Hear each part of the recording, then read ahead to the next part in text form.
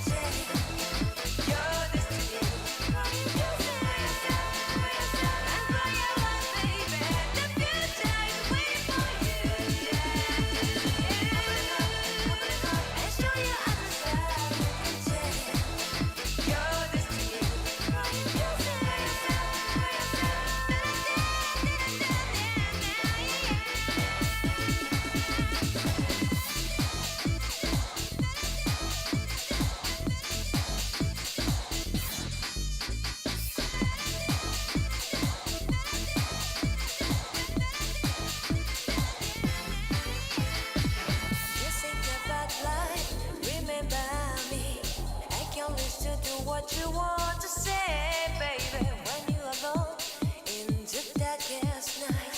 Maybe you can't give your radio back. Open your heart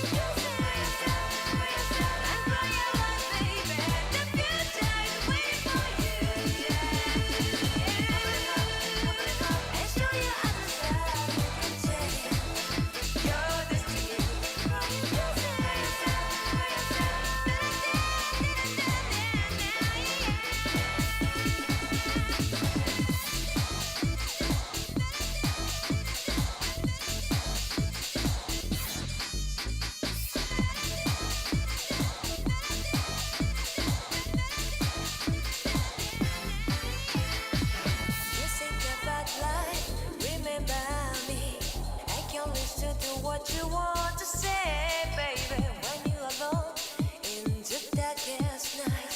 Maybe you can give your radio open your heart and show your other side. You're the sea, and grow your love, baby. The future is waiting for you. And show your other side. You're the sea,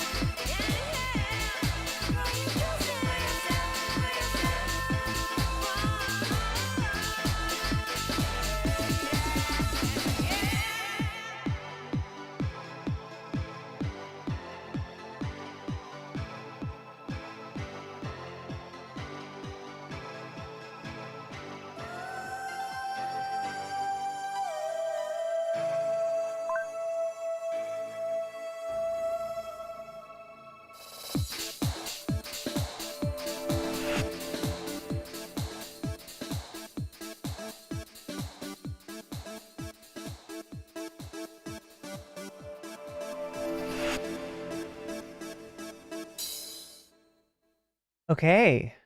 All right then. How are we doing today? I thought I'd talk about a little something different today. We've been talking about the elections. We've been talking about the replacement of Biden with Kamala. Don't worry, we're going to get to more of that. But I got to talk about something today because I feel like everybody's getting it wrong. Even people that I trust to be right on most issues, right? And there's multiple ways. Obviously, there are the same people that were defending Dr. Disrespect are gleeful that they have got a problematic trans creator to point to. And to associate with, you know, a real fucking problem. Like, that's something that's way too fucking pervasive in society. And we've dealt with this multiple times with multiple creators. Dr. Disrespect, Vaush, the list goes on and on and on, right? There's a fucking, you know, Drake, I don't know. Right, this is way too fucking common. This is way too fucking common. But yeah, it feels like they're jumping onto stuff that's not even like, look, there's, you know, I'll show you what's wrong, you know, with Ava Kris Tyson, right? And it's not what people are talking about, right? They're out on a fucking limb with this shit that's not even confirmed yet, when there is actually like stuff that we have known about for a long time that is more similar to the Vaush folders thing. Anyway, you can tell that this is like my favorite thing to talk about. No, it's not. I hate having to talk about this kind of stuff, but when there's so many people talking about the wrong things or defending the wrong things, even worse, right? Because you're not helping trans people, right, by defending Ava in this situation. But you're also not helping trans people by jumping on to this, like, unwieldy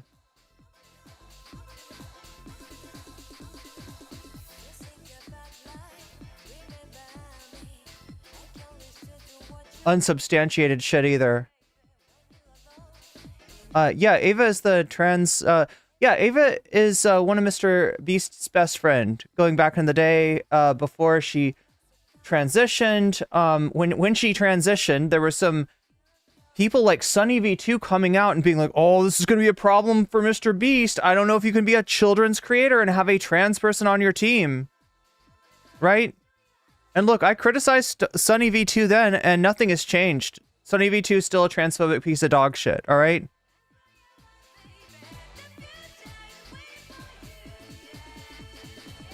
That being said, drawn representation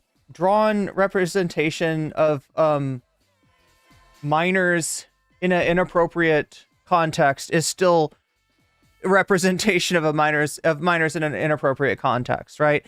And that's what we're actually dealing with when we're talking about like, I don't know, chat, do you like these glasses or the other glasses? I might actually change. What's up, Gnormus? Thank you for becoming a member. I'm not sure why it's not giving you your due, but like I can say two things for, oh wait, first I gotta get into Discord, don't I? So anyway, I want to, like, this is Irene going into someone on the internet is wrong mode. All right, that's what this is. Here we go, Gnormus. And also,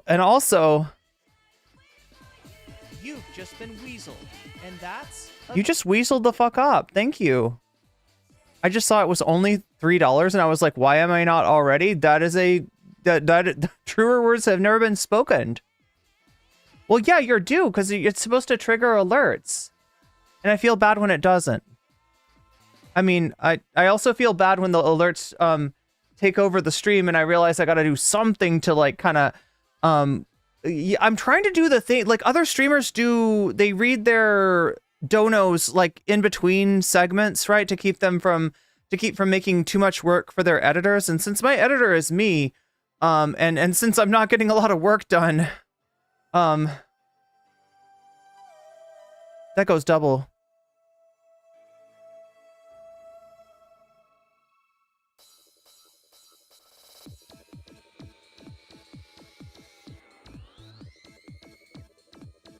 Anyway, let's get started here. Let us begin. How are you doing, chat?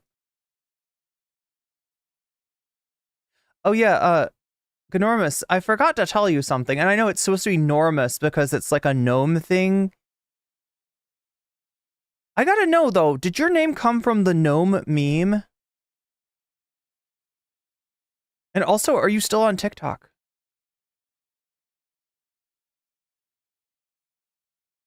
Hoot indeed. What's up, Damal? What's up, AC? What's up, Sasha G? What's up, Shakespeare? What's up, Narwhal by Nature? Oh my gosh, chat. I think I went wild giving people mod. And now I'm like, peer pressure NCC to come on early by subbing, liking, or donating. It might actually help. I don't know. You never know until you try. Sometimes I am busy making the delicious concoction known as Void Coffee. Damn, that void coffee is hot. It's hot. It's hot. Speaking of likes, if you haven't liked the stream already, could you do that for me? It would be awesome. It would be amazing. I would be so happy. It helps out a lot. Okay, it really does, especially if we get it early on. Right, that is the best thing you can do is like come in here and like the stream. Left is coconut, says Jerry. What's up, Jerry?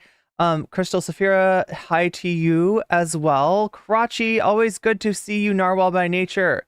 With all the emotes, good to see you as well. Alan Fox, good to see you. The intro music always makes you hype. I don't know, there's something about that stuff. Maybe I was born in the wrong time. Like, that's like, what is that like? That's like EDM from like the early 90s or something. Did you know that they had EDM before EDM, chat? There was EDM before EDM. I think they called it something different. Did they call it techno?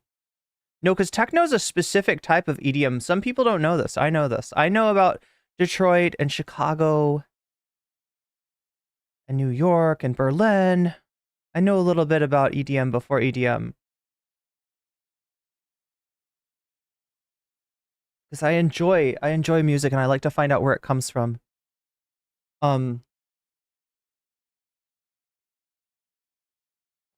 Just be solar powered. I mean, like, I'm trying to get on that solar power myself. I'm so out of touch. I get to learn who the hell Ava Kris Tyson is. Oh yeah, and somebody answered you and said this is a friend. You know, kind of like Mr. Beast was not always a giant content creator, and on his way up, he, much like myself, was helped by his friends. And one of these friends was Ava Kris Tyson. And then when Ava came out as being trans, and there were people saying, "Oh, I don't know, Mr. Beast, can you really have a trans person on your? Oh, I don't know, does this ruin your brand?" They were expecting Mr. Beast to dump Ava, and you know he wasn't going to do that. Now, a little bit more has come to light that has nothing to do with Ava being trans, and that is actually we're gonna have to take a look at. We're gonna have to take a look at it, and it's unfortunately really similar to the Vaush situation. What's up, your mom? LA Style and Lords of Acid. Wait, maybe there's more that I need to know. What is LA Style? See, I know not to call it electronica, right? Because electronica was like the cheesy ripoff that, like, you'd see, like, it's like the MTV version of EDM. I mean, some of it's okay, right? Chemical Brothers, not too bad. But it's not really warehouse music. It's not proper warehouse music. Norma says, we had techno in my day. Acid, oh, hell yeah. That's some, like, not original. I mean, it's like close to original. That's like 93, right? Drum and bass, yes. Oh my god, I love drum and bass. I love 90s EDM. I think if you know what Aphex Twin, you saw Aphex Twin live? Wow. That's amazing. This is like if you don't know Aphex Twin, you got to check it out. One of the most creative and inventive and pioneering electronic artists ever to do electronic music. Aphex Twin is amazing. I tend to like house and trance. I got a soft spot for trance, right? It's kind of a problem though, because like my favorite DJ, like growing up, like to play like old school techno, and trance was becoming really popular, and she was really mad about that. So I always had to pretend not to like trance, but secretly, like, if I would just go into the trance room and dance my ass off. I have the first album of Drux in my car. Every day I'm shuffling. Yeah, there we go. There's some EDM. Oh my god, I miss LMFAO somehow. I never thought I'd say that. Y'all call yourself commies, and yet the poll option with marks is not 100%. Good question, Seth Evans. Good question. House was always my favorite, but hardcore is where it's at for me. Rave, trance, Gabber. Gabber's interesting. I never got Gabber until I went to, like, what's it called? There's like a oh my god. Like, if you ever go to like a warehouse party, you know, there'll be like room 1 and there'll be like room 2, and these are like usually playing like different styles of music, but then there'll be like a small little place where they are playing something different, and it's like a chill out zone. Yeah, it's like a chill. Have you ever, you know what I'm talking about? The trans room? No, I'm talking about the chill out. It's like the chill out room, right? Is that what it's called? EDM is really soulless to me. I mean, there's definitely EDMs that soulless out there for sure. And some of the stuff that I used to really like back in the day, right? Like Zed, I was like, I was a huge Zed head, okay? And when I re-listened to Zed, it's not as cool as I thought. There's some parts that I still like. There's some tunes that I still like, but I feel like I like overrated it. I was just so hyped for new Zed to come out. So when it was on the radio, I would be like, the American Communist Party, yet another iteration of MAGA communism. Only this time, Peter Coffin is not on their side. What will they do without the Peter? What will they do without the coffin, right? Peter Coffin flop, no longer a MAGA communist. I wonder, chat, should I have a conversation? Probably not. You would probably hate it. If I talked to Peter Coffin, you would probably all fall asleep. No, oh my God, I'm being so mean. Look, Peter Coffin follows me on Twitter now, okay? We're officially cool. Even though Peter Coffin is the reason that a clip of mine got sent around the MAGA communism verse, right? Back in the day, right? I was criticizing Infrared Haas, Peter Coffin being the grifter that he was, had to defend Haas and I think retweeted some so it's like I want to say like a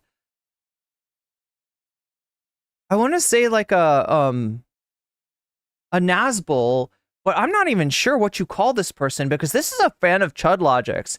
And that's the thing that people don't know. The nexus between Peter Coffin and Chud Logic, like how similar they are. How much like Chud Coffins. Whoa.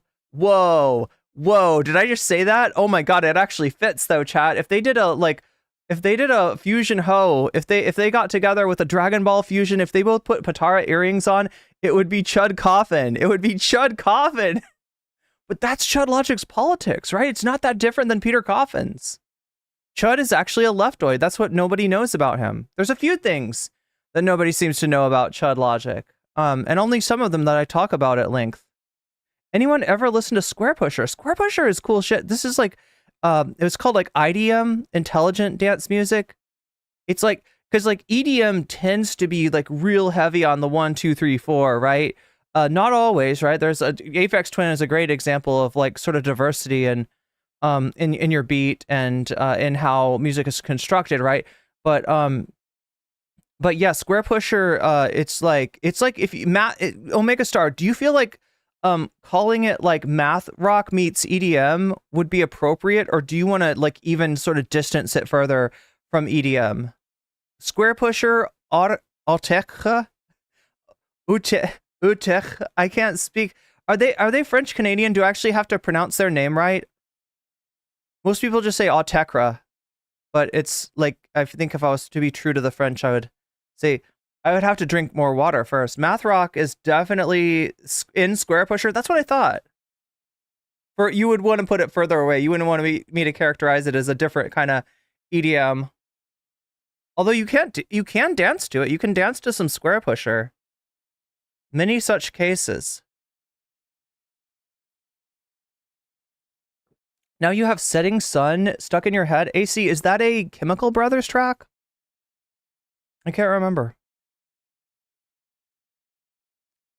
There's a progressive vibe in it. Yeah. It does progress more.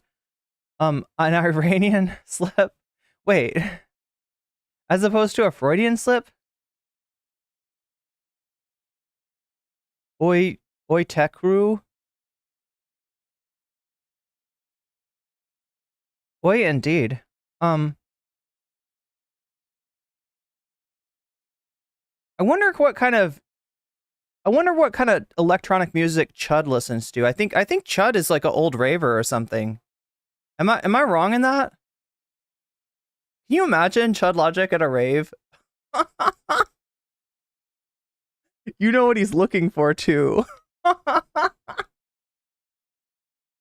He's searching out that. Sorry, chat. Let's not talk about Chud Logic and his proclivities, okay? That doesn't matter. It doesn't matter.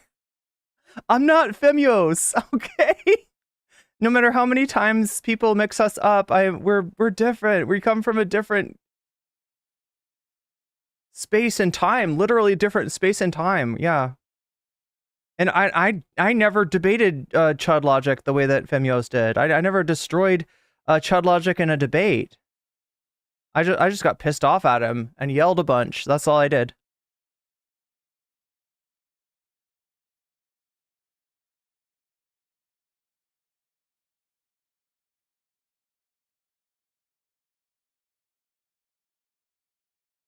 Megastar says, I haven't found any EDM that I can stand, but I'm open to it.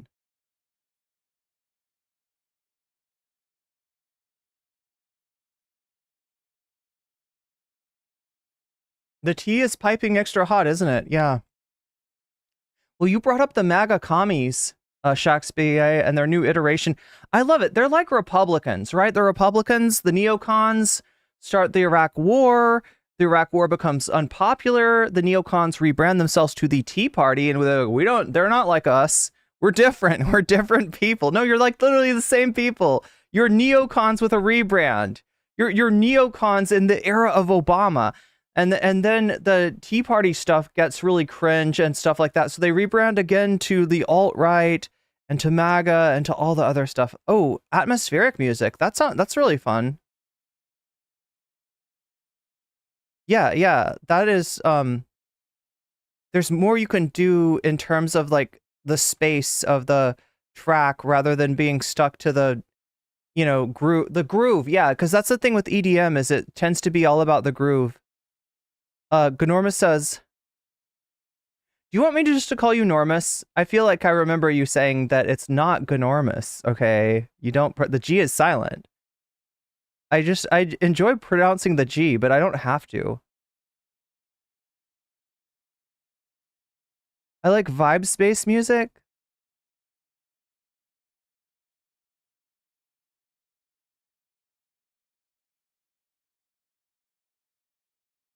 Normus or Norm?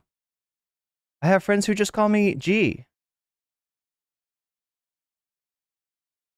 A browser? Wait, you're programming a browser extension, Soul Life? That sounds cool. Anyway, I've already got the poll up for you, and some of you have already voted on it. Many thanks for that. Many thanks. We have about as many. There's one person though, maybe that's watching right now that hasn't liked it. Okay, maybe two. There might be two of you out there that have not liked it yet.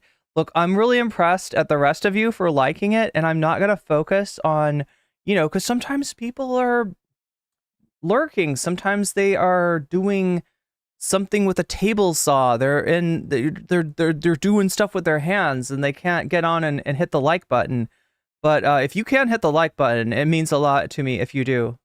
What is up, Geek Prime X? I listened to a lot of Nine Inch Nails and Beethoven together, like a mashup of Nine Inch Nails and Beethoven. No.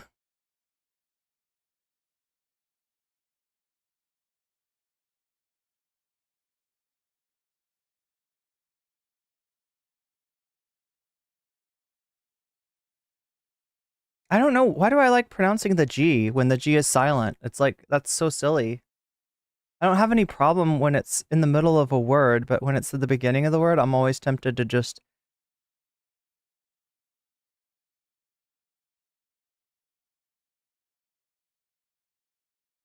It sounds cool as fuck, maybe. I mean, you'd have to... Look, I don't usually talk about, like,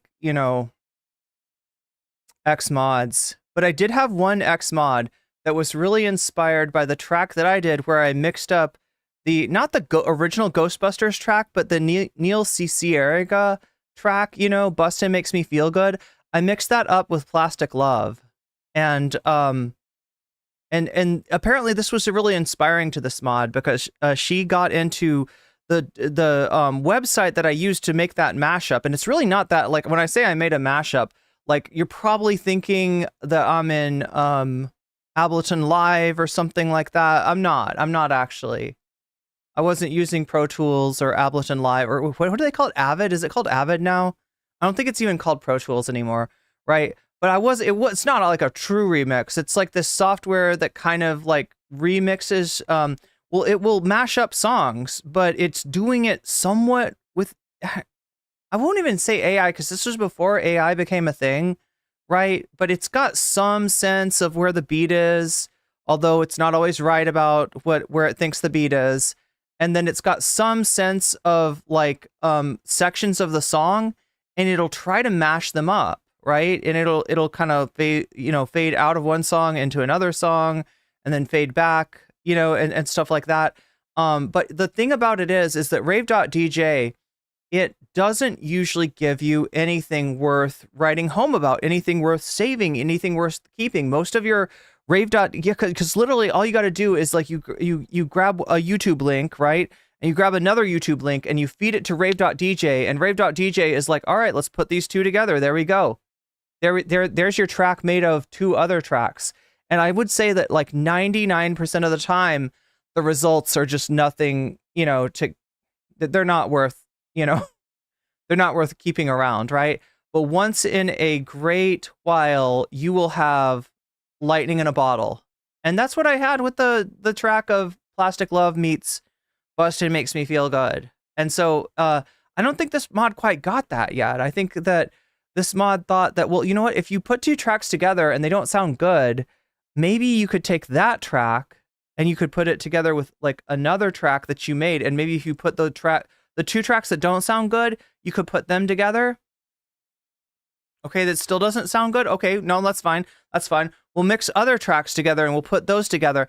And you'd end up with these like rave.djs of rave.djs. And look, I mean, there might be some like atmospheric quality to the results of that. But what I'm looking for is a beat. And that is a great way to destroy the beat. And playing that stuff in the beginning of your streams is a great way to make your streams not as listenable to. Anyway, chat. You live and you learn, right? We all make mistakes. We all post cringe. It's okay. It's okay. The important thing is that you learn something, and you or you're less cringe in the future. That's all. That's all. Talking about how Xmodding used to work in the 90s. No, I'm talking about somebody who used to mod for me. And also like convinced themselves that they created like my signature song for the stream that I created before they were even a viewer, right? They convinced themselves that they were the one that made that up. That's pretty interesting. Anyway. Too many notes. Yeah, it kind of is too. Well, not just too many notes, Shakespeare, but too many beats and too many conflicting beats. And at some point, look, when I would be listening to like, especially if I was listening to like techno, right? Tech house, techno, tech step, stuff like that, right? Even dubstep, really. If I was listening to stuff like that, right? In my room, my dad would come up and he would be like, are you cleaning your room? And I'd be like, Dad, what the fuck are you talking about? You know me. I'm not cleaning my... You think I'm cleaning my room? What do you think I'm cleaning my room? I could swear I heard the vacuum up here. Wait, that's... I hear the vacuum now. Are you running the vacuum? And it's like, no, Dad, this is music. And he's like, music? That's not music. Here, let me get out my vinyl records and show you what music is, okay? Back in the 70s, we used to have music, all right? Back in the 80s, there was music. That's not music, all right? My dad needed to reacquaint me with what music actually was. And it was like kind of like it could have been in the American Psycho soundtrack, right? It was like Phil Collins. It's like, all right, Dad, that's great. You and Patrick Bateman, right? You and Patrick Bateman. Were you ever into Fish? I had friends who were into Fish. I think I got taken to like, was it a Fish show? I don't remember. It was a very confusing evening.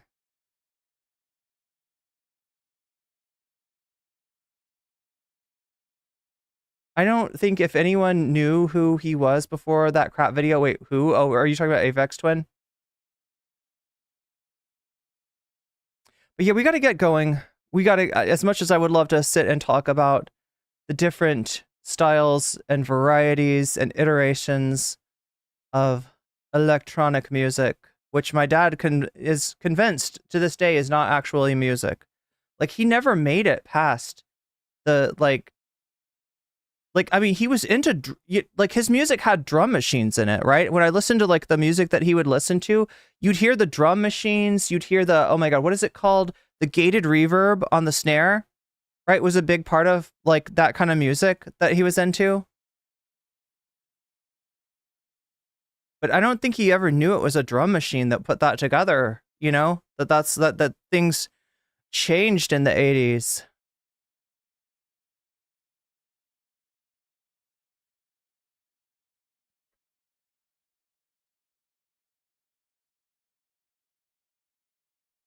All right, so like I said, I wanted to watch I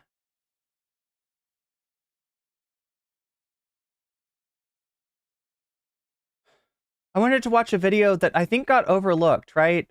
When you're looking up this controversy that we're going to be talking about, the issue of Ava and Mr. Beast,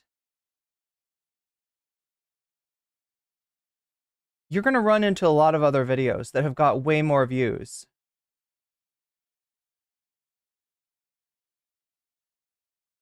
And I feel like this one got skipped over.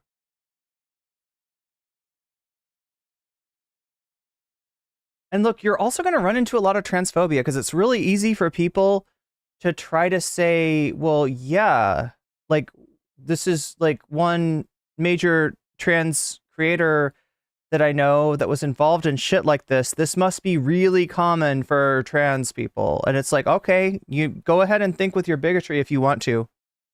Go ahead and completely ignore all the cases that have nothing to do, you know, with trans people.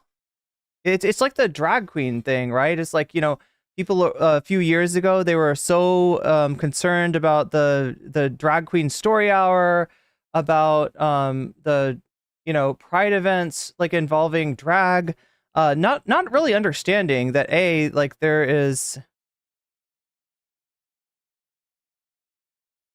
a difference between drag and, you know, with drag, you're mainly talking about gay men that do drag. Obviously, anyone can do drag, okay?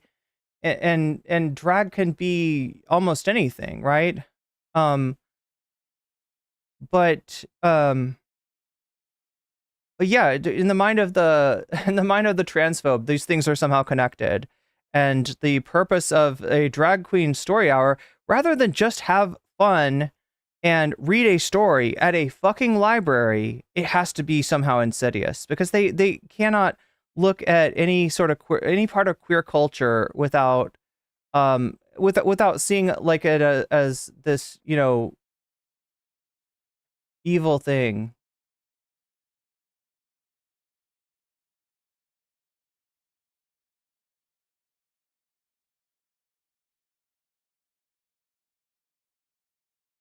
Yeah, no one reads to children in a costume. That's strange.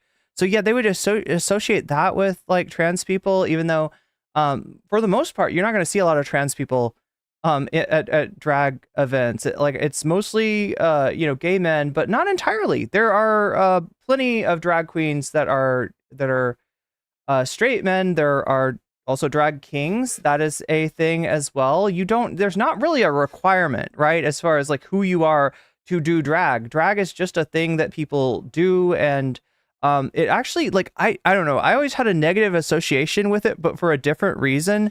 Because whenever I'd go to like a club that had a drag show, it would be sort of like this, right? It's a dancing club. It's a club with a DJ and people are dancing, and that I like.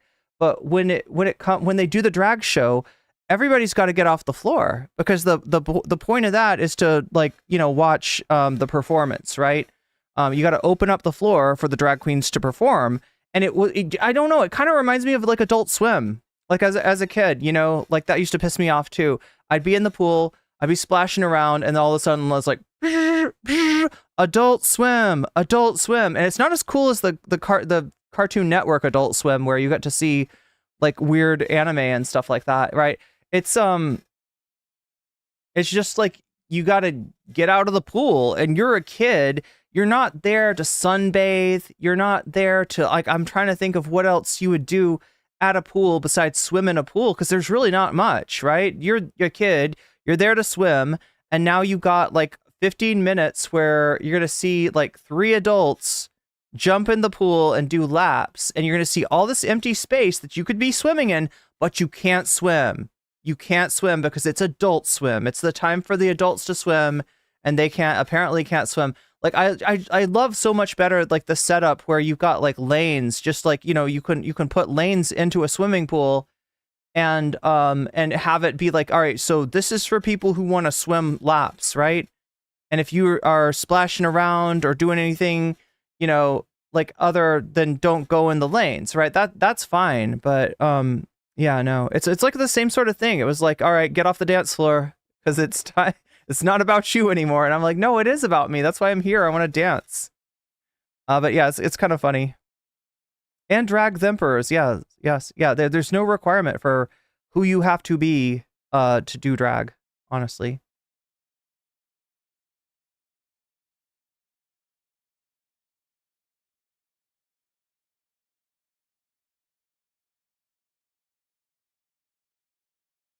But yeah, I mean, like, this has just been a chance for people to be... Well, it's almost like this kind of story lends itself to people expressing their transphobia in a way where they can't be pushed back on, right? Because, you know, everybody, like...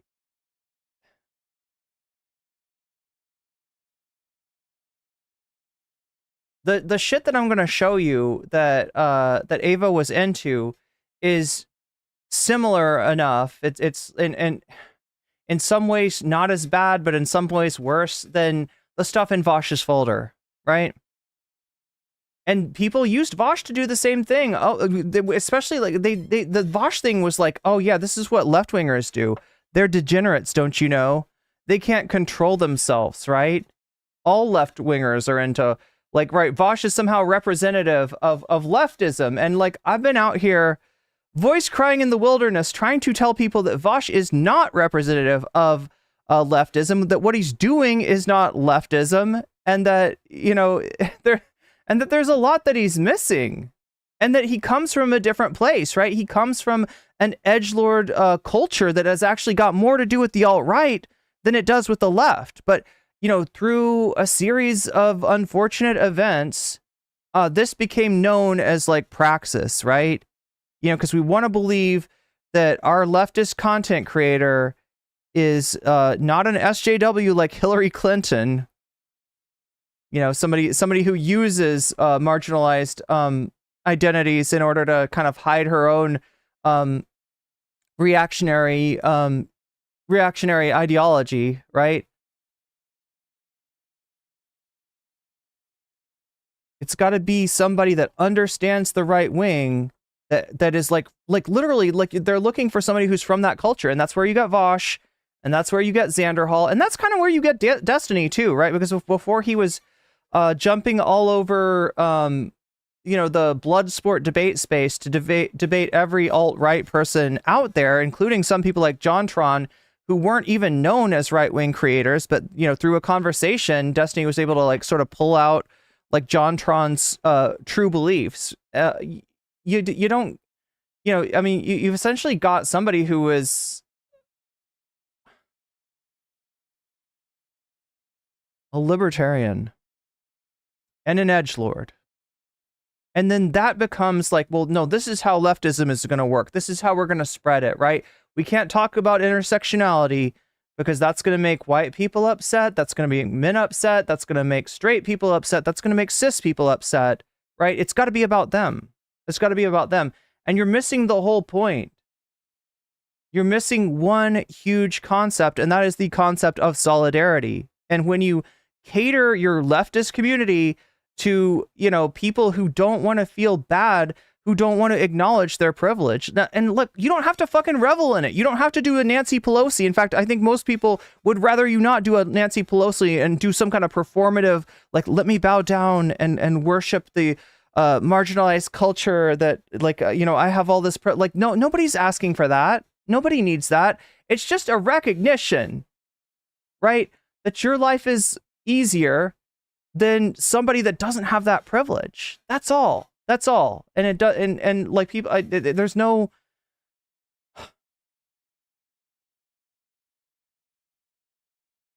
need for the performative stuff. There's no need for indulging in your like white guilt or your straight guilt or your cis guilt or anything. Like, nobody wants to see that. That makes people uncomfortable, in fact, right? It's just that you get it. It's just that you understand, and that maybe you have some solidarity, and you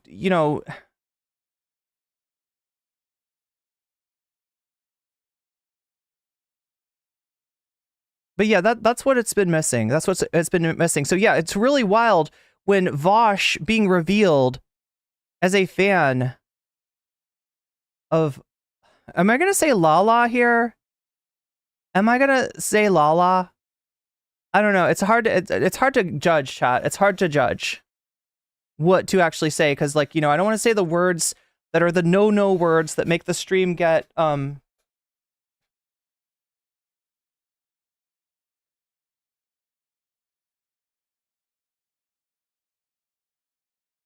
okay, we'll just use Vaush's words. Short stack goblins. And look, this is a part. What I'm going to show you is a little glimpse into the world of the mid 2010s edgelord, right? This is a world that, that Ava came from, and this is a world that Vaush came from, and this is a world that Destiny came from. And there was, it's not necessarily political, right? Edgelord culture, even 4chan culture, if you go back far enough, is not necessarily political. But it is also, and I'd be lying to you if I told you any different, it is the birthplace of the alt-right. This is where that came from. And because everything was so goddamn irony-pilled back then, right? And some people legitimately look back at this time with nostalgia of like, oh yeah, remember when you could say the N-word and nobody thought you were foaming at the mouth racist, right? Yeah, that was a huge problem, because guess what? On your image board, posting right under you, Anon, we're foaming at the mouth racist, and you didn't recognize it, right? You were saying this shit out of irony. You were saying this shit with some kind of, humor that maybe in your mind, like, undermined, like, the racism that's like presented as the content, right? But the other people there, the other Anons, are not necessarily doing that. You were right there with the people that became the alt-right, and you didn't even notice it because the irony makes these things indistinguishable. And look, like, I mean, I've been in spaces like that too, where I hear people memeing in a way, with like racist content, and I make the assumption, well, I'm not racist and I'm here, so this must be just, this must be irony on the same level that I'm taking it. It's not. So yeah, you go back far enough, and there's a lot less politics in the internet culture, explicit politics, right? And there's a lot more like irony that helps when there is some form of like right-wing politics, like sort of injected into that. And this was consciously done.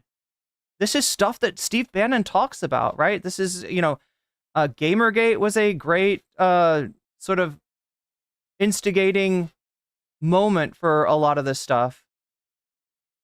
And this is where Shadman comes from. And this is where Ava comes from. Right, this is the part of the internet where this comes from. SM says, I used to be part of Vaush's Discord. It was racist as fuck. Yeah, I mean, I feel like I need to become I feel like I need a sociology degree, and I could write a fucking thesis paper about all this. He's a fan of Lalafels from Final Fantasy 14. Yo, Techno, I never played that. I stayed away from Final Fantasy 14. Wait, no, wait. Are you saying Final Fantasy? Yeah, 14. XIV, that's 14. Okay. Yeah, I stayed away from that one because it's so similar to Warcraft, and I know people that have like kind of sunk a ton of hours into Warcraft, and not that I haven't sunk a ton of hours into video games, but I know the sort of like online video game thing, it's like the MMORPG thing. Yeah, I've kind of consciously stayed away from those. And I'm not judging anybody who hasn't. I just know that like I get way too into stuff like that. And I would like never come back. Anyway, I am gonna just close my door really quickly because I'm trying to broadcast to the internet, not to my roommates. So I'm gonna close the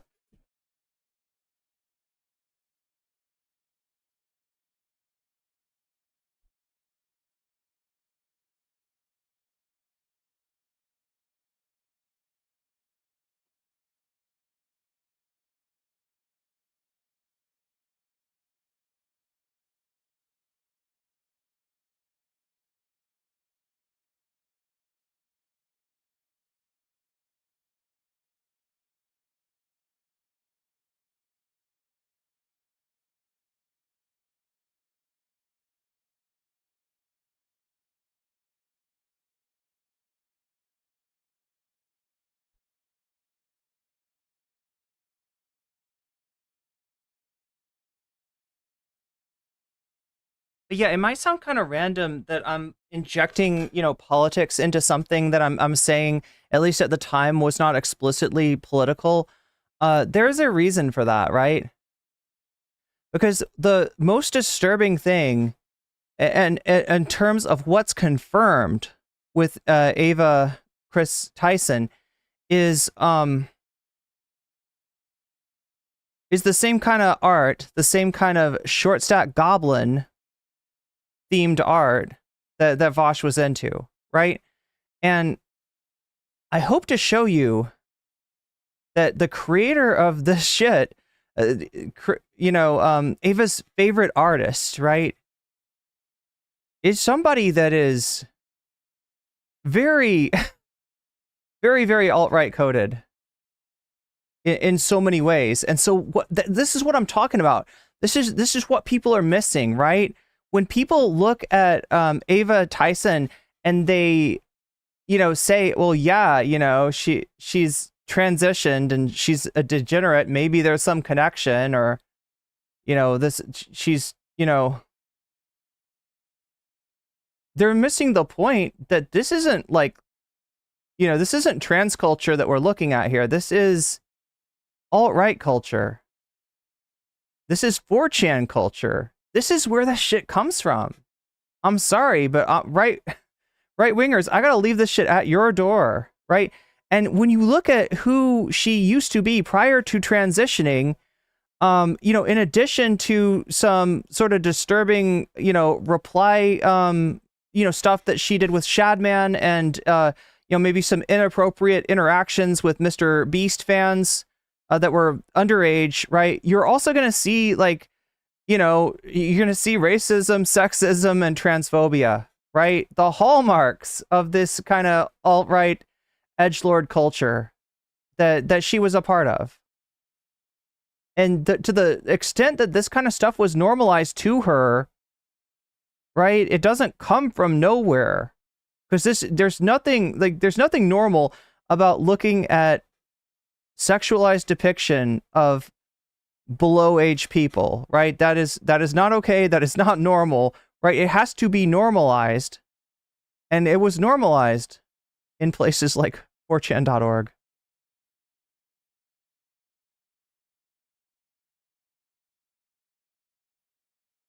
All right. So, what do we still need to do? Oh yeah, we need to bring on the shorts.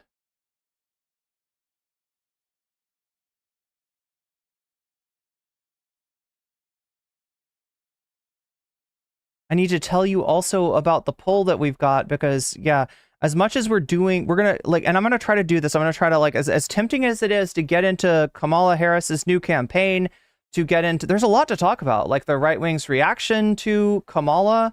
Just some kind of unhinged shit that, they can't just be normal around like a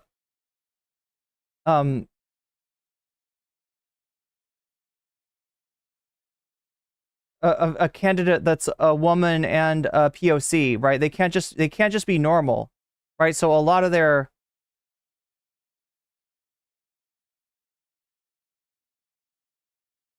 reactions are really telling. There's a lot of dog whistles, and then there's some not so dog whistles, right? There's a JD Vance speech where he starts off of like, they're gonna accuse me of being racist, so just get ready. I drank a Diet Mountain Dew the other day. They'll probably call me racist for that too. And the crowd is like, no, like, we don't get your joke, bro. We don't get your joke. But what he's doing is priming the crowd for him to say something racist, and then for there to be a reaction, and then for him to be able to be like, see, I told you they'd call me racist. See? So there's a lot to talk about that. We'll probably get to that tomorrow. We've also got to talk about, speaking of edgelords, we got to talk about Keffals. We'll probably get to Keffals tomorrow. Keffals is back. I warned you. It happened. All right. She is back, and we'll see what exactly she's up to probably tomorrow. My dad was being hella racist against Kamala today. Yeah, no, it really brings it out. Yeah, having a candidate like Kamala really brings it out. Yeah, they're using DEI as their like code word, right? The coconut pill is like political Xanax. I don't think she's ideal solution. Yeah, so just like I said with Biden, right? That you don't want to ride with Biden. You don't want to get in the Corvette. What is it? Like what does he have? A convertible. That's the name for it. Sorry, Corvette. I don't know where I got that. It's a word with a C. Anyway, chat. You don't need to get into the convertible with Biden, okay? Like you don't need to do that. You can ride on a skateboard by hanging on to the bumper. Because guess what? You're not going the same place as Biden is going. And while he is definitely, you can call him the lesser of two evils, or you can say that there are some policy priorities that he has, particularly involving labor, particularly involving student loans, the Green New Deal, right? There are policy priorities that he has that are kind of in the direction that we want to go, right? You don't want to get in the car, and you don't need to cheerlead for him. You don't need to glaze him up. And the same thing is true of Kamala. All right, we can have fun. We can stan a meme queen without actually becoming stans. And that's what I'm trying to be real clear about, right? Because, look, I don't think that harm reduction voting has to dissipate revolutionary energy. But I think that it can. And I think that the way that it happens, well, you've seen it from Vaush, where you literally just become a fan. You literally just become indistinguishable from a lib, right? That is a mistake. And I don't think you need to do that. People think that like somehow cheerleading helps, but that's not what I'm doing, and hopefully that's not what you're doing. No war but meme war. That's right, Chat Alpha.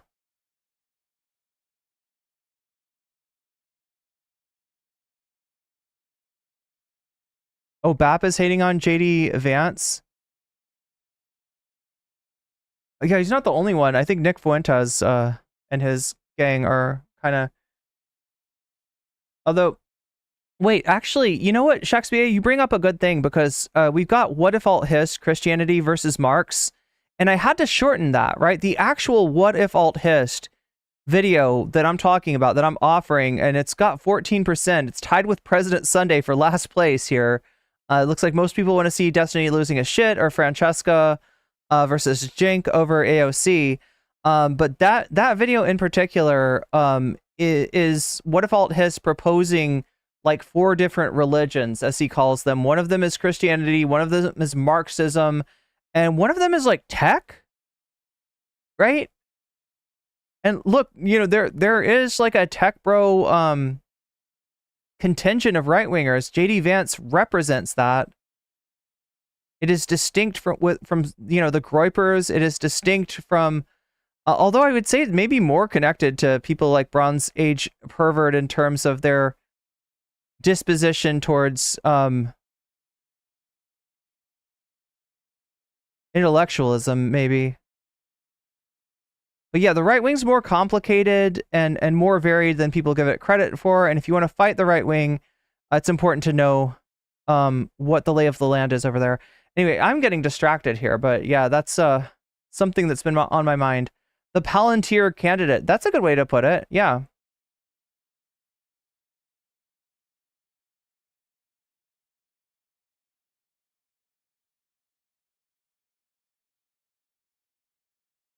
But the key person, Shakespeare, that we're going to talk about when it comes to J.D. Vance, well, I mean, there's Peter Thiel, of course, right? But I think most people know that. But lower down on the iceberg is actually Curtis Yarvin. We're gonna get into Curtis Yarvin. That will probably be part of the subject of the premium streamium. Again, chat, sorry that I haven't gotten into that. That's something that we usually do every month. And this month has been like nonstop. It's been like one thing to another. I can't even remember what I was covering before the Biden stuff, but there was something real, time consuming before that. And now, we've had the Trump assassination, Biden's abdication of the throne, the rise of the Coconut Gang, and we haven't really had time to stop and smell the flowers, which is what we do in the premium streamium, which is talking about something a little bit deeper, a little bit less. Last time I think it was actually Riley Grace Rochong. Somebody in my comments said that like they hadn't been like warned about Riley Grace Rochong's return. Then you haven't been watching very carefully, or maybe they didn't have membership, because membership does have its privileges, and one of those privileges is the premium streamium. The last premium streamium we did was literally Riley Grace Rochong coming back to doing content. Now, is she going to be influential? Probably not. I don't think she's even influential with the Destiny crowd, but she is back, and she's very much in the midst of the whole, what is it called? The progressive, I always get it wrong. It's not progressive voice. I got to be extra careful about that, because Sahil has actually come back to content creation. Not progressive voice. We're talking about progressive victory. That's what Riley and Dylan and all of those DC types are into right now. If atheism is a religion, oh yeah, atheism was one of the other ones. Atheism is not a religion, but it is protected as one. I mean, look, you might be able to find atheists who, without being conscious of it, or, treating their atheism like a religion, but that doesn't mean that atheism is religious. Well, yeah, subscriptions guarantee service. I mean, I don't know what that meme is, but yeah, maybe in this case. But yeah, the reason for that is this, chat, that if I do something kind of big brain, it's going to go over like a lead balloon. I know how the algorithm works. I know that if I introduce a subject that is not, that YouTube does not associate with your viewing habits, that you probably won't even get the recommendation. So that's how we do the premium streamium.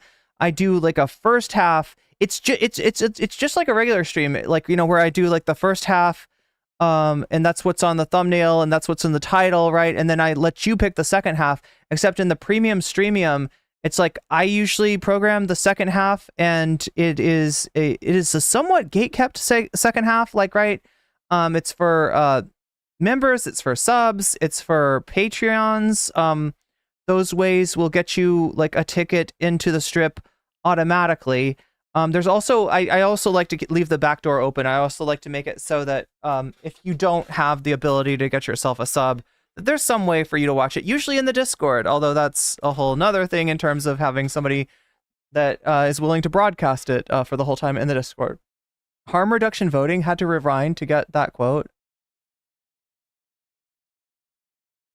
What did I miss?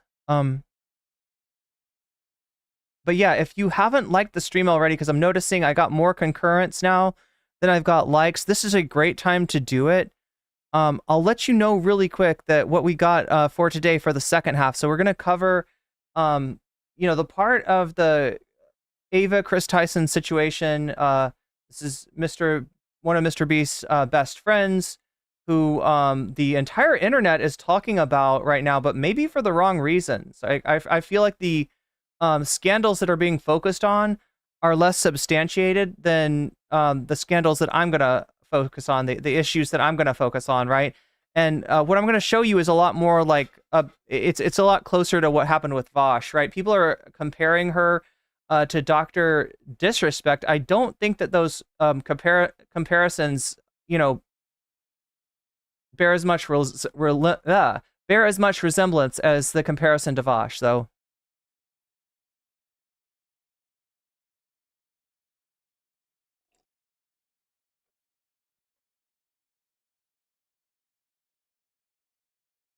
Okay, so yeah, if we can just, oh yeah, look at that, look at that. We're getting closer, chat. We're getting closer to matching the number of concurrent viewers. All right, so I gotta hit this button and this button. I gotta hit all the buttons today, chat. That's what I'm trying to do.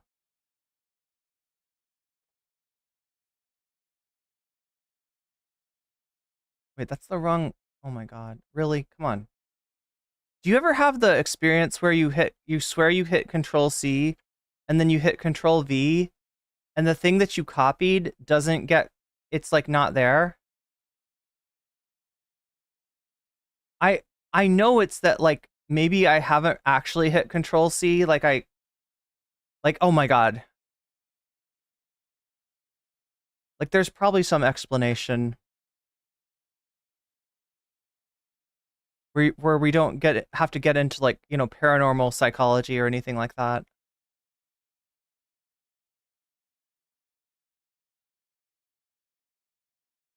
Wait, am I missing?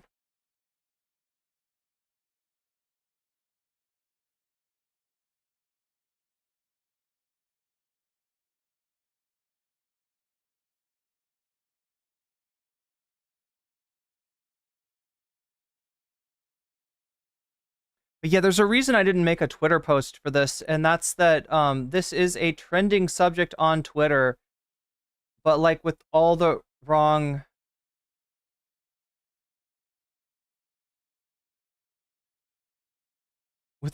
people. No, come on.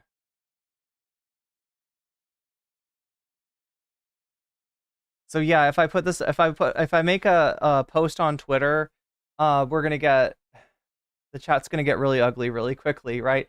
The people that are fucking excited about this story are the people that supported Dr. Disrespect, the people that supported Nick Merckx, and the people that are using Ava Kris Tyson, just like they used Vaush as a, you know, just like they used Vaush as a vector to attack the left, right? They're using Ava Kris Tyson as a vector to attack trans people. And look, the shit that Ava Kris Tyson did is, like, the blame is on her, and she's said as much, right?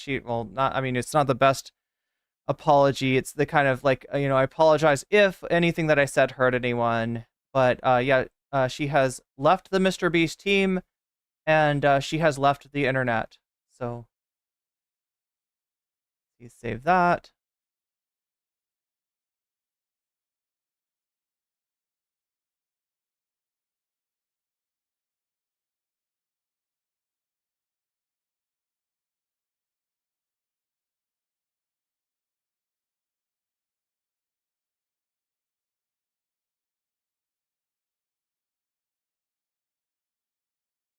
But yeah, let me go over. Oh wait, yeah, I gotta bring this up.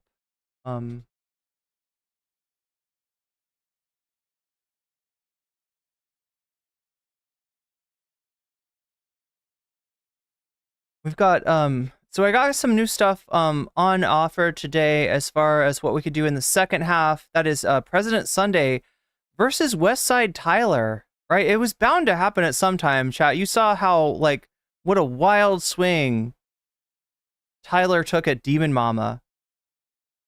It was only a matter of time until Tyler took a swing at President Sunday. So we'll see what that's all about potentially. That's a possibility, that video. We've got Francesca arguing with Jink over the AOC stream. AOC did a live stream on Wednesday after the Trump, I almost said the Trump nomination. We've got the What If Alt Hist video that is Christianity versus Marxism versus tech, I guess, versus atheism. Is that what it is? Anyway, What If Alt Hist thinks that there's actually 4 religions, and one of them is atheism, apparently. That's what chat is telling me. So that's, on offer, as is Destiny losing his shit. Destiny's gone off the rails on a conspiracy theory that involves bots, Russia, and so much more. And we'll take a look at that and examine where he derails from reality in his take. So those are the things that, let's see. Let's hit this button. It's this button right here.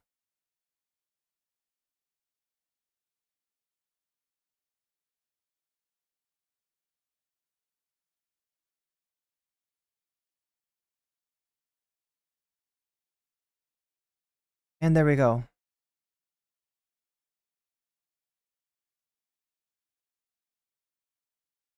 He called Sunday petty and a hater.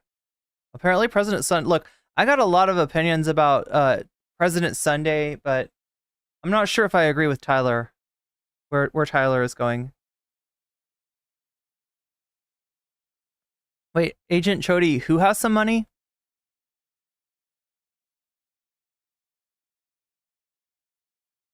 The lag is not ADHD friendly. I could see that. Did I turn the lag down this time, though? I think I did. Yeah, no, you should be on very little lag. If it's not, then maybe we got problems. Maybe we got issues. I don't know.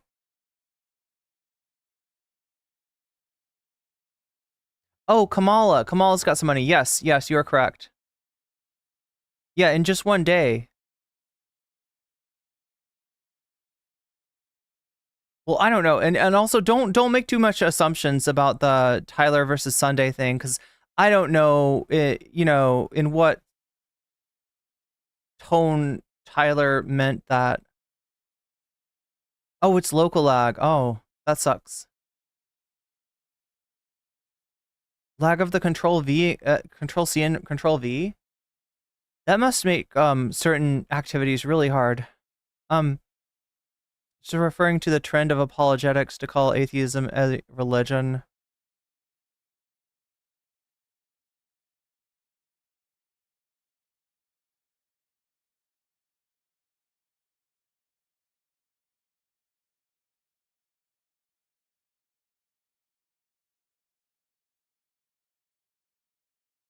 All right, I just got to get our poll up. What do you want to see next?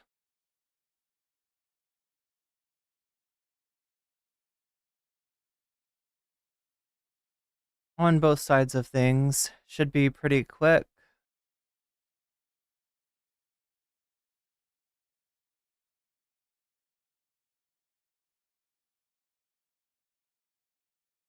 And then we'll get going. So I want to let you know, like, the way that this works. I'm asking you about your relative interest in these subjects. In other words, I'm asking you to vote for one of these subjects, the subject that you find the most interesting, the thing that you think would be the best as a follow-up. There we go. Because you got every chance of watching a second segment after I go over the Ava Kris Tyson Mr. Beast stuff. But there's some things that we need to talk about first, right?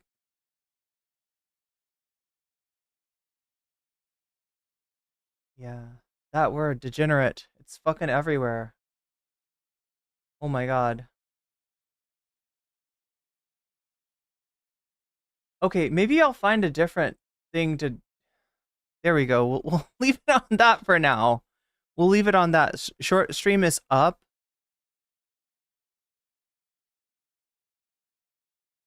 Yeah, it's Nazis' favorite term, and it's a way of them. They draw like a dichotomy. Nazis are a big fan of using like sort of binary thinking, black or white, all or nothing thinking. Yeah, that's the best way to say it. All or nothing thinking is a big part of the fascist mindset, right? And in that all or nothing thinking, they tend to separate stuff into that which is emblematic of the folk, or if you are a MAGA type Nazi, the real Americans, real America, and degeneracy. And this word has, I guess, filled a gap in our lexicon.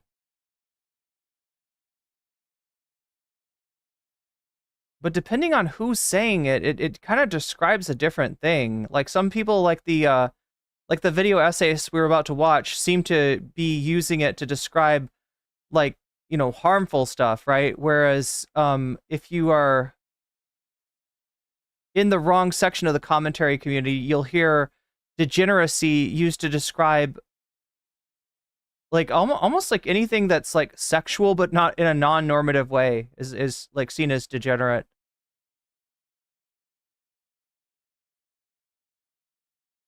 Hey, what's up, Hivesci?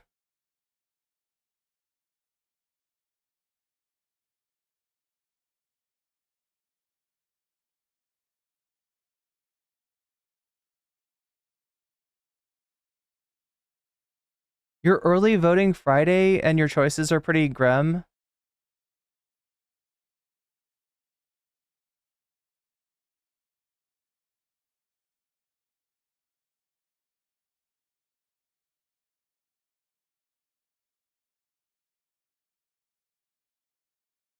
You got a bad burger, anti-corporatist? That always sucks. Okay, so oh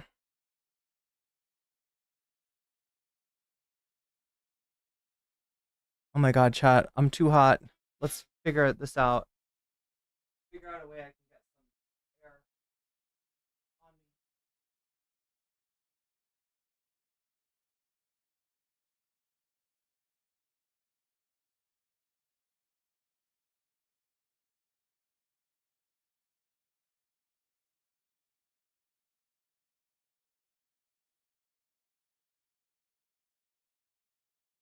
You're sweating your ass off too? Yeah, I don't know. Maybe I wore the wrong. Like I thought today was going to be kind of a cooler day. It's not always the way that you want it. So yeah, anyway, like I said, oh my god, I haven't drank enough coffee. I haven't drank enough water.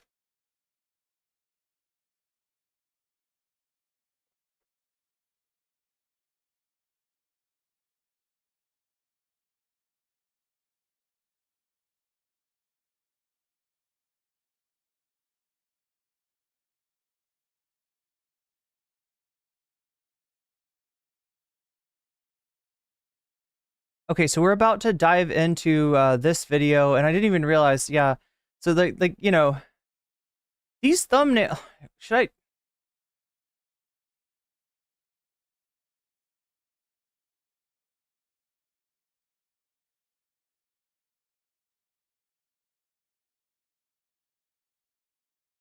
Maybe we should take a look at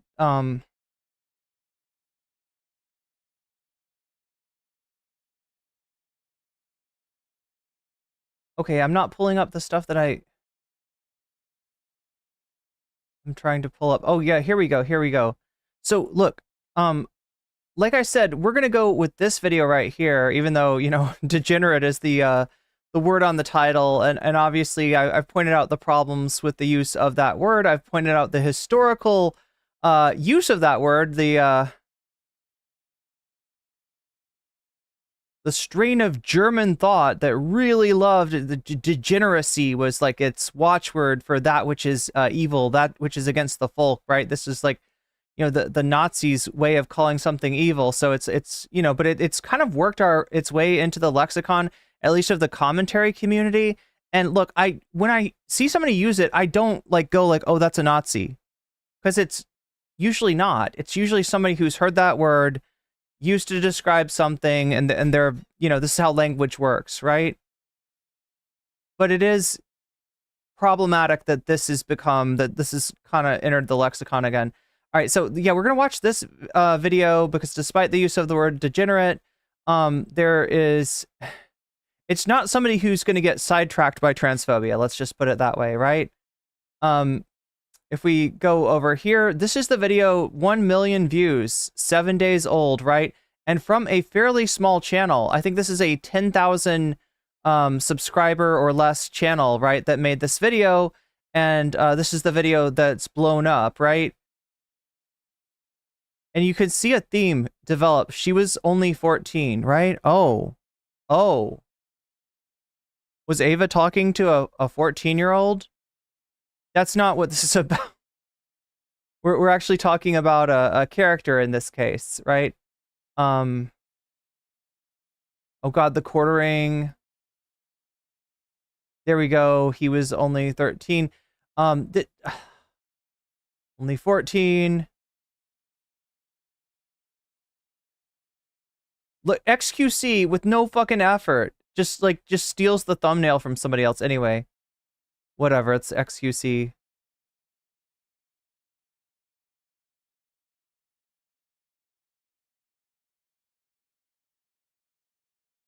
Wait, let's look this up under this.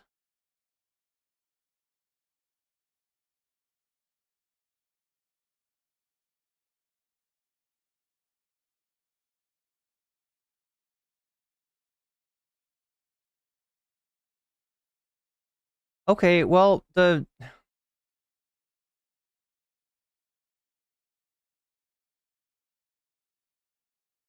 was like a series of videos, all of them coming from commentary / reaction channels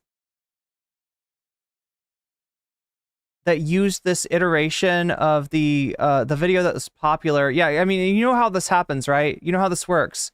YouTubers, when they're going to do a video on a topic, they'll look and see at the videos that are, you know, the videos that are getting the most views, right? And this video is getting a hell of a lot of views. It's from a small channel, right? That's, you know, so they take this video with she was only 14, and then somebody else has got a video that's like she was only 10, and then somebody else has got a video that's like she was only 6. They take what's working in terms of a thumbnail, and they try to reuse it. And it's clickbait, right? Because in this case, and we're talking about the Shadman stuff, which I think is the more substantial claim. You know, the more the confirmed problematic claim about Ava Tyson, right, is the Shadman connection.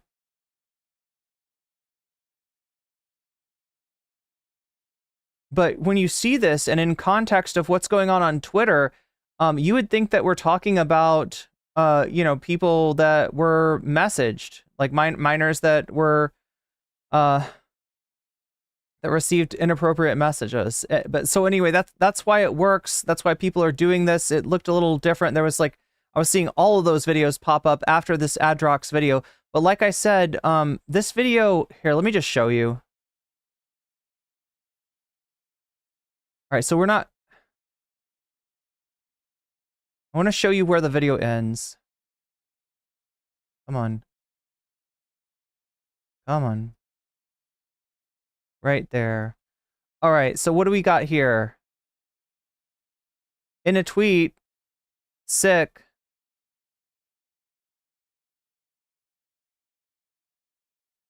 Misgender just deleted. Chris from Mr. Beast, who recently announced misgender transitioning to be quote unquote transitioning because it's not a real thing.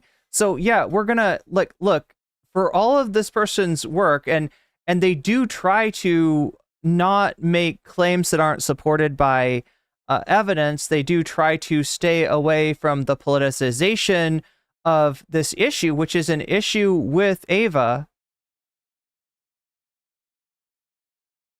They end on this.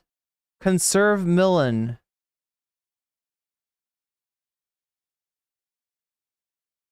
So it's a tweet like misgendering Chris, and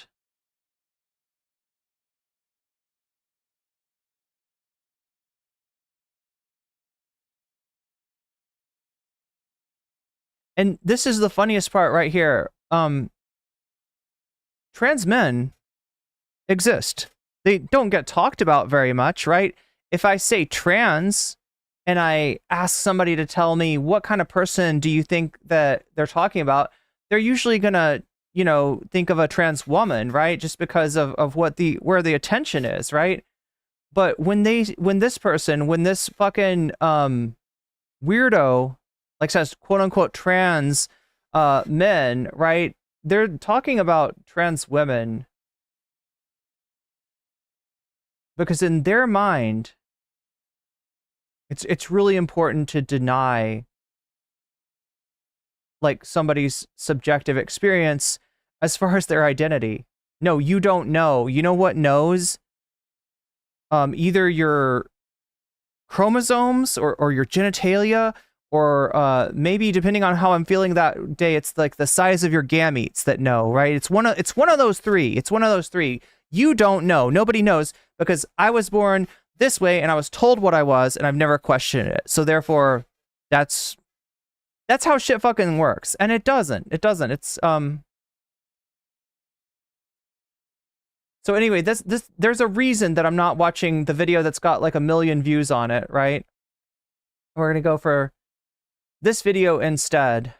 But before we can get to that, I need to explain to you that so this is what I'm gonna be covering for today. It's kind of shorter, right? This is like a 30-minute video. So it doesn't give us a lot of time because when I get done with this video, the stream will be over. And that's going to be it. Now, that is with one big caveat on it, right?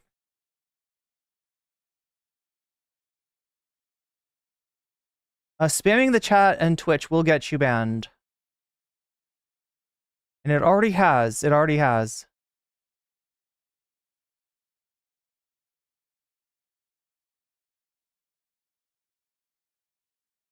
They can't distinguish gender from sex. Well, even... Anyway...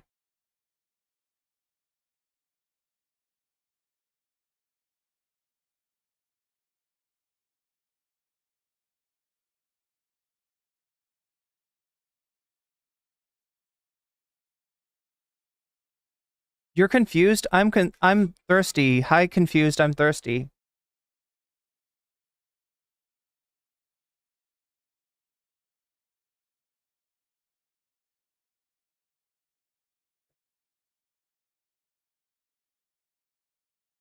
Okay. I'm less thirsty now. So, yeah, we've got this dono goal here that is now at 3%, and that is exclusively thanks to Normus. Thank you, Normus. You're the only one who's donated so far, right? So, I will add percentages of this when donos come in, and I will also, and Normus, let me know if you've got an opinion on what we should see. Yeah, so when you donate, I want you to say, like, I want to see President Sunday versus Westside Tyler, or I want to see Francesca versus Jink over AOC. It's the same stuff that's in the poll, right? I want to see what alt-his Christianity versus Marxism. I want to see is Destiny losing his shit, right? So when you donate, I am asking you to recommend or to tell me what you voted for, basically, what you want to see. Now, you can also, if you don't want to do that, you can say Vox Populi, and that means that you want to, like, leave it up to the vote. So right now, is Destiny losing his shit is winning in shorts with 41% to President Sunday, and Francesca versus Jink at 26%. What if alt-his down at 7%? I don't know what people think I'm doing there, but it's obviously not a reaction where I'm going to agree with what if alt-his. In the full-scale stream, we got 37% for Is Destiny Losing His Shit, 33% for Francesca versus Jink over AOC, 15% President Sunday versus West Side Tyler, or What If alt-his Christianity versus Marxism. Oh, nice. Okay, you voted for that? Nice. Okay. So here, like, thank you for also helping me illustrate this point, Normus. So when you donate and you say, I want to watch, you know, this, then I put 1 percentage for every US dollar, right, into that column. And what that means is that even though this video is not doing particularly well in either of these polls, right, you got to imagine this video with 3 extra percentage. Now, that doesn't, in and of itself, that doesn't change things, right? But if enough people donate and they want to see something, you can actually change the outcome of the poll. Or you can say Vox Populi if you specifically do not want to change the outcome of the poll.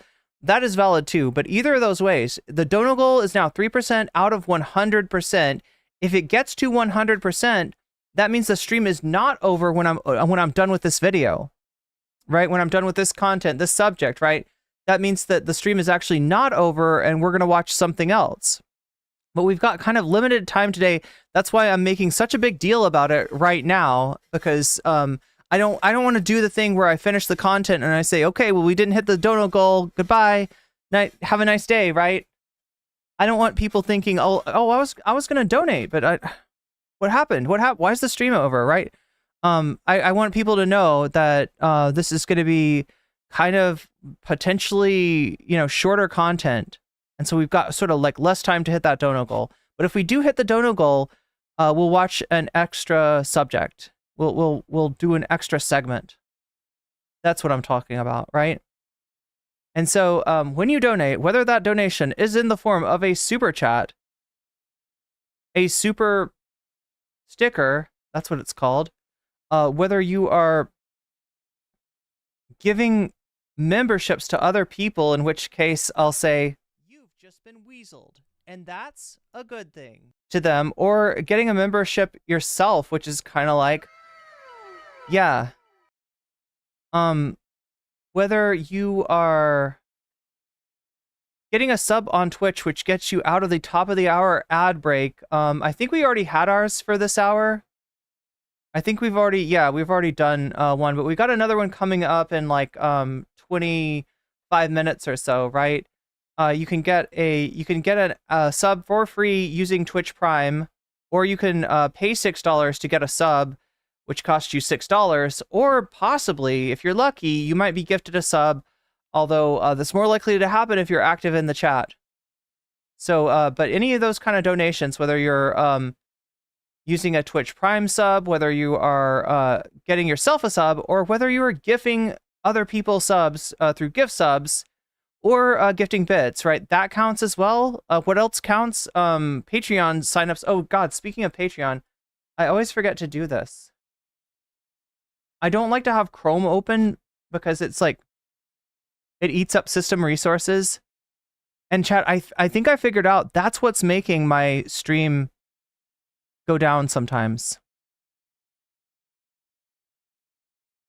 Like, that's what makes the stream susceptible to those, you know, when we have the technical difficulties and stuff, right? Apparently that, I think it's from my computer. I think it's because my computer is not beefy enough, which is a sad thing because, you know, I'm just running a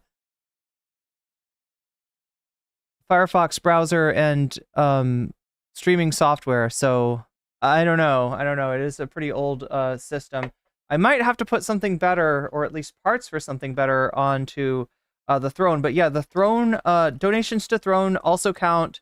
Signups for Patreons also count. And if you sign up for Patreon at the $5 tier or higher and become a fancy weasel, I will give you a shout out during the stream. Speaking of which, Omega Star shouts out, Jules K shouts out, Just Julie shouts out, Moe Noe shouts out, Shakespeare shouts out, Funky Monkey shouts out, and Temporal Insanity shouts out.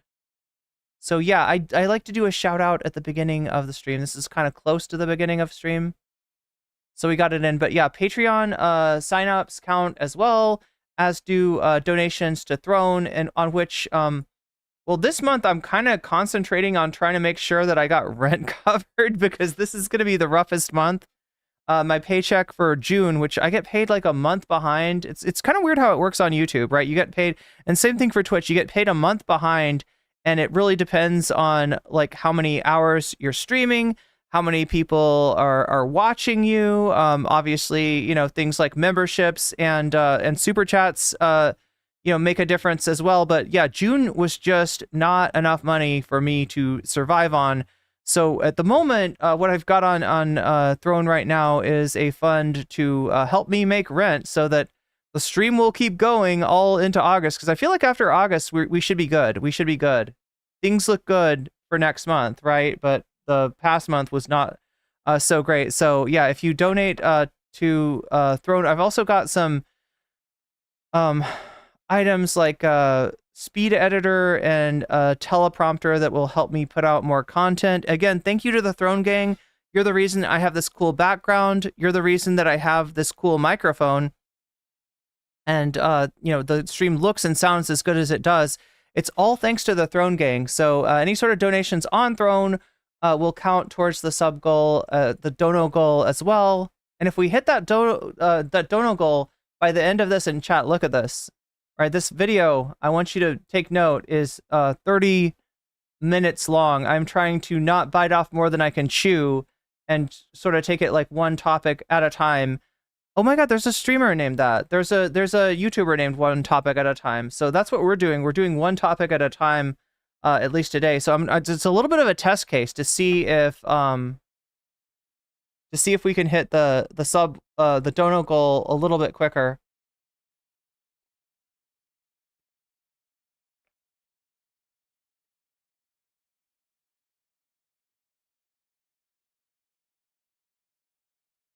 But yeah, just ask yourself, is it a dono? And if yes, you get to name the topic that you want to cover next after this, and you make it more likely, right? You add percentages to it. You add to the score, right? So like right now, what if alt hist Christianity versus Marx not doing particularly well? There is one dono towards that. And so that's going to add 3%. But if it gets more donos, then maybe it'll win. Who knows? Who freaking knows? And with that, we're going to get going. But yeah, just don't be surprised. This could be a very short stream today, but we'll see. We'll see. I'm testing you, Chad. It's a test case. It's a test run. Inquiry within the history of Ava Kris Tyson. Now, as you could have probably suspected by the title, certain parts of this history are unsavory. This video will include topics which may not be suitable for all ages. As such, there is a trigger warning for topics related to NSFW artwork, disturbing messages, disturbing images, and anything related to that matter. Lastly, to be clear, I am not transphobic and this video will have... Oh yeah, so yeah, this is trigger warning, right? Content warning, trigger warning, right? We're going to be going over some stuff that's not great. And if this is something that's going to cause problems for you, you are perfectly welcome to dip out.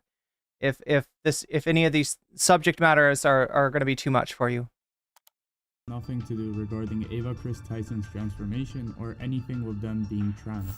Even though the title does include the term degenerate, I will... Yeah, okay, so they're somewhat aware of this. It's weird that for YouTubers,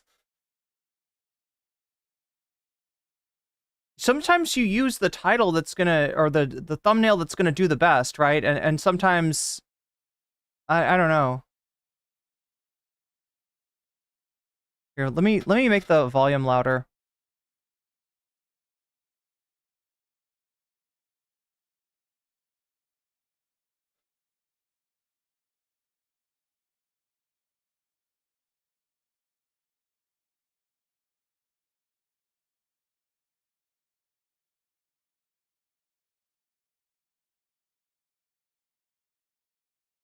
Yeah, that should be better.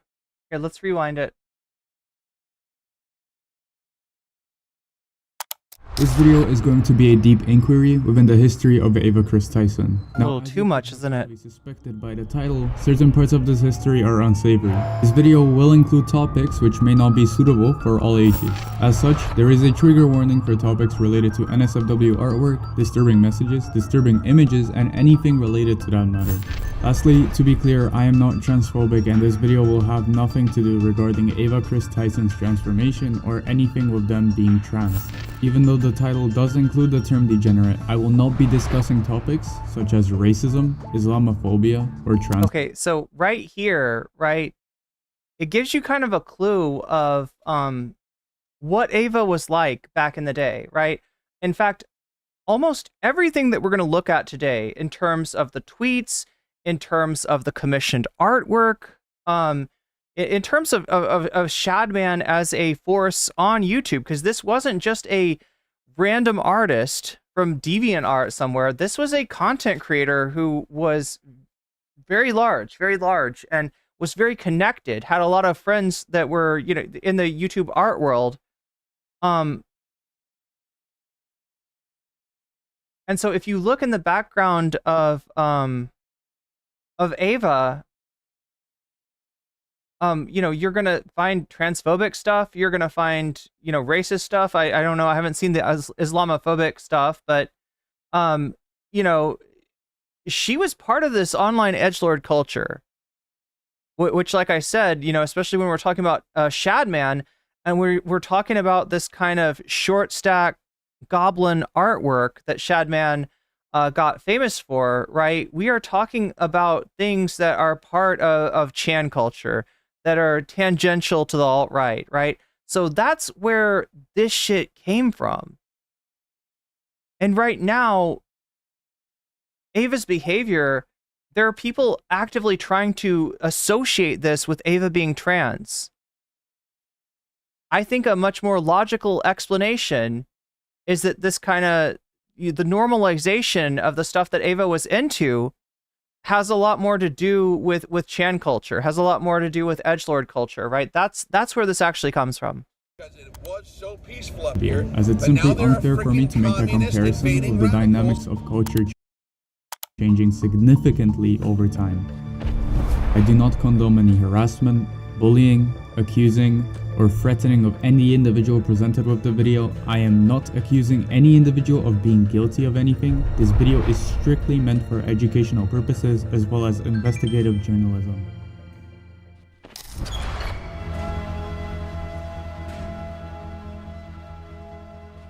We want to focus on the history of their degeneracy, and for that we have to go 1 year back to 2017 when Mr. Okay, so I gotta call something out here, all right?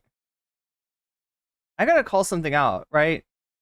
Now look, I'm about to show you some really problematic stuff about Ava, all right? And I mean, this is, you know, fairly old, but it's still problematic. It's still fucked up.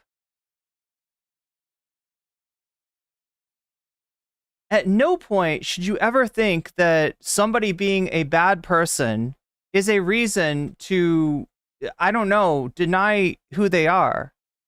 And Ava goes by she, her pronouns, right? So if you went on Twitter right now, you would be maybe forgiven for thinking that maybe Ava goes by he, him pronouns, because the majority of the accounts talking about Ava are using those pronouns. And for the most part, these are right-wingers, these are groypers, these are people that are really excited to see a trans person in trouble for something tangential to what they've been trying to accuse the entire trans community of. Right? And they know that they can absolutely get away with it. I mean, obviously, Elon's not going to give them any shit for it. And people, you know, even people that are against transphobia are less likely to call it out because the person being misgendered here is somebody that's done some bad stuff, some really fucked up stuff, and is accused of doing even worse stuff. Again, I'll show you what that is, but I feel like that part of it is not substantiated, right? So I'm going to focus on what is substantiated, and what is substantiated has to do with Shadman, has to do with edgelord culture, etc., right? But like, you see what this content creator is doing is just using what I would call the tactical they. Now look, if you go to see a doctor, right? If you go to see a doctor and it's not your doctor and you don't know this doctor and all you've got is Dr. Smith, all you've got is Dr. Jones, right? That's the name of your doctor. You don't know anything about this doctor, and there's every chance the doctor, is a he. There's every chance the doctor is a she. There's some chance that the doctor is a they. You're going to maybe use they, them pronouns to describe this person, right? That's a good use of the tactical they, because you literally don't know who you're talking about, and it's probably like less offensive to just use they rather than to guess and get it wrong. There's no reason to do that, right? So they definitely has its place. Obviously, some people, use non-gendered pronouns. Some people prefer non-gendered pronouns. That's a great place to use they, them. In this case, I'm going to say that this is fence riding, because in addition to the trans people that will get mad at you for misgendering a trans person, there are transphobes, and especially on Twitter right now, who will get mad at you for properly gendering a trans person. There are threads about Keffels that if I was to go into and be like, yeah, I really think she does owe her, community an explanation as far as where the GoFundMe money went, they would correct me and they would say he, and they would probably dead name Keffels as well, right? So even though I don't think that Keffels is a good person, I have a lot of problems with the things that Keffels did.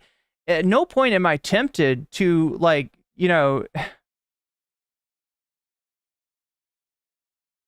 say that Keffels doesn't have the right to, her identity. And I gotta say the same thing about Ava Tyson here too. So, what this content creator is doing is kind of dodging that question, is taking a pass on that question, right? By saying they, you don't piss off the transphobes, you don't piss off trans people, you sort of you refuse to take a stand on this issue. So yeah, that's what we're seeing here. I always use neutral pronouns when referring to people. Well, yeah, if you don't know their pronouns, that is great. That is perfectly acceptable. But if you're using they, them pronouns as a way to not learn their pronouns or care about their pronouns, or, right? I gotta be real with you. You're gonna have trouble making friends with trans people. All right? And instead of describing it in moralistic terms, like, you're bad for not using somebody's pronouns or anything, I'll just describe it in practical terms. If you want to be friends with trans people, you have to treat trans people like people. You have to acknowledge who they are, and, refusal to use somebody's pronouns, right? Like, It was so peaceful up here, but now there are freaking communist invading radicals. so if somebody doesn't know, like, a trans person, and they use they, them pronouns, right? Again, or anybody, right? That makes sense. But if you do know who they are, and you do know what pronouns they use, and you refuse to use them, then I'm going to start to think that maybe you're being really careful not to piss off any transphobes. And if you're being really careful not to piss off any transphobes, I don't know if we can be friends, right? Like, there's some just like,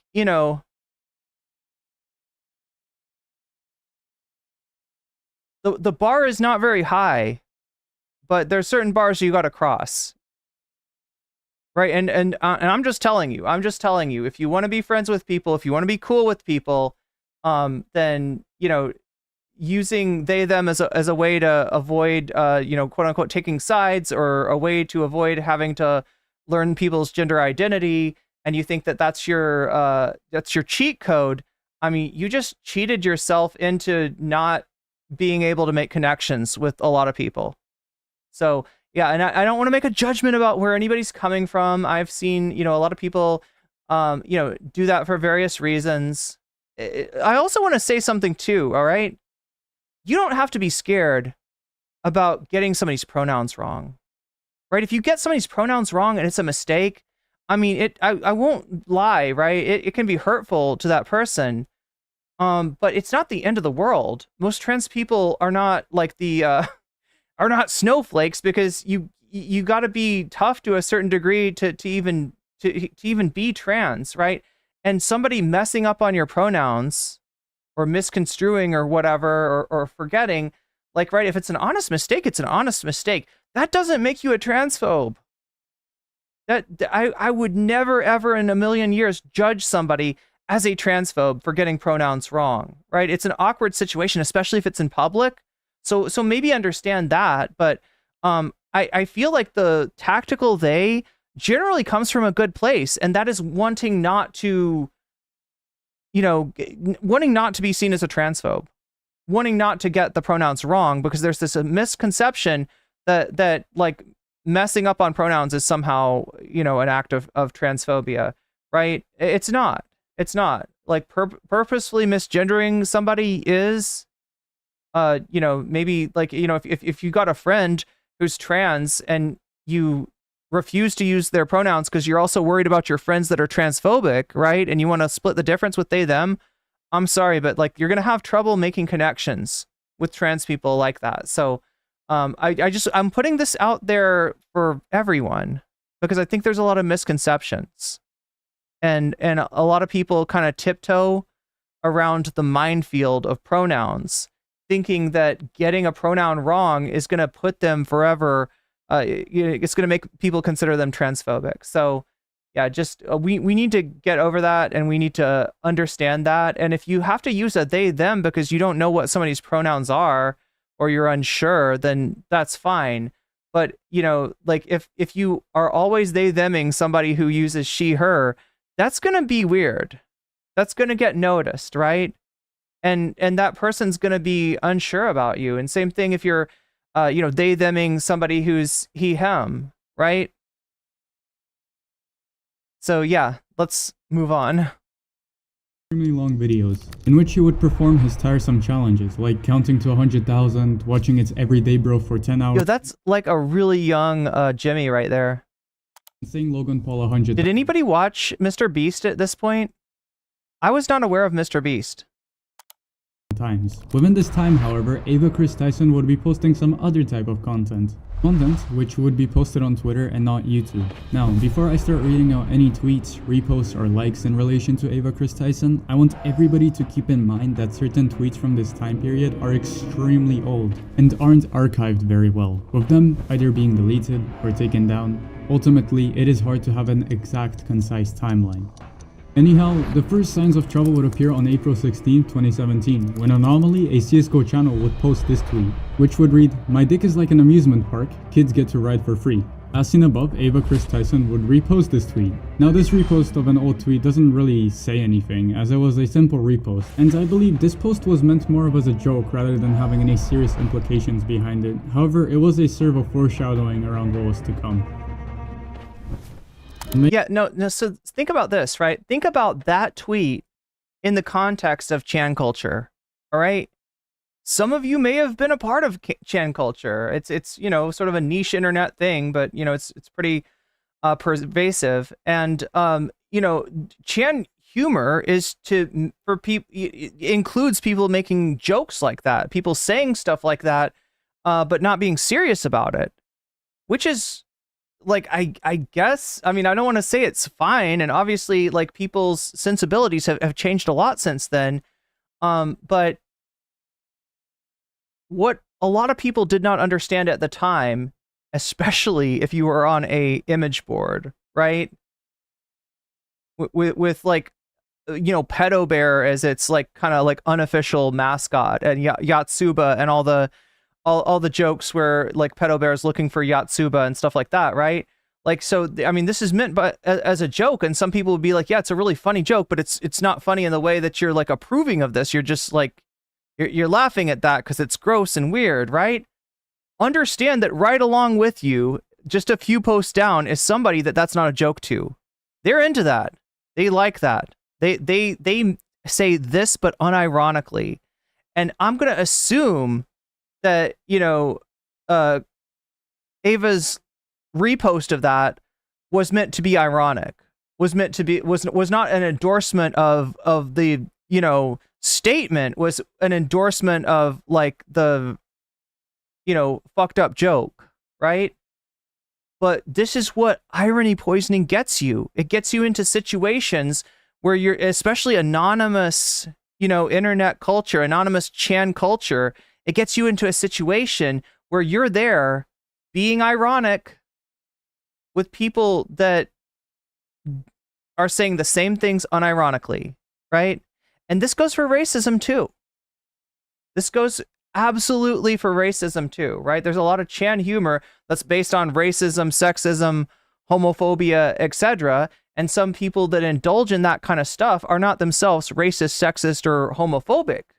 Especially when we're going back to this time. Like, I mean, you're getting close to like Pol, and everything kind of changes once Pol enters the scene. I mean, everything changed, you know, when Gamergate started, right? You know, you're getting this radicalization. You're getting like more and more of a right-wing like flavor to this irony poison culture.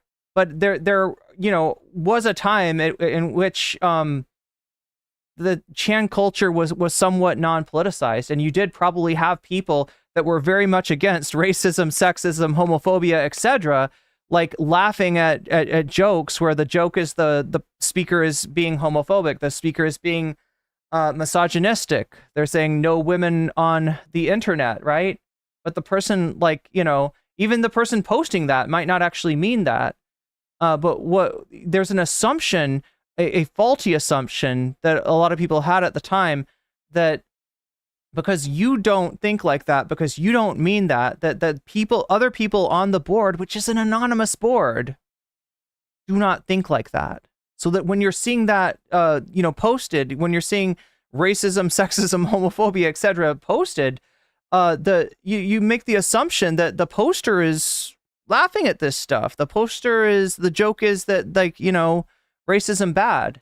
And look, for some of those people, the joke was racism good. It was meant unironically, right? And this is what irony poisoning does to a space. It allows space for actual Nazis to mix in with ironic edgelords, and for those ironic edgelords to not notice the difference. May 8th, 2017, only a month after Ava Kris Tyson would repost that tweet, there would be another instance in which Keemstar would tweet out this post, setting up an interview with Danielle Bergoli for #drama. Danielle Bergoli was born on March 26, 2003, meaning that at the time of making this post, she would have been 14 years old. Underneath that Twitter post, there would be a comment replying to the post, which would say, "If she's 13, I'm 13," implying that the user would be interested in different activities with Danielle. This comment would have also been liked by Ava, which can be seen below. Nevertheless, these two are just examples of Ava Kris Tyson interacting with certain degenerate tweets, which doesn't necessarily imply anything. However, it should be considered, considering the further stuff which was to come. Before we dive into the depths of that further stuff, however, we have to first comprehend all of the figures involved within this story, and for that we have to talk about a very controversial figure known as Shadman. For those who are unaware of who Shadman is an hentai artist and former YouTuber. He would start off his career by attending an art university in Switzerland with the intention of pursuing a career in game design. He would however be expelled out of his university as some of the artwork in his portfolio was discovered and was considered highly illegal, being called a menace to society, with him later clarifying the statement of him being expelled by stating that Switzerland has some law against underage persons involved in sexual activity in art. More of this information can be found on episode... And look, listen to how it's codified, right? Listen to how that's said. Like, you know, yeah, Switzerland is kind of fucked up.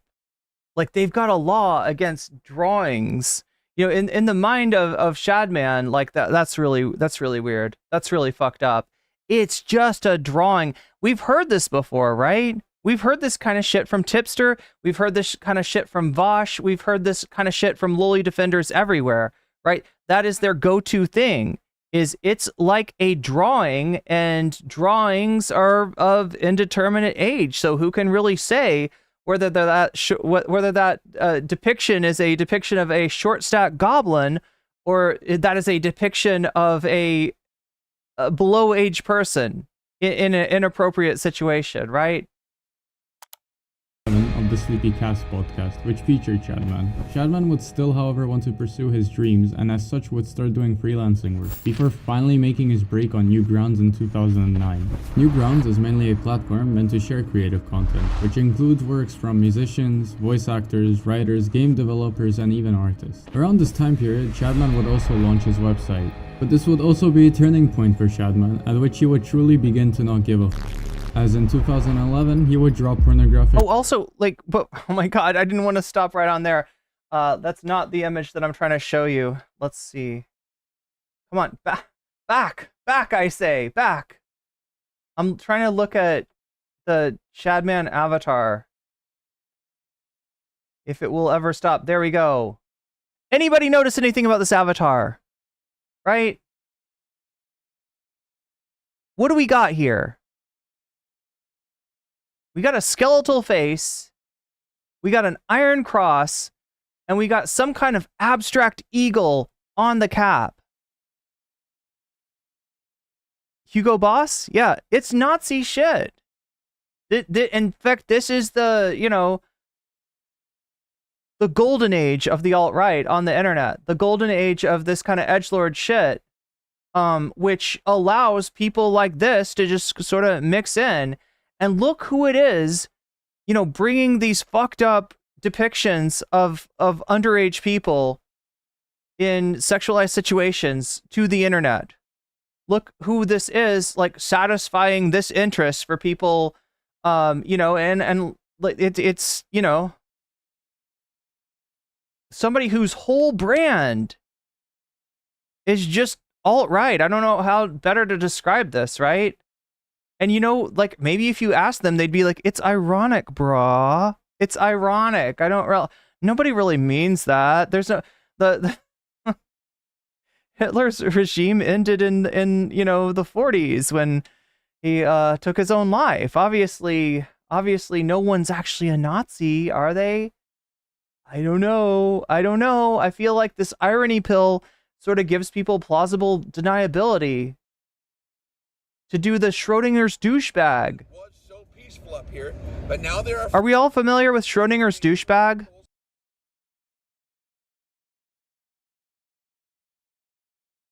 Are we all familiar with Schrodinger's douchebag? That concept, right? Somebody tells a joke, and, or says something, right? Somebody says something that's, you know, kind of fucked up, and they wait to see how people react to it. And if people are, like, grossed out about it, then they're like, oh, it's a joke. You didn't think, you thought I was saying, you know, you thought I was doing the Roman salute for real. No, obviously it's an ironic Roman salute, and you got fucking trolled. You got memed. Wow. Aren't you stupid? Aren't you stupid for thinking I was serious about that? And they were literally, like, saying those words and waiting for the reaction. And if they got the reaction, you know, that they wanted, they would realize that they're amongst fellow travelers. They're amongst, you know, fellow, you know, reactionaries, right? If, you know, people repeated it back to them, and if people are like, you know, have a different reaction, then they can just play it off as a joke. Yeah, real Nazis don't use tiki torches. That was never a thing.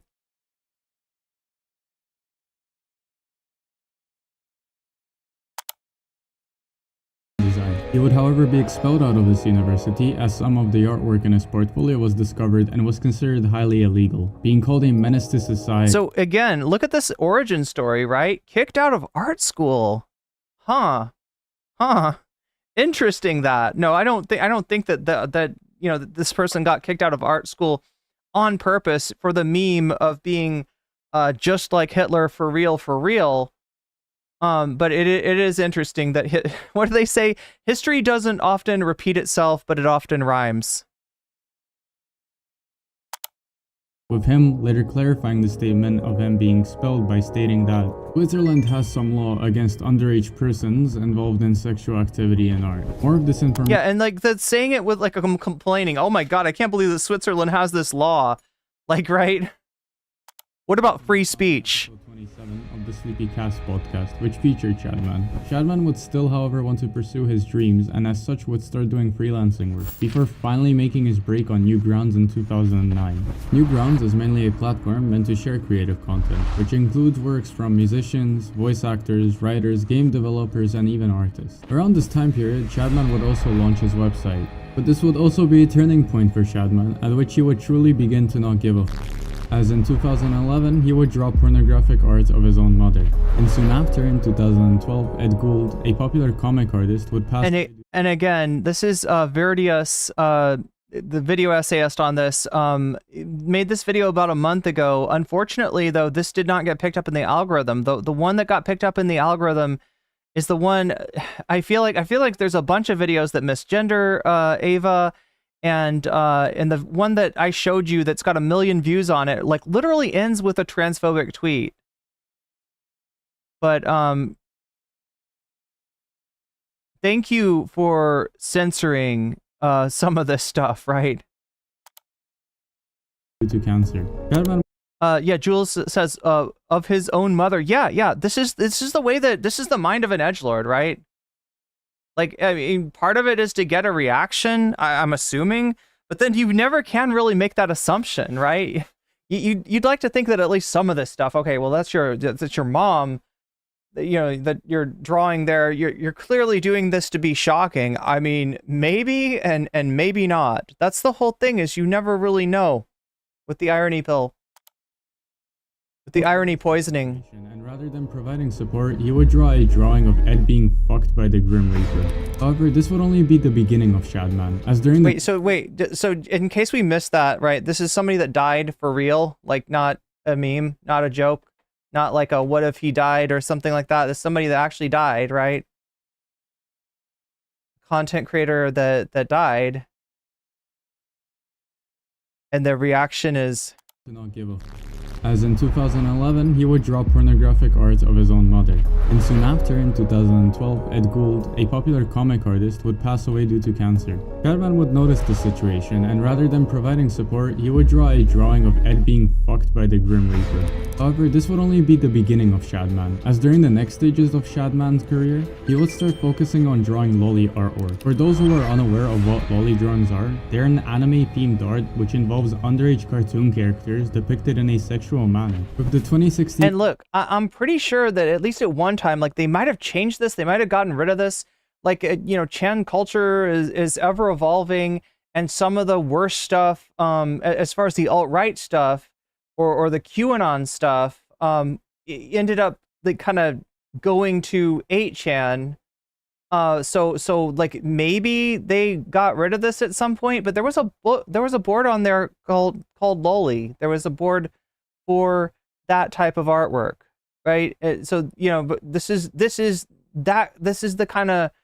where that normalization of shit that should never be normalized comes from.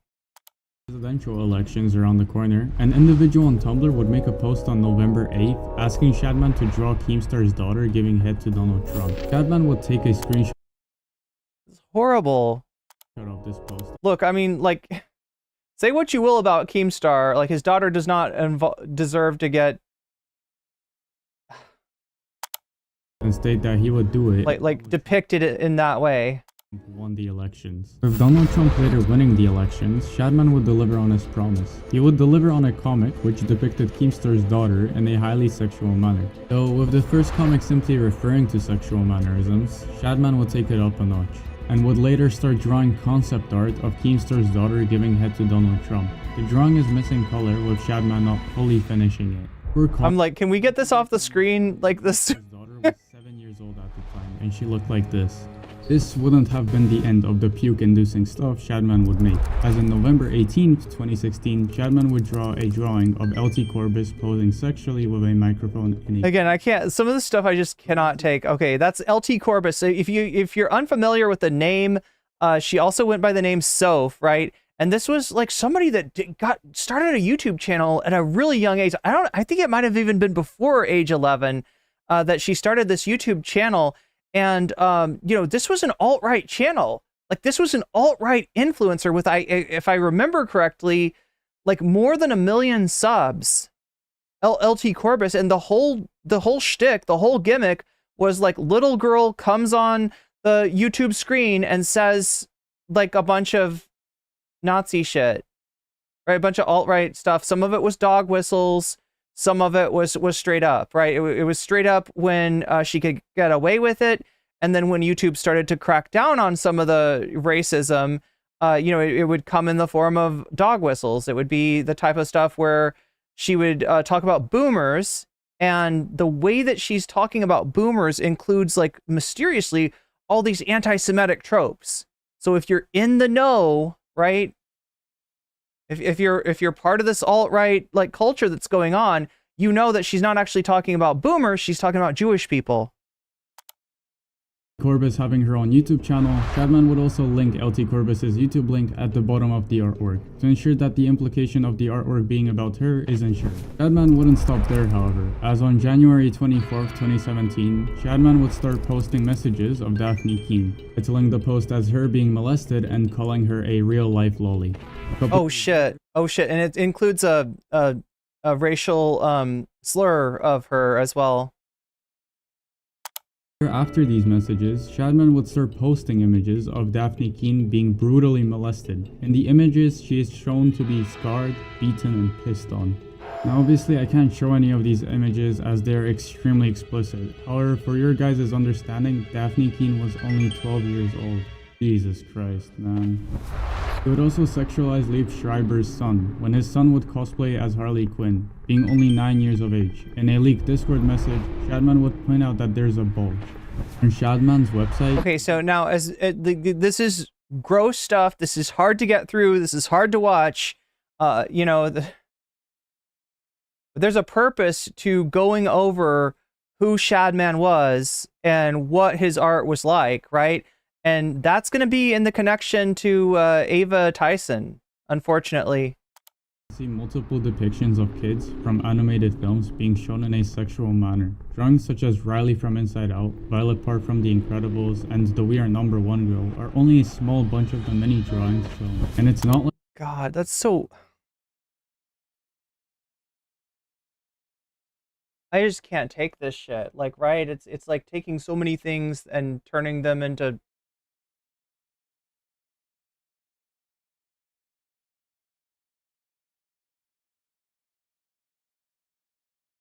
Yeah, if you need a break, please take it. The mental health is primary. That is why this is going to be a sort of short stream for me, right? Now I do have it on the agenda to maybe cover something completely different that's not gross, that's not going to turn my stomach or yours afterwards, but that's only if we hit the dono goal, which right now we're 3% towards doing. I want to cover, you know, what I think is the truly disturbing stuff about Ava Tyson, right?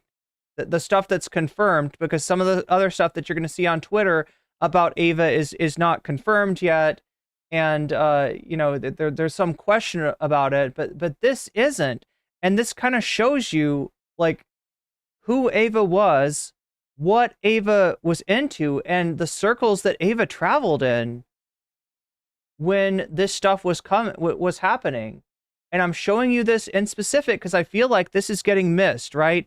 There are right-wingers showing you, you know, fucked up stuff that Ava did, inappropriate stuff that she said, ways that she acted that were totally just inappropriate, and then associating this with her being trans, when in actuality, all of this stuff exists in the context of her being, you know, racist, sexist, transphobic, etc. And all of this is stuff that gets normalized by online edgelord content, you know, stuff that's tangential to alt-right. And I think Shadman is the perfect avatar for that. Like these drawings are taken down, they are still on Shadman's website on Shadbase, depicting real-life children in a sexual way to this present day. If you would like a more detailed video on Shadman, I would recommend Turkey Tom's video, as he provides a lot more information regarding Shadman. Regardless, Shadman would keep drawing more depictions of lollies being shown in a sexual manner, and he wasn't scared of hiding it either. He uploaded a YouTube video on August 19, 2016 called I Like to Draw Lollies.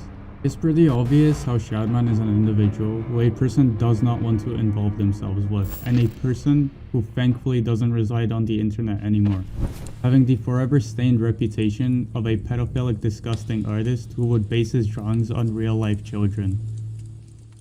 Yeah, so I mean, possibly the most disturbing thing about Shadman is, and you know, something that kind of flies in the face of the Because there are people that call themselves lolicons that are online. In fact, I've got a YouTube channel in mind that meets this description that I won't mention right now because I don't want to have anything to do with them. But their defense of this stuff is like, it is a drawing. A drawing does not have an age. What age is the character in the drawing?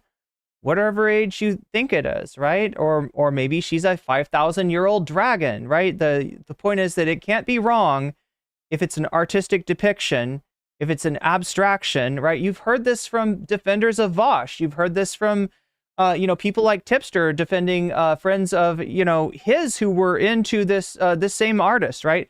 The Tipster drama, the Tipster controversy, because a lot of people will come and ask me, what's wrong with Tipster? Tipster's goofy. Tipster makes memes. Tipster is silly, but like what is bad about Tipster?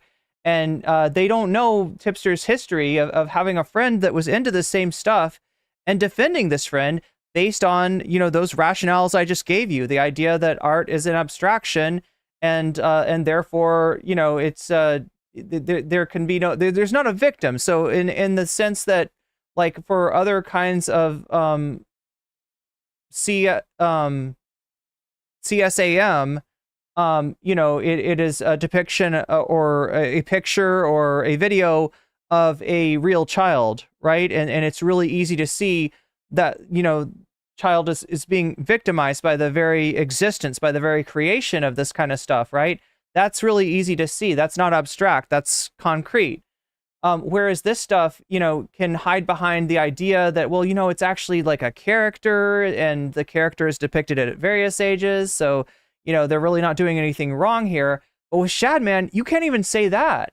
Shadman is taking real life underage people and drawing them in a horribly disgusting and inappropriate way. And so, for anybody who's tempted to defend Ava Tyson, because a lot of the people talking about Ava right now are transphobes, and they are taking a transphobic angle on this, and they are they're using Ava as a vector to attack trans people. They are saying this isn't an issue with Ava, this is an issue with trans people, right? So as tempting as it is to push back on absolute pieces of dog shit like that, there is real harm here that Ava was involved in. So I would ask people to, don't just do this by reflex, right? I know it's really easy to do. You see bad people saying bad things about somebody who's trans, and you kind of know the script because maybe you've seen this before. You've seen trans people be, attacked on false bases. With this kind of stuff, and you want to help, right? Understand that you're not helping here. Understand that this does not help trans people to defend Ava from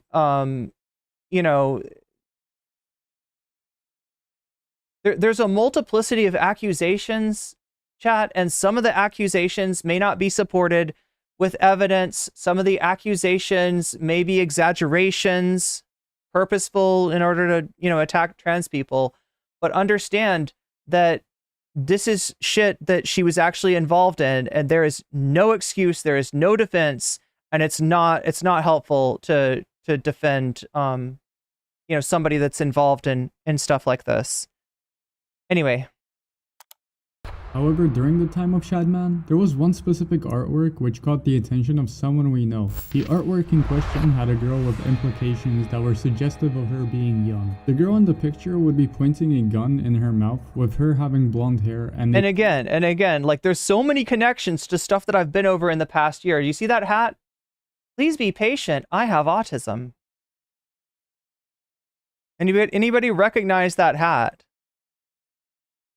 I mean, it's not exactly the same because I think Keffel's was blue and was supposed to look, I don't know if it was supposed to look like a MAGA hat or whatever, but yeah. Now, look, there's so much shit here, right?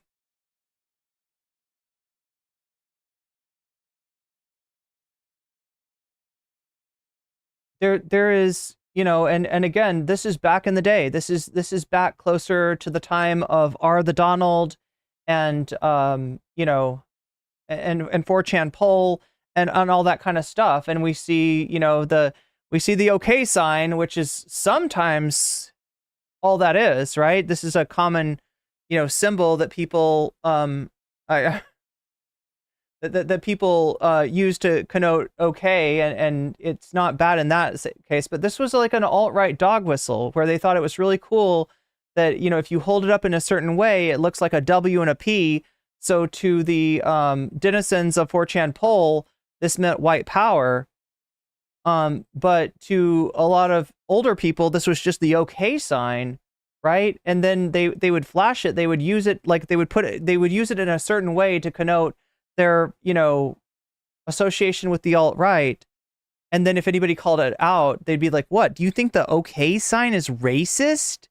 Oh my God, these libs, these leftoids, they will say anything is racist. They will say everything is racist. They might even say that enjoying a nice, refreshing Diet Mountain Dew is racist. If you're JD Vance, that's literally something that JD Vance is using as a precursor to racist attacks on Kamala Harris, right? He says it in that way.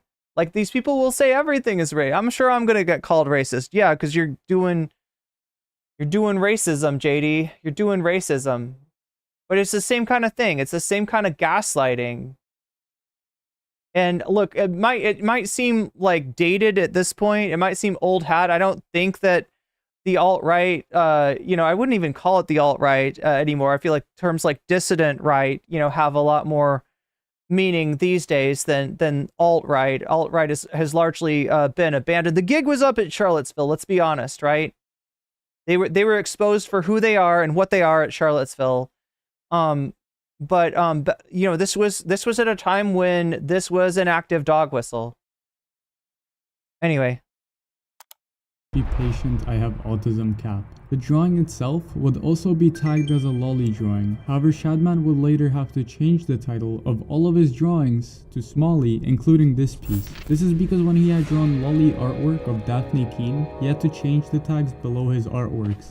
And again, this is consequences of drawing Daphne Keane when she was 12, having law enforcement and her lawyers be involved. Nevertheless, the artwork would be uploaded on Shadman's website, Shadbase, on June 19, 2017. On November 18, 2017, Ava Kris Tyson would reply to a tweet to Mr. Beast and Grande1899. And although I can't find to what exactly they were replying to, the reply read, "This is coming from the guy who owns a Shadbase drawing and has it as a centerpiece in his living room."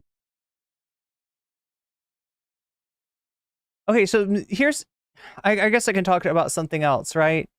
Like, you see Chris, or you see Ava, she goes by Ava Kris Tyson with a K now, right? You see her, describing herself this way before she transitioned, right? Because of stuff like this, and because of, people maybe knowing a trans person prior to them transitioning, people are often tempted and maybe even fall into like an unconscious pattern of describing a trans person in the past with their pronouns that they used at the time, right? Just know that this is like not something that you should do. This is something you should try to avoid. I get where somebody could fall into this by accident. And like I said, trans people are usually pretty understanding and forgiving of like accidents like that. Pretty understanding of the way that the stuff is thought of. But yeah, try to avoid. I mean, it's not that this content creator is doing that. I'm just saying that we see here like an example of a trans person prior to their transition, describing themselves with signifiers that they would not choose now, and a temptation or a pattern that people fall into is to revert to the prior pronouns, maybe even revert to the prior name that a person had when discussing a person, a trans person prior to them transitioning. Just know that most trans people don't appreciate that. So try to avoid it if you can, right? Again, if you don't know, you don't know, but now you do. So, yeah. Now keep in mind, by the time of November 18, 2017, Shadman would have already drawn all the disgusting artworks we talked about. This meant that by the time Ava Kris Tyson would have made this post, Shadman would have already drawn Keemstar's daughter, the YouTuber LT Corbis, and Daphne Keem, as well as a massive range of different child characters being depicted in a sexual manner. At some point or another, Ava Kris Tyson would also tweet out a tweet in which the previously mentioned Shadman drawing would be laid on the ground, above which they would caption, "Bonus fidget spinners to really throw in some extra autism," referring to the hat of the character in the drawing. And look, like this might even come from like somebody trying to, there's been like an attempt to maybe reclaim some ableist terms.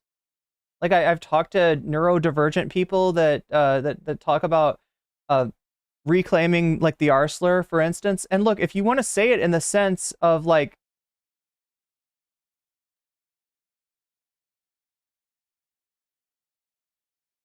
if you want to apply it to yourself, right? That's one thing, right? That's what reclamation is. But a big part of reclamation is taking the pejorative off, right? Like the R slur is a pejorative. The R slur isn't usually used to describe somebody with, you know, a disability or somebody, you know, that's neurodivergent, right? That's when somebody says the R slur in its common usage, it's used to say, you know, you weren't being very smart right then. So then it becomes like something that, you know, it takes on this pejorative flavor. So like real reclamation of those terms is, you know, done by owning it and by taking the shame out of it and taking the pejorative out of it and using it in a positive sense, right? I haven't seen a lot of, you know, positive use of the R slur. What I have seen is people using this as an excuse to call other people the R slur in like a negative way. That's not reclamation. Yeah, and this hat, you know, famously sported by Keffels is kind of emblematic of the you know, false reclamation of terms like that. Yeah, exactly, Miskatonic, exactly.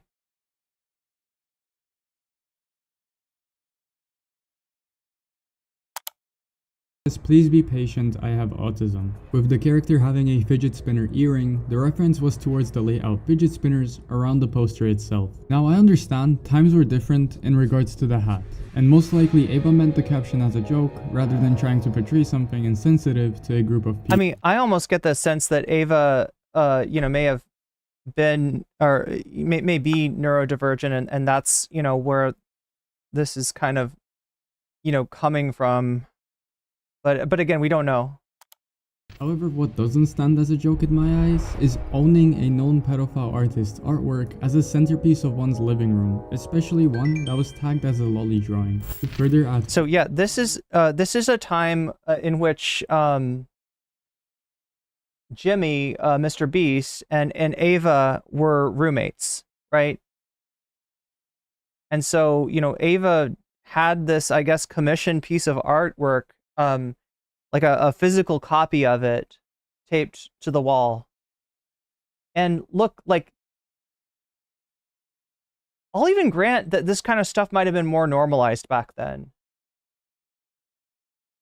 But I mean, obviously it's still fucked up. And, you know, the question I guess everybody's asking is like, how much of this did Jimmy know about, right? Given that the Mr. Beast channel is a channel that is, you know, like a mainstream mass appeal channel with a lot of underage viewers.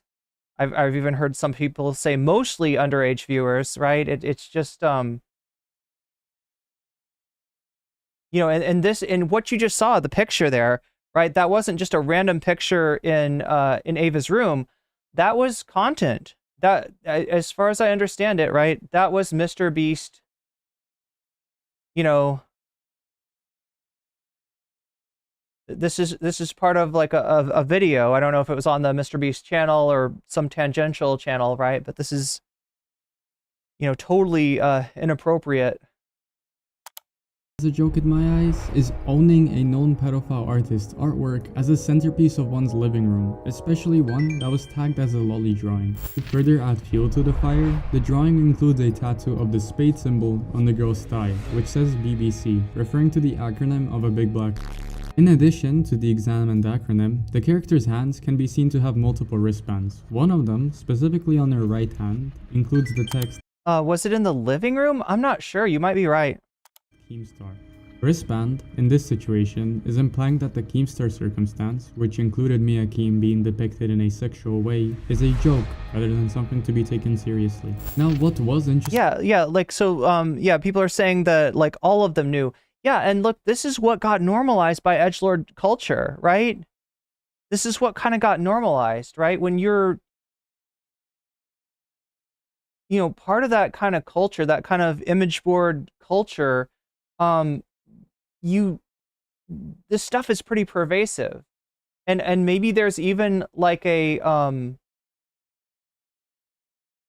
social moray in those online cultures that is like not to be a wet blanket, you know, not to call out something like that.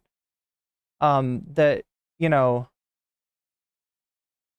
but it's still fucked up, and especially for somebody that does the kind of content that, you know, that Jimmy and Ava were doing, right? For the audience that Jimmy and Ava were entertaining. Yeah, it's just completely, you know, fucked up.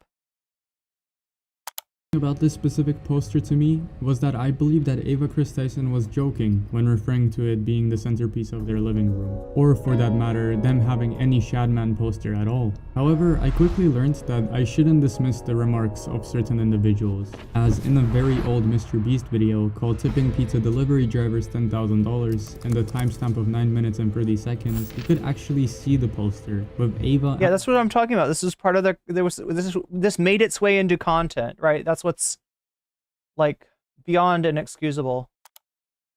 Being in the same room. Jimmy and Ava around the time period of 2017 would also be roommates, which would be confirmed by Ava in multiple interviews. I told Jimmy like 7 years ago, hey, I walked out of my bedroom, it was late, I walked out and it was kind of one of those oop.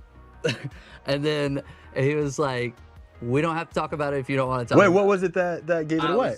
Fully dressed up. Oh, so you were dressing up as a woman long before. I've been dressing up as a woman since I was like 6 years old. Oh. Which means that at some point, Jimmy had to at least acknowledge that the poster was in their living room. Now, personally, I am tolerant of many things. However, to own a known predator's art in your home and then blasting about it on Twitter is more than strange to me. Especially after the fact that this individual was already exposed for the heinous crimes he did, with literally one of the crimes being marked on the poster itself. Nevertheless, this wouldn't mark the end of Ava Kris Tyson's commentary on bizarre posts, as about a month prior to the post appearing in a Mr. Beast video, on July 14th, 2017, an account known as Garbatos would post a comic which depicted two characters from a show called Gravity Falls kissing, one being called Dipper while the other one being called Mabel. Both characters in the show are within the ages of 12 to 13, with both being depicted as children. In the show, these characters are categorized as a brother and a sister. The user, which posted the comic, depicted these characters in a more inappropriate manner.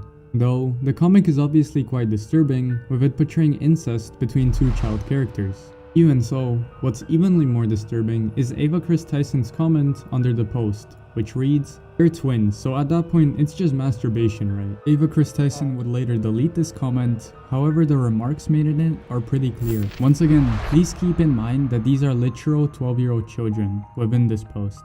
And that's not even me saying it, that's the show itself. Yeah, Apsophian, it's like, it's really like, it's attacking a lot of people's childhood, right? This is like, in fact, I believe that was a meme. I believe that the ruining, you know, stuff like this ruining your childhood, or, you know, is literally like a meme in these circles.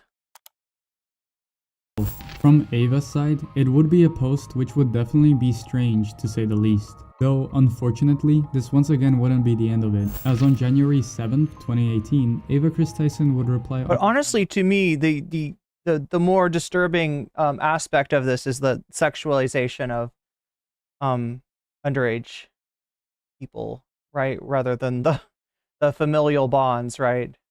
I mean, it's all gross, but Another Shadman comic, with the caption of the tweet being, "Peep, my favorite snack in the spaghetti." oh yeah, at least the characters in you're talking about Game of Thrones are adults, yeah. Tweet, although by itself may seem irrelevant, it's the context behind it which makes it much more revolting. In the post itself, we can see an image of a Tide Pod, while in the caption, we can see the sentence, "Peep, my favorite snack in the spaghetti." And under the replies, we can see Ava Kris Tyson is replying to Shadman. Now, when searching through Shadman archives, there are a few comics which refer to Tide Pods. However, I couldn't find a specific comic which was referring to both spaghetti and Tide Pods made by Shadman. Okay, so I'm gonna. Okay, I don't want to pause it on that because I don't really want to look at. Look, it's all like hard to look at for me. Like especially knowing who the artist was, and even if you see pictures that are not inappropriate situations themselves, you know that these are characters that were no doubt drawn by Shadman in inappropriate situations. But like, so when I say that this stuff is pervasive, right? Obviously, like, the NSFW stuff that Shadman was drawing isn't pervasive, right? That's, people would see that and they'd be like, what the fuck is that doing here? Get that shit the fuck, right? People see that, and, no matter, kind of how normalized this stuff is in, like, the sort of internet culture that one might be involved in, right? You can tell that that's, wrong and has no place.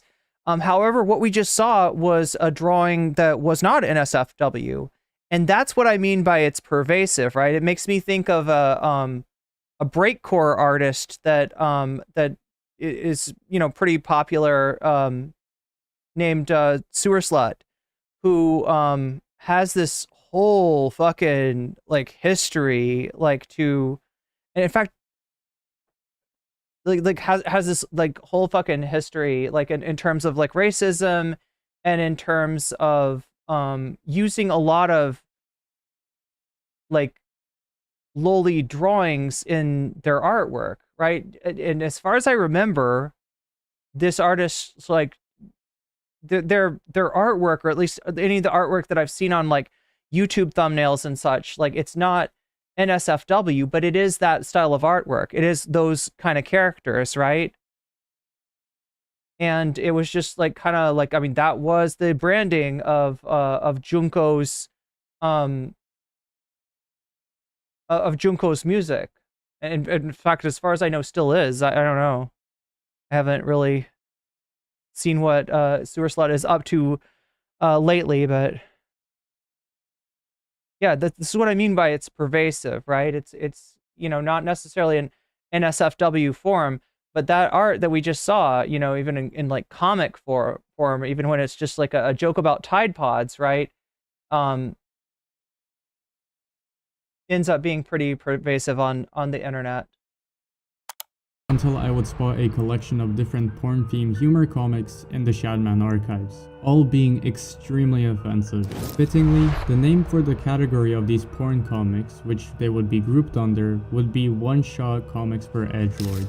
Now, when I say that these comics include extremely offensive topics, I really mean it. These comics would include literal depictions of children being animals, humans, and animals. Okay, you know what? I can't take this. I'm like, nope. All right, no. Being called Sunday dinner would include a family in which a mother, daughter, and son are eating spaghetti with Tide Pods. The very ending of the comic would have the conclusion of the mother essentially molesting her. Nope. Say that the comic is anything less of disgusting. So when Ava Kris Tyson would post a tweet referring to— So in other words, TLDR, that's the reference that Ava's making. That's the comic that Ava's referring to, right? saying peep my favorite snack in the spaghetti, some eyebrows must be raised. This, however, once again wouldn't be the end of Ava Kris Tyson's commenting on stuff related to Shadman, as the next post in my opinion is the most disturbing out of all occurrences previously mentioned. Only 10 days after making the post of the Tide Pods reference to the Shadman comic, on January 17, 2018, a Twitter user called JLullaby would make a post with the caption, "Remember this growing up? Me too. Check it out on shadbase.com/Caillou." Under the caption itself, there would be an image of Caillou with his mother. It's so messed up. The image being Caillou gets a timeout. Again, I want everyone to understand that Shadbase is a website that Shadman owns. Shadbase is a website where there are posts of porn comics. Yeah. Caillou is a show made for... I mean, look, this is all you need to know, right? This guy did NSFW of Caillou. What, like, what the... This is you know, somebody that Ava was a fan of, right? So this is what I'm saying. You don't need to defend Ava. You're not helping out the trans community by defending Ava. This is Ava's problem. This is an Ava problem, and it comes from a time when she was part of an internet culture and where this shit was fucking normalized. And it is not a fucking, like, you know, it doesn't have anything to, it's not about trans culture. It's not about trans people. It's not about, it's actually something that's more tangential to the alt-right than it is to anything, you know, involving trans people. Children, with Caillou himself being 4 years old. The post itself is disgusting. However, what is evenly more alarming... I got my finger on the skip button at this point. Saying, "Help, I need an adult." The implications behind their reply to the post are pretty self-explanatory. And yeah, look, Twitter is it's notoriously hard to know what somebody's intent is on Twitter, and like a little 4 word post on Twitter, right? Like, because I mean, you could imagine maybe that post is like I don't know. I don't actually. If it wasn't for the other stuff we've seen Ava post already, right? I might be tempted to say maybe that person is just saying this is fucked up. Like, I don't know. Is there an adult in the room? Like what the fuck? What the fuck is even going on? But given the fact that, you know, Ava's following this artist, Ava's commissioned work from this artist, and you saw, you know, the edited version of that work that was in, apparently, you know, their living room, and it showed up in a video. You can't, you know. You can't give the benefit of the doubt on this. You cannot give the benefit of the doubt on this, right? There's too much smoke for there not to be fire. This is not something, you know, this is not just like joking edgelord behavior that was really normalized at the time. This is somebody that is a fan of the artist. And we see, you know, through this video, what that artist is about. Ava Kris Tyson would later delete their reply. However, there is a captured screen recording which shows the reply before it was deleted. All occurrences of each incident will be linked under this video. Ultimately, I don't think it's needed for me to explain how replying under a post referring to a comic of a mother molesting her 4-year-old son is inherently especially when the reply to the post is making remarks towards the already sexual depictions of the post, rather than shaming it. After this post though, it wouldn't be of anyone's surprise to have learned that there would be another incident in which Ava Kris Tyson would reply under a Shadman post. On April 16, 2018, about 3 months after they replied towards the Caillou post, Ava Kris Tyson would post this replying to Shadman. Although the original post was deleted, the reply itself towards the post is pretty self-explanatory. The reply would read, "No Beast Boy trap? Shad, you've changed." Beast Boy is a character in another popular show, Teen Titans. In this case, however, I'm not sure about the age of Beast Boy, as in certain wikis they mention his age to be 20. Wait, if it's Teen Titans Go, like that's the younger version of the characters. Doesn't Ava have a kid? Yes.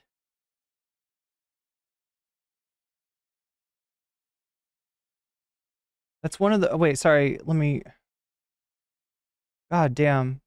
My face is permanently frozen like this. Yeah. So I'm trying to read what people are saying here.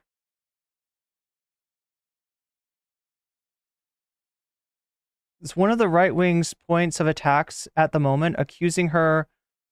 Oh, okay, you're talking about Kamala Harris. Okay, I gotcha. Yeah, fucking Beast Boy. Like, seriously, what the fuck? And like, specifically Teen Titans Go, right? That's, you know. Yeah, what does teen stand for? Yeah, even without it being Teen Titans Go, but even more so, yeah, they are. Yeah, exactly, Apsifion. Can we go back to talking about fun stuff? Soon. However, in others, Wait, can we go back to talking about fun stuff? I feel like I don't cover enough fun stuff, actually, Miska. I mean, usually the stuff that I'm talking about is not this fucked up. But,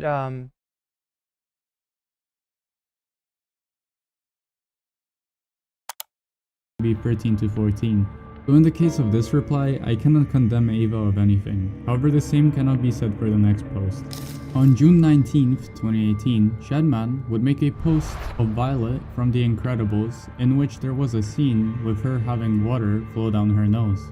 The caption above the post would be, "Best scene in the film, by the way." Shortly after making this post, Shadman would make a comic related to The Incredibles, calling it The Incestables. yeah. Mother and daughter in The Incredibles having many sexual encounters. Nope. And although Wait. Ava Kris Tyson wouldn't comment on the Shadman post directly, they would comment on a different post. On June 21st, a Twitter account would make a post showing Violet involved in different scenes within The Incredibles movie, under which Ava Kris Tyson would reply with, "Low-key, she cute." Violet from The Incredibles movie is 14 years old for context, and Ava Kris Tyson would be around 22 years old. Though, in spite of everything under which Ava Kris Tyson would comment and post, I wouldn't have expected for Jimmy from Mr. Beast to have known about the presence of Shadman. A month later, after the Incredibles post in July 21st, 2018, Wait, that's kind of weird. That's, yeah, like, I don't know. I feel like there was enough context. There were things that, well, maybe they'll get to that, right? There were things that Mr. Beast was tagged in that involved Shadman that it's hard to imagine Jimmy not knowing about this.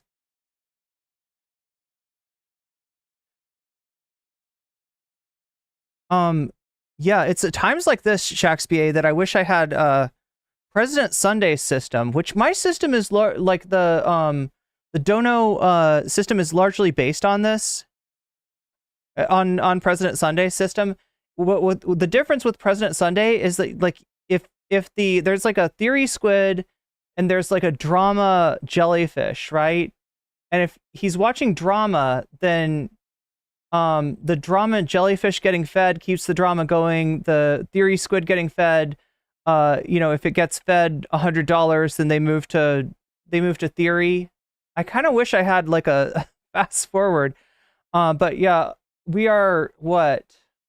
We are third away the way done with this video now.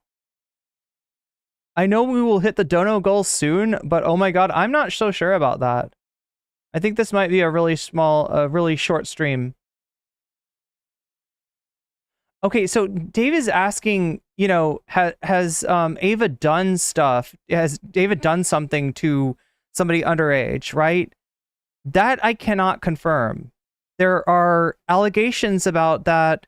There are some inappropriate, you know, text messages and inappropriate interactions with people that were fans of the Mr. Beast channel. But I don't want to jump to conclusions about that particular question, Dave. But that is a good question. But here's what I'd say so far, right? This is more similar to the Vaush situation. This is more similar to that, which is still disturbing and still revolting and inexcusable, right?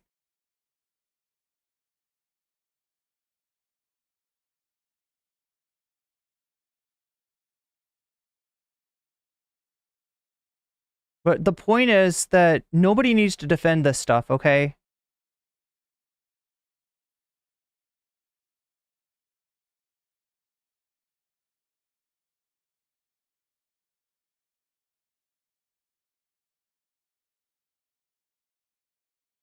And I don't want to get into like a guessing game about like the motivations of Ava here. And it, you know, yeah, the two situations this reminds me most of is like the Vaush situation and the sewer slut situation, and especially when you see the what I'm going to show you next, which is about, you know, racism and transphobia and some of, you know, Ava's political beliefs. I just want to make a point here with this stream that this is online edgelord content that has more to do with the alt-right than it does with like Ava's identity as a trans person. That's the important takeaway from all of this. God, this is like it is hard to get through, and like for me as well. Should I institute that? Say that if we hit the sub goal, that we just skip over the rest of this? Like I feel like at least part of the point has been made. This section that we're okay, so let's see where we're at. This is Mr. Beast. Did Mr. Beast know about the Shadman stuff? Then we have more disturbing tweets. Then we have some inaccurate tweets. God damn, I almost want to skip to the inaccurate tweets. Wait, Ava's apology. Okay, so there's two apologies that we'll look at. This video is going to show an earlier apology. There's also a new apology that Ava just put up on Twitter, saying that she would be stepping away from Mr. Beast and from the internet at all, right? And it's not a particularly good apology. It's in the context of, if I hurt anyone or offended anyone with anything that I said, I'm sorry, right? It's an if statement, right? Which is the worst way that you can make an apology. The worst way that you could make an apology. Anyway, chat, I'm going to try to get through this. If it gets too bad, though, I'm going to skip to the...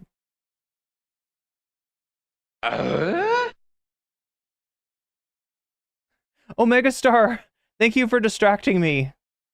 Yeah, apologyception. Like, honestly, like, this is like, people think that, okay. People think that because I have such a profound disagreement, which I do, with Vaush, that I was like cheering and like pack watch and let's fucking go with the Vaush content. But honestly, like the, I wasn't able to look at the actual content that Vaush had in those folders, right? I have had people that I trust who are able to look at stuff like that, look at it for me, and confirm that it's as bad as I thought it was. Because I didn't want to, you know, like, I don't know, I don't want to be exaggerating what's in there, but at the same time, I can't look at that stuff. This is like, as heavily censored as this is, it's like I'm barely hanging in there. I am barely hanging in there. Our dono goal has gone up to 8%. That's where we have to be. And I'll say it, chat. If we hit the dono goal before I'm done with this content, it ends. It ends, and we go. Yeah, we do need to know this, and it is important. I want people to know, you know, two things. You don't need to defend Ava. Like, the shit that she's been involved with is inexcusable. And secondly, this doesn't have to do with Ava being trans. This has to do with Ava being, I gotta say it, like an alt-right edgelord. We'll see more on that in the next video, which luckily doesn't have to do with Shadman, so thank God. Thank God. There is more content, like Turkey Tom's got a video on Shadman. Like, this is like a internet cause celeb. Like, this is something that's been talked about for a long time, because there were people back in the day, big content creators, that Sleepycast that he showed you earlier, that Sleepycast that Verdius showed us, right? a podcast in which Shadman was invited on to explain, you know, being kicked out of art school, for instance, right? That was with big content creators. I'm trying to remember who exactly was. Did anybody remember who's on Sleepycast? What does alt-right edgelord mean? Wow. I feel like Odysseus, when he is told to carry is it like an oar? Odysseus has to carry an oar, has to walk inland with it, and wherever he goes, where somebody says, "Why are you carrying that fan? Why are you carrying that? You know, that's obviously a fan that you've got, right?" That's where Odysseus is supposed to stop and plant the oar for Poseidon. That's how Odysseus makes nice with Poseidon. When he goes so far inland that a person doesn't recognize an oar as being, you know, a tool of sailors, right? Then he's supposed to plant it, and you know, and he's made nice with Poseidon at this point. When I have somebody that's like, "What is an alt-right edgelord?" Like, right? What does that mean? It's kind of refreshing that like somebody doesn't know what an alt-right edgelord is. Okay, so alt-right was a rebranding of essentially fascism to try to make it an acceptable political philosophy, right? You can see sort of where the high mark of the movement was Charlottesville, right? There was a event called the Unite the Right rally. So Charlottesville was talking about getting rid of some of its Confederate statues. These are Confederate statues that were put up not right after the Civil War, but, you know, into kind of like the second resurgence of the KKK. And they're put up specifically to intimidate black people in the area, right? They're venerating Confederate generals and letting black people that might live in the town know that, you know, this is, you know, what we're about. And so therefore, and you didn't just see this in the South, you saw it make its way outside of the South. You saw it make its way, you know, to places that were not part of the Confederacy, right? And you see films like Birth of a Nation, the first blockbuster hit in terms of American cinema is a celebration of the motherfucking KKK, right? It was hosted, a watch party was hosted in the White House by the president. That's how fucking mainstreamed this shit got, right? So the alt-right was an attempt to mainstream, you know, ultra-right, reactionary, racist views as being an acceptable part of the Overton window, being an acceptable part of American political discourse. You know, figures like Richard Spencer, Milo Yiannopoulos. Am I forgetting anyone? There was a bunch of people, you know, like involved with this.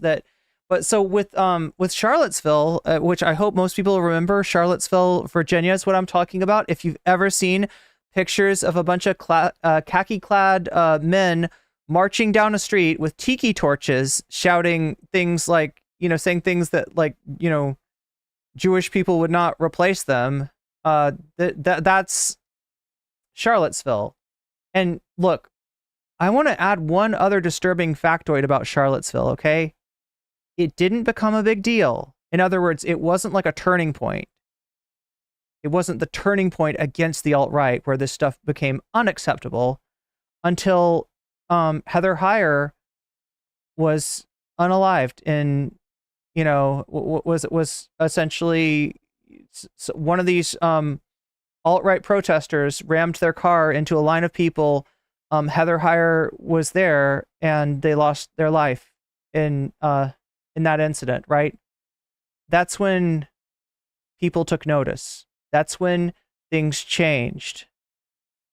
That's when people started to realize that this isn't just another political movement. This isn't like edgy meme lords, right? This is dangerous shit. This is a reemergence of fascism with American characteristics. Why is shorts so cursed? I mean, why is YouTube so cursed?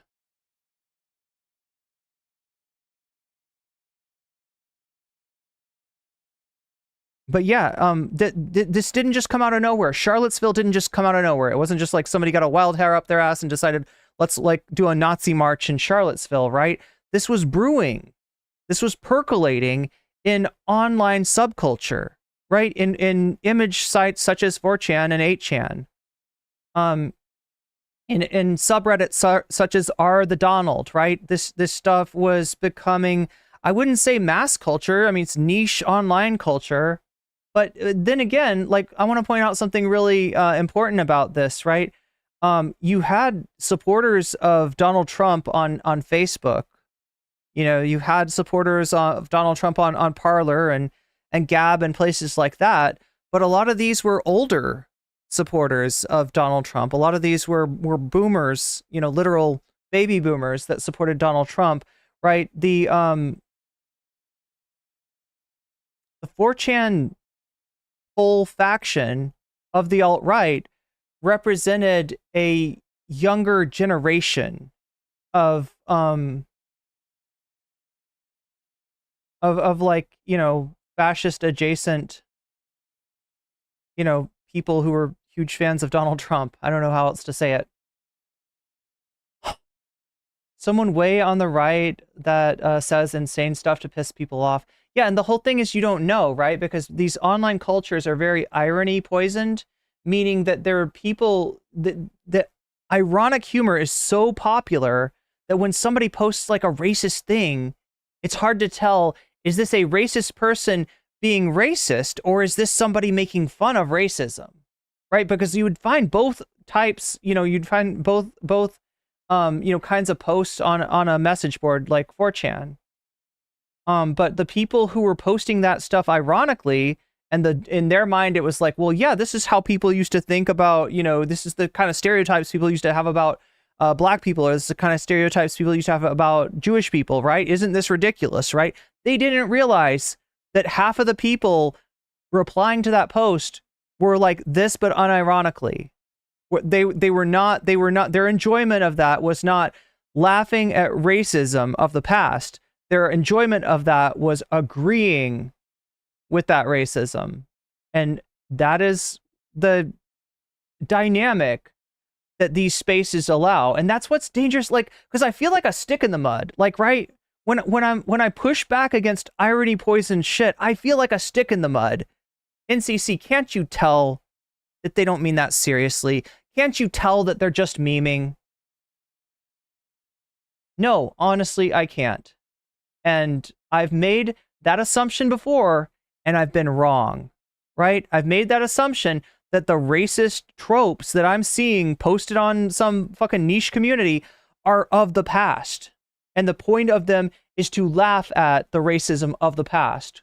And I've been wrong. Those things are, you know, just as easily posted by somebody who says this, but unironically. And they know that, and they exploit that.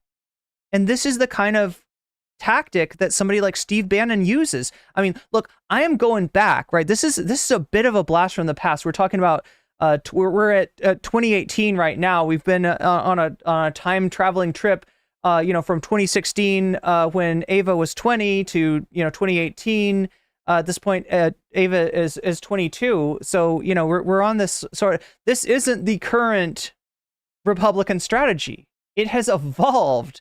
It has mutated. They don't even call themselves the alt-right anymore because they know that people know that means you're a Nazi. That means you're a fascist, right? People know that, so they rebrand as something else, and they say we're the dissident right. We're the populist right. You know, we are not those right-wingers from a few years ago marching with tiki torches when they absolutely were, right? And this is the context. This is the, you know, internet kind of cultural context that Ava was in when she was doing all this fucked up shit. People want to make what Ava did about trans people, right? And it's not. It's not. Ava was not, you know, Ava was not out at this time. You know, the culture that normalized this shit, this, you know, horrible artist whose literal avatar, you saw the guy's avatar. It's a skull in a fucking German World War II era uniform, right? It doesn't get much more like Nazi coded than that, right? This was Ava's favorite artist at the time. So don't fucking bring this to me and say this is a problem with trans people. No. This is a problem with online edgelords. This is a problem, you know, with irony culture, and you know, this is a context that this was portrayed as like acceptable to Ava when it's not. Omega Star, thank you. Thank you for the gift sub to Genghis Khan. Genghis Khan. And also, those that are donating, thank you for the opportunity which I've taken to kind of like take a break from this video, because like it's too much. It's too much for me, honestly. Like I want to finish this out. I want to make my point, but this is like my least favorite kind of shit to cover. I'll be completely honest. The same thing with the Vaush stuff. You know, as much as I think that Vaush having reduced influence on the left is a positive thing, it's just like talking about like what's in the folder was difficult. Anyway, Genghis Khan, you've just been weaseled, and that's a good thing.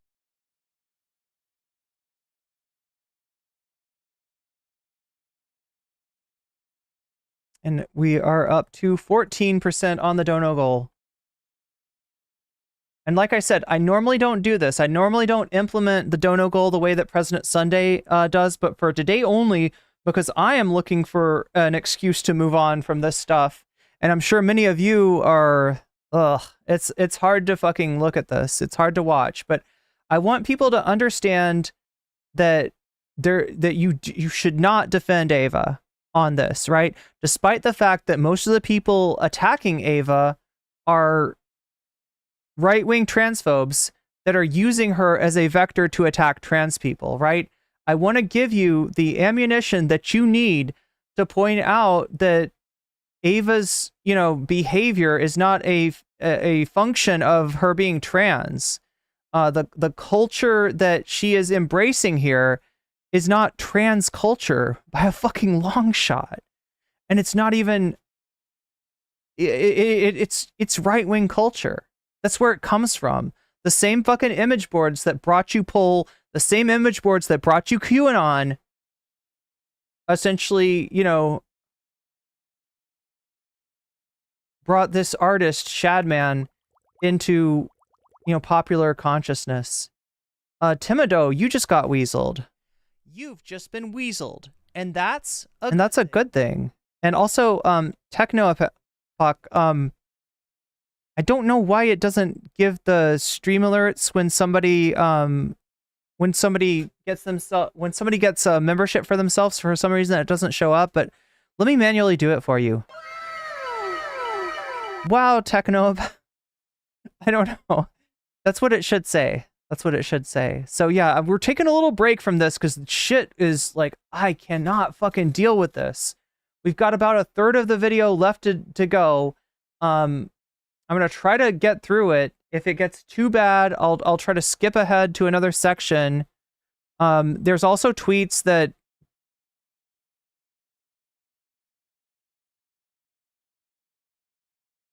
are inaccurate, that this person, I feel like this is the best video that I found on Ava's connection to Shadman.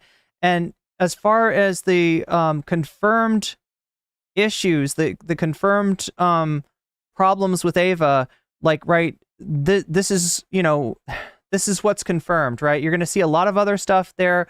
I can't really, and I don't want to comment on stuff that is, you know, in some cases, screenshots from somebody that is defending, you know, Ava, that says that, you know, Ava didn't do anything wrong, and in some cases they're screenshots that are not confirmed yet.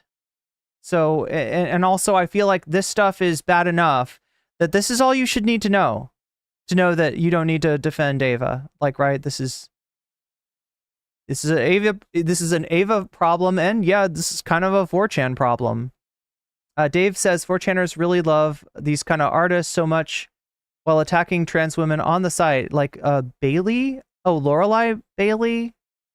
Not sure which Bailey you mean, but yeah, thank you for giving the stream a like, and listen, if this is too much for you and you need to dip out, I totally understand. Okay, take care of yourself. I don't want to, you know, I don't want you to, you know, to be here to support me when this content is like turning your stomach. We're about 10 minutes. In fact, I'm going to make this playback speed 1.5, let's say.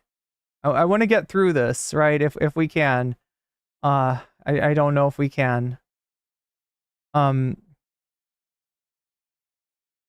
We have 49 likes, but 84 votes. Explain yourself. That's a President Sunday right there. Explain yourself.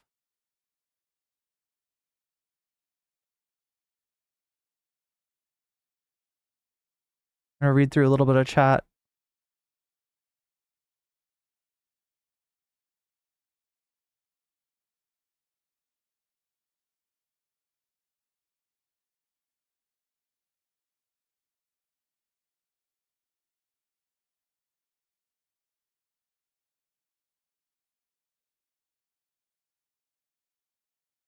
What's up, Base Normie?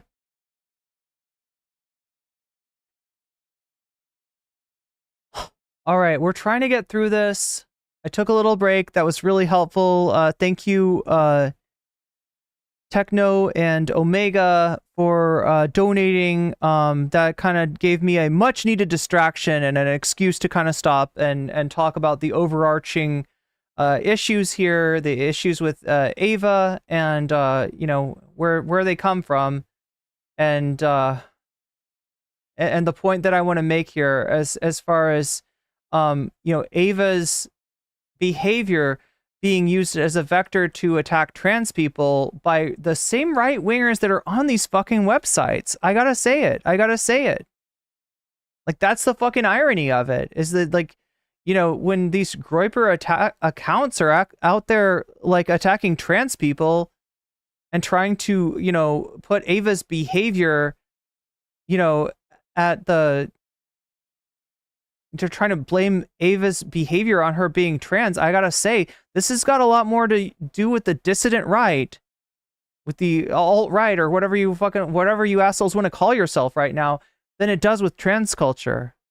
This is not a facet of Ava being trans. This is a facet of Ava being an online edgelord at the fucking peak of the alt-right, at the fucking peak of Chan culture. So, yeah, we're gonna get through this somehow. All right, let's see if I can. I say it. This is like my stomach is turning, like, watching this stuff, right? Would post an image of Hela from 4 Ragnarok. The post itself thankfully doesn't include any child in it, only showing Hela in more suggestive clothing. Under the post, there would be an account called Snipe, which would reply to the post, with an image having Jimmy from Mr. Beast hold up a sign saying "Need big titty anime girlfriend." The words were obviously edited onto the image, however what wasn't edited is Ava Kris Tyson replying under the post, tagging both Shadman and Snipe, replying with "Lol, just a random at Mr. Beast YT." Okay, so the question being, did Jimmy know? It kind of seems like yes. Chad, love it.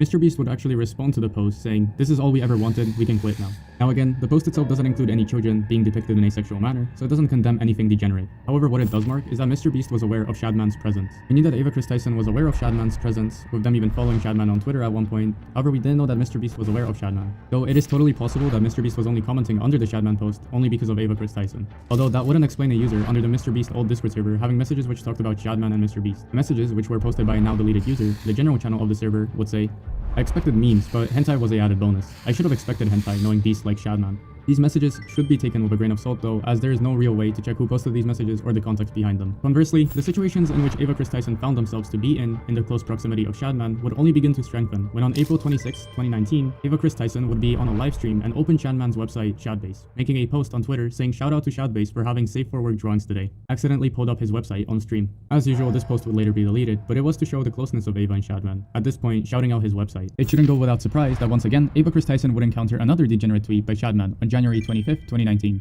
in which Shadman would post a tweet above which he would caption, "What is this and why do people keep sending me this?" Below Shadman's caption would be a post of an image of a character from the anime The Rising of the Shield Hero. The character's name is Raptalia, who would be 17 years old in the show, though during the show, as one of the plots, the character would turn into a 10-year-old version of herself. In Shadman's post, Raptalia would be the 10-year-old version of herself. And within the same day of Shadman releasing the post, Ava Kris Tyson would reply underneath the post with, Yeah, like I said, no, you do not defend Ava for this shit, right?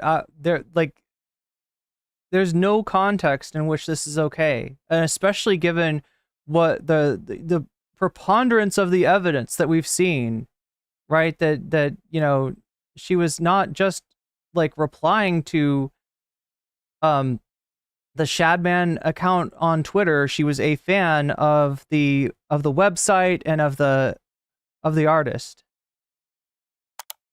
"Please chat please." With the obvious depictions that Shadman makes porn comics, the comment of "please chat please" could be seen as Ava Kris Tyson asking Shadman to draw drawings of a 10-year-old cartoon character. The reply was so strange and shock-inducing that even individuals under Ava's reply would comment asking Mr. Beast to check Chris. The very last instance... So yeah, again, did Jimmy know? I mean, it kind of looks like yes. Degenerate and strange behavior from Ava Kris Tyson would be on October 25th, 2020, where a user known as Efer would reply to Ava Kris Tyson, in which he would post an image of a hentai lolly girl. Next to the lolly girl would be an individual with a camera, perhaps trying to portray the joke about being some perv for that specific lolly girl. The disturbing part of the post comes when one considers that the first original post of the lolly girl would be tagged as hentai. The history of the image would date back to it being a wallpaper in which there would be two variants of the post. One Okay, yeah, you get the point. tweets that haven't been presented within this video, with many of them There's only so much I can watch of this. tweets which were inaccurate tweets. Okay, so again, at the beginning of this, they're like they comment on the use of the word degenerate. I don't know where they're from, but I feel like more like European. I'm you know, guessing that the video essayist is from somewhere in Europe. More Europeans are aware of the history of that word than are Americans. Again, this has been kind of normalized. You'll see, especially if you're in, you know, watching like commentary videos, like that's a common word that you see.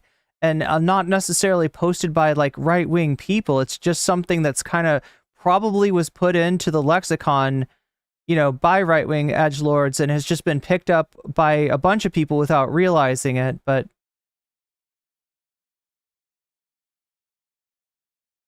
which were completely taken out of context and were used against Ava, were shown in many styles. However, the most notable ones included a 2016 tweet in which Ava Kris Tyson would tweet out, "Nothing gets my knob cranking like some lolly." This tweet, although very simple on the surface, would be taken out of context as it was a response to a thread which included another person. The other person in the thread would be mentioning how lolly porn is okay as long as it's animated, to which Ava Kris Tyson would respond in a sarcastic manner to the other individual in the thread, saying that "nothing gets my knob cranking like some lolly." Another example of a tweet... oh god, there's that tweet again. There's that tweet. So that tweet that just got shown was from a transphobe, but what they're quote tweeting something that, so this content creator, we're going through inaccurate tweets right now. So this is tweets that the video essayist here, Verdius, is saying are not, you know, have been portrayed as being, you know, pernicious and gross, but maybe weren't. I feel like they're extending a lot of benefit of the doubt to Ava here in saying that tweet was meant sarcastically.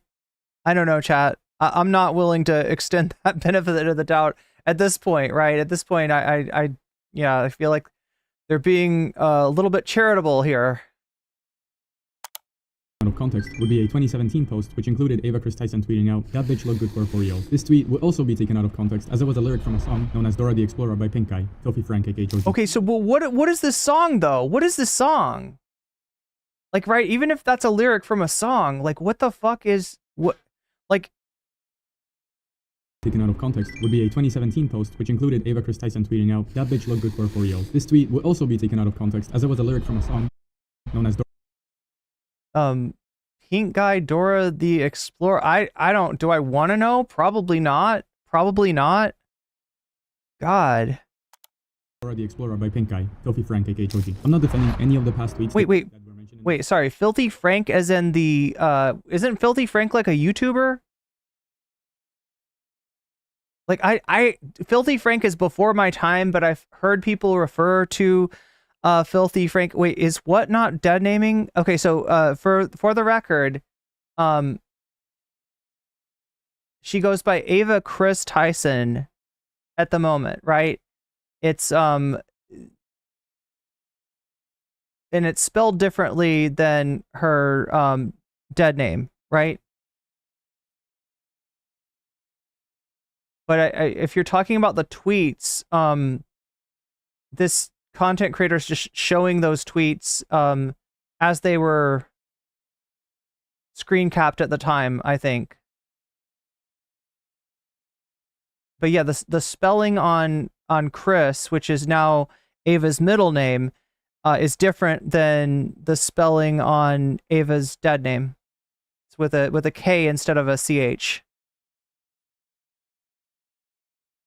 Video. I just want everyone to understand that some of the past tweets Ava Kris Tyson may have put out can really be misunderstood. All in all, there are a bunch more tweets and threads which were taken out of context. However, there are also tweets which point out blatant racism on Ava Kris Tyson's behalf. Transphobia and even Islamophobia were mentioned likewise. Though, like mentioned at the start of the So we'll get into some of that in a second, right? video, I'm not going to be covering those aspects of Ava Kris Tyson's history.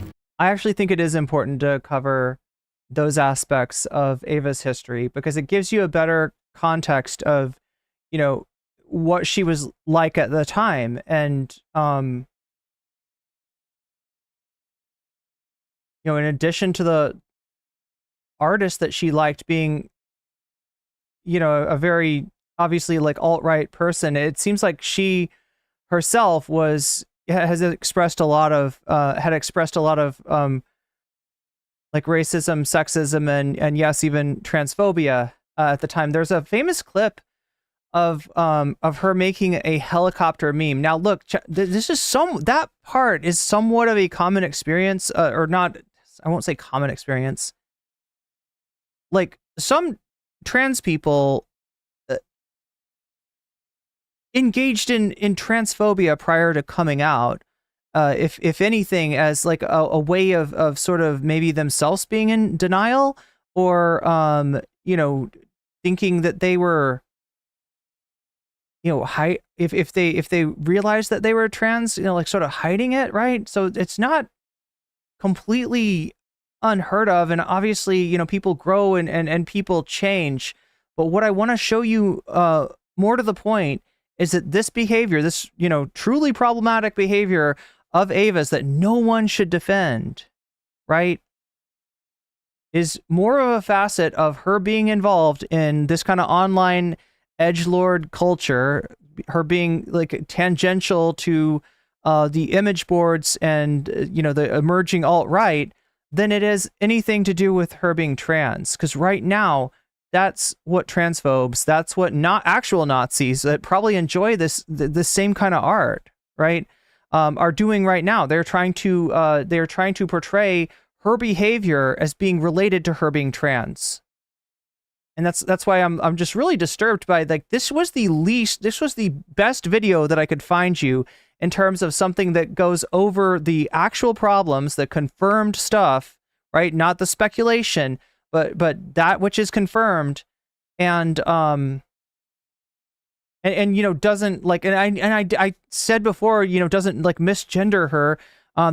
We did see a lot of the use of the tactical they. And I think, catch at least like one misgender, one instance of this person misgendering her. But it's actually a sad commentary that this is the best that YouTube can do, right? It's a serious subject matter. We're talking about a huge content creator who is a part of the team of an even bigger content creator, and you know, behavior that she's engaged in that's just inexcusable, and yet, like, all you can find for the most part is just like transphobic shit. Like the Sunny V2 video, people are saying that Sunny V2 was right, that Sunny V2 needs to be forgiven, but like Sunny V2's primary point about Ava was not that she was not about like this kind of stuff. Sunny V2's primary point was like, isn't transitioning going to be like a bad look for the Mr. Beast team?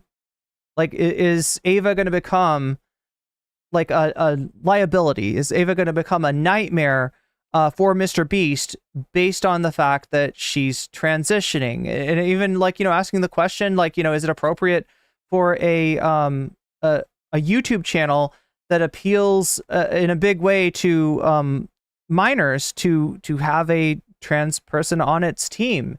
And obviously that shit was transphobic as fuck. And I commented on it at the time. My view of Sunny V2 has not changed, right? That was fucked up. That was fucked up. But, you know, as this stuff has come to light, I have realized that Ava's behavior is also fucked up and inexcusable. I just don't want the only message out there about this coming from transphobes, and that is the majority of what I've seen. In a tweet on April 10th, 2021, they would make a public apology addressing all their insensitive tweets regarding these specific remarks. Okay, so here's the first public apology. Here, let me see if I can rewind it.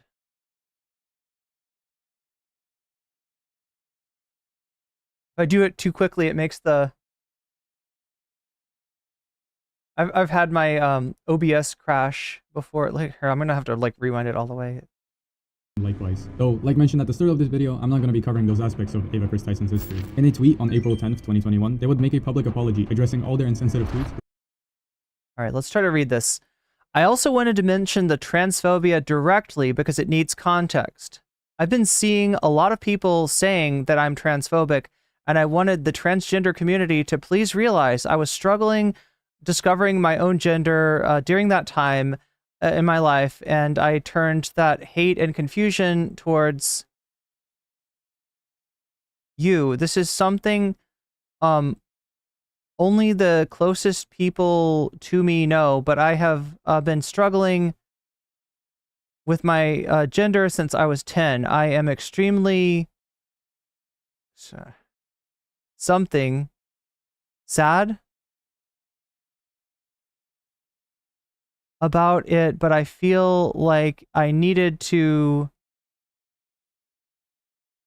put this forward. Your feelings are valid, and the things I said were not okay, but I want to make it clear I fully support and love the trans community. After, like I said, like, right, this is, you know,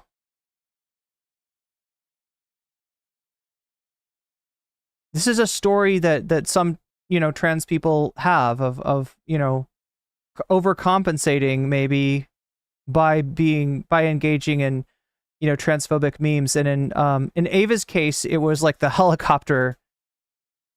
It was the helicopter meme, apparently, maybe among other stuff. And to all other communities and minorities that were offended, I am truly sorry for those words. I genuinely am thankful. So this is what I'm trying to say, right? She's doing, at this time, right-wing shit, in addition to being into an alt-right artist that does NSFW lowly content, right?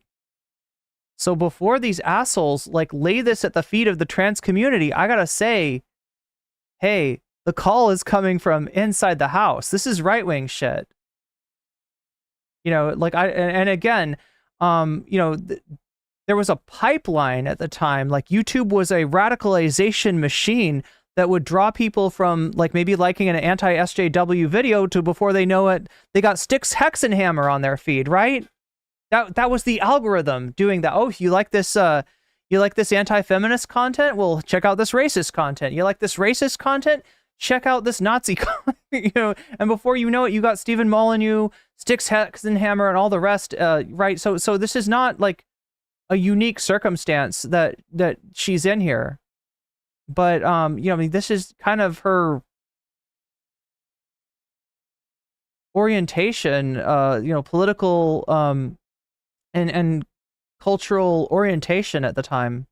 Regarding these specific remarks. This is something that only the closest people to me know, but I have struggled with my gender since I was 10. I am extremely private about it, but I feel like I needed to come forward. Your feelings are valid, and the things I said were not okay, but I want to make it clear I fully support and love the trans community. To all the other communities and minorities that were offended, I am truly sorry for those words. I genuinely am thankful for you guys holding me accountable. Even if we are to overlook tweets which included offensive remarks towards different groups, or other tweets which were simply inaccurate, we would still end up with tweets in which Ava would be endorsing and following a very edgy pedophilic artist, with further interactions showing them having strange comments on numerous comics, some of which even included underage characters, all instances having degenerate remarks to say the least. That leaves us with our final question on why would I cover such a very specific topic at this period of time? As the tweets were made over 6 years ago and nearly all of them being deleted, it really doesn't make sense for someone to be bringing up old issues all that time later. So the answer as to why I covered this topic, regardless of how old it is, would mainly lie within two reasons. The first reason being that I mainly wanted to understand what would really lead a person to tweet such degenerate remarks. One thing, which could have potentially contributed towards this behavior, although quite upsetting on the surface, would be that Ava Kris Tyson would be married during this period of time, in which they were tweeting some of these tweets. With them marrying Katie Tyson around 2018 and later both separating at around 2022, to me, it posed the question of what could have happened within their marriage to coincide with their degenerate behavior within their tweets. Perhaps Ava was unhappy in the marriage, and that led to them finding happiness in other places, even if those other places weren't so savory. So this answer as to why they behaved the way they did wouldn't really seem correct, as on June 18th, 2020, Ava would have their son Tucker with Katie. Now I'm not entirely sure why you would have a child with someone if you weren't happy with them to an extent, but what I do know is that those degenerate remarks we mentioned in the past, which Ava made, would also slightly be imposed onto her son. A Snapchat post, which really riled up the internet in 2022 to 2023, would have Ava posting a picture of her son in heels, captioning the photo as, "Tucker chose to slay this morning." Now, with Tucker being just about 2 years old at the time, he wouldn't... So this gets us into the other part of the allegations about Ava, which involve ultimately involve her behavior with fans of the Mr. Beast channel, and you know, I mean, you can see what's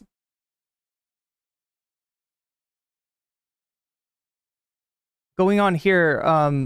Anyway, I want to get this off the screen because this is And as such, even though this is not like an identifying picture, it's, you know, a picture of a child. But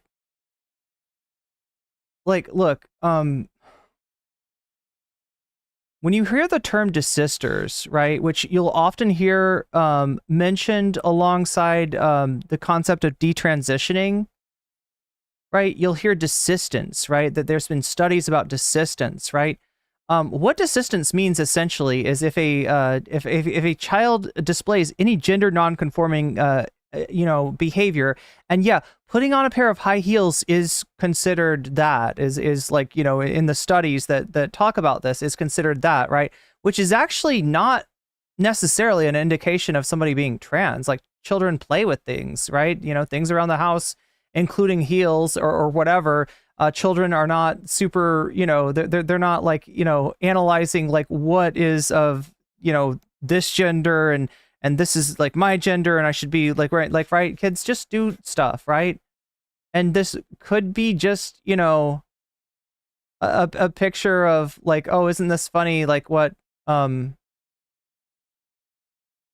know, my kid is doing, you know, he chose to slay today, right? That's the,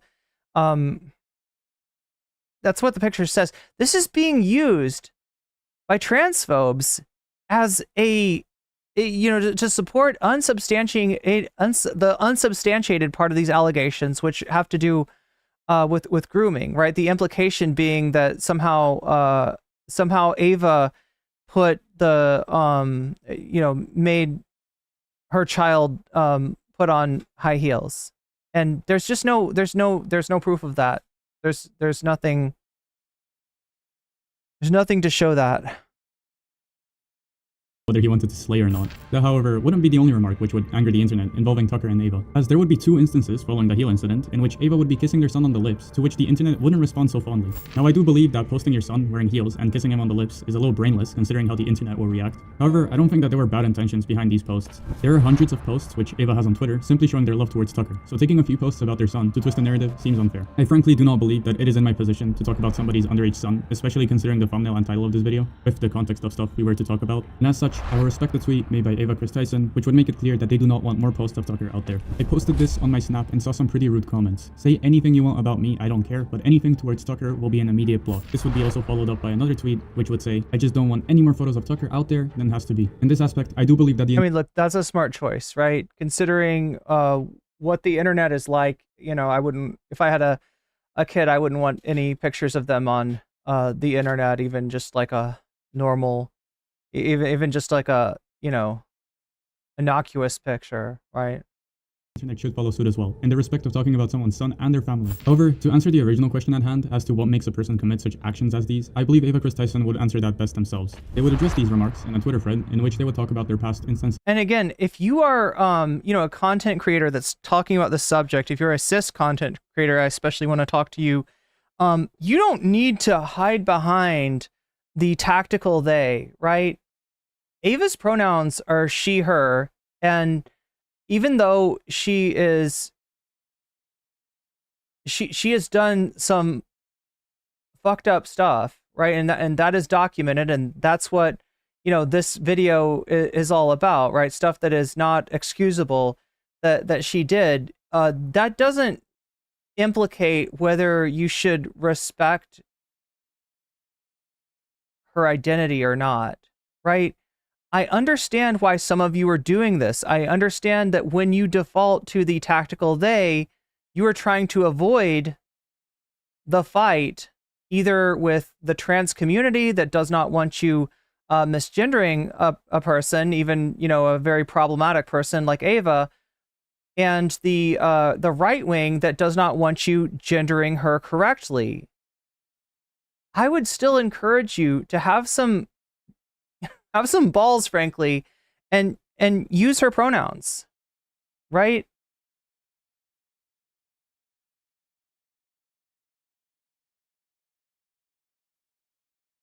Because I see too many people either, like, you know, misgendering her, like trying to like retcon or invalidate her transition because of the fucked up things that she's done, or doing this shit and just defaulting to this like tactical they, and I'd assume so as not to have any fights. Like it's the only thing that you can say and kind of not be attacked by either sides. It's take a side here and take the right side, and her fucked up behavior does not change what the right side is, right? I need people to start seeing a person's behavior and the morality of a person's behavior as separate from the validity of their fucking identity. You know, they are who they are, and even if they're a bad person, there's a certain modicum of human respect that needs to be extended. That's all. Of tweets. They mentioned how they would grow up in an environment which taught them racism and homophobia, talking about certain experiences which they would encounter with the environment they were presented in. An environment definitely has a big effect on a person's psyche, and it is totally possible that Ava Kris Tyson would simply be presented in an environment in which the expression of hatred towards others was encouraged. Perhaps they were presented in a Again, I feel like there was an environment that she was a part of where the hatred of others, you know, based on their identity was, you know, normalized, right? And that is right-wing edgelord Chan culture. The same culture that brought you Shadman, the same culture that Shadman's coming out of, right? That's, you know, this is, you know, what she was about at the time.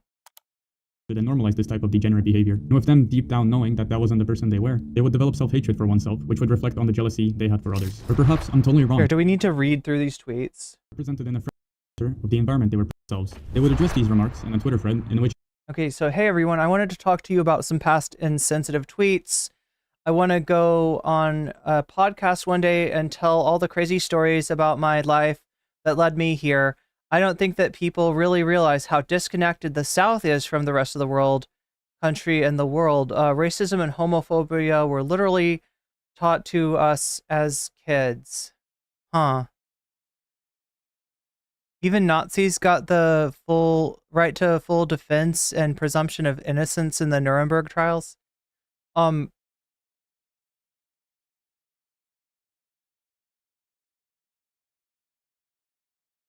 They would talk about their past insensitive tweets. They mentioned how they would grow up in an environment which taught them racism and homophobia, talking about certain experiences which they would encounter with the environment they were presented in. An environment definitely has a big effect on a person's psyche. Okay, so the second part, for an example, when gay marriage was legalized in North Carolina, my school told us that we could either go with them to protest it as a poster child or stay at school all day and do schoolwork. Oh, geez, that's rough. It is totally possible that Ava Kris Tyson would simply be presented in an environment in which the how old is she right now? I believe she's 28. At the time that she's talking about, I'm not sure. Expression of hatred towards others was encouraged. Perhaps they were presented in a friend group which only accepted and normalized this type of degenerate. She says, I was taught the Confederate flag was the Southern flag. I legitimately had no idea of the racism that flag carried until I was like 17 years old. They always told us the Civil War was mainly fought over states' rights. I mean, look, I mean, this shit is definitely normalized in the South. And also in this kind of edgelord, you know, internet culture she was a part of. Behavior. And with them deep down knowing that that wasn't the person they were, they would develop self-hatred for oneself, which would reflect on the jealousy they had for others. Or perhaps I'm totally wrong, and the environment they were presented in has nothing to do with the person they are. And they always had a side to them which remained degenerate in nature. This could be possible as within August of 2023, Ava Kris Tyson would be spotted in a picture which included Ella Hollywood and Finster. For those who aren't aware, Ella Hollywood is a known transgender porn star who would have allegations of pedophilia regarding them grooming Again, I don't know about this case. children into porn addiction. But Finster is a transgender influencer who has an OnlyFans. There would be also Wait, why are we making Finster an issue? further evidence which would support that they always had a degenerate side to them when there would be strange interactions found between Ava Kris Tyson and an underage individual, which could be viewed as inappropriate. I won't name this individual in respect to them. However, the old interactions included Ava sending kissing emojis to the underage individual in question, supposedly sending their nudes to the underage individual, and even having an underage individual acknowledge that they had a hentai addiction issue. Ultimately, I'm not going to be covering those incidents as I'm not fully confident in the circumstance presented within the two parties, with certain remarks within their interplay being marked as speculative, meaning that I could be completely wrong, and again, stuff could be completely taken out of Yeah, and again, I'm going to avoid that content for the same reason. context. Priapism42, who helped a great deal with the information presented within this video, will talk about that experience in his video. Illegal, it's disgusting, it's something that you should never be talking about with a 13-year-old, 14. Okay, so yeah, there's another video by another content creator. Oh my god, chat, we made it through. All right, let's get the fuck off of this screen.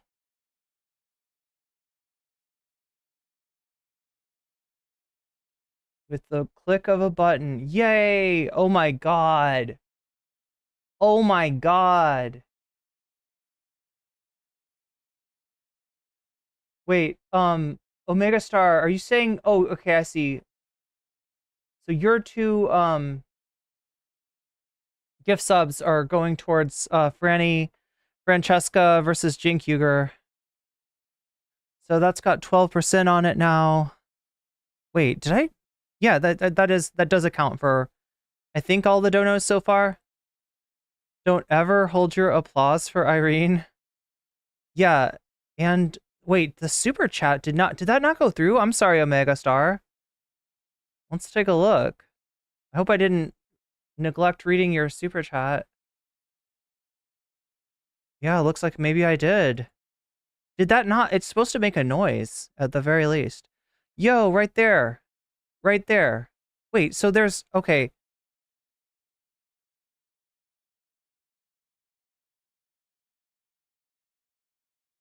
So that's gonna get...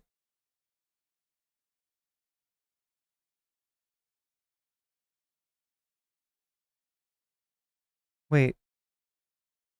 Let's just... 12, yeah, 17%. Then we add 5% here, and then I'm gonna add Technoa's membership, and that gets us to 22%. So we are 22% of the way towards the sub goal.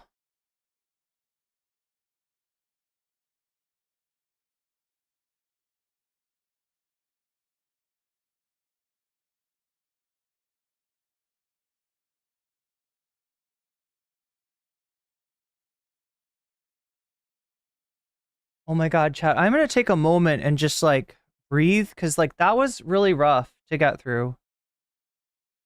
So the rest of the stuff, I'm gonna... I don't think we're not gonna talk about Shadman anymore. That's where the really...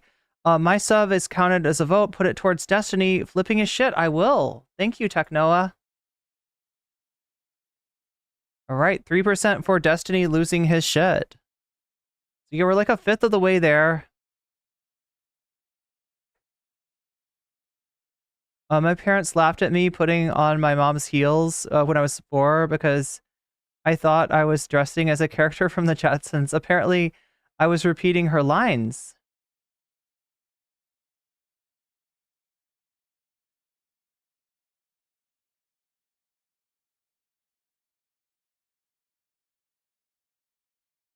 Yeah, it doesn't excuse... Good point, Metal. It doesn't excuse racist and bigoted stuff that she said. We're going to get into some of that.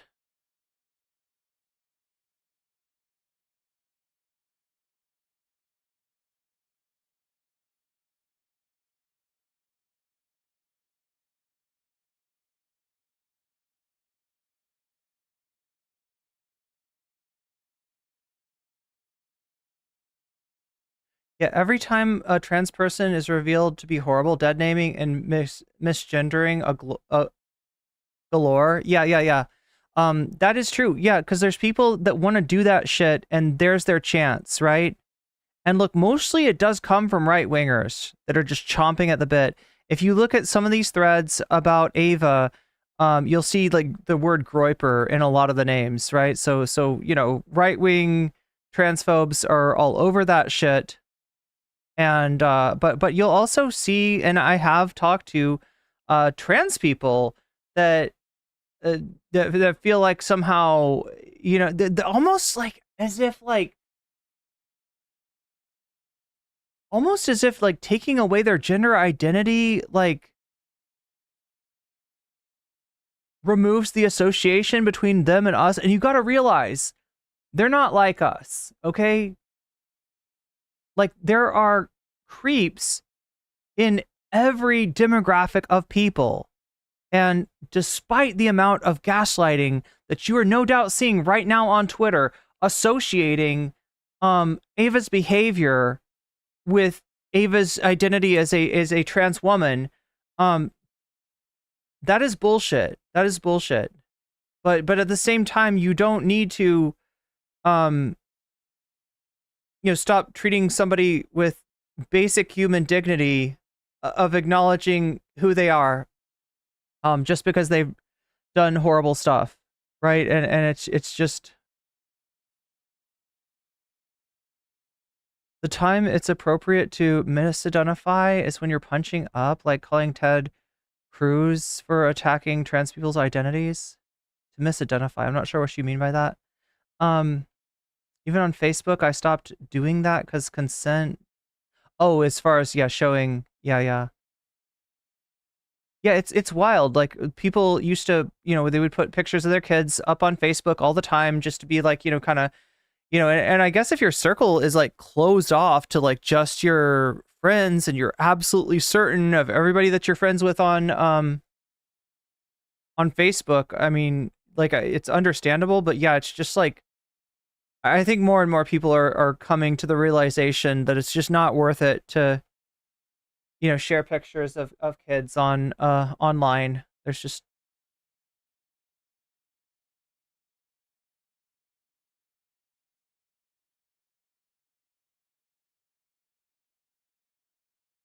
what was the interview with Anthony Padilla? Only really know Anthony from Smosh. Well, I think the context was post Ava coming out as trans. I'm pretty sure that's what it was. Yeah, exactly, Taco Cat. Well, I mean, it's not so like I don't think that you should like I said, if I had a kid, I would not have any pictures of them online. But this was what, 20, I can't remember what year.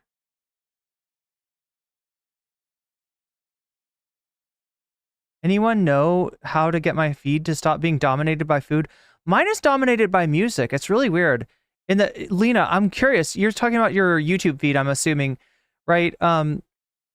So like I've noticed that in the past like week or so, my feed has become dominated by music, but not music that I currently listen to. It's like music that I've listened to like a year or more ago. Like it's like YouTube literally dug up songs that I used to listen to a lot, like 2 summers ago or even 3 summers ago, right? And it's stuff that I would have listened to in the summer too. That's the weird thing, is it's like it's kind of like picking it up like on the same like season. So I wonder, when you're talking about food, are you talking about like videos or content creators that used to watch at some time, or is it just like random food stuff? Okay, well, thank God we're done with that part. We're done with that part. That video with Anthony has not aged well. I remember watching it a long time ago. A virgin passion fruit margarita? Wait, I don't think I've ever had a margarita with passion fruit. That sounds good. Getting crossfaded seems enough dopamine that this is bothering me less. Well, you're making me tempted to try the same, but I don't know.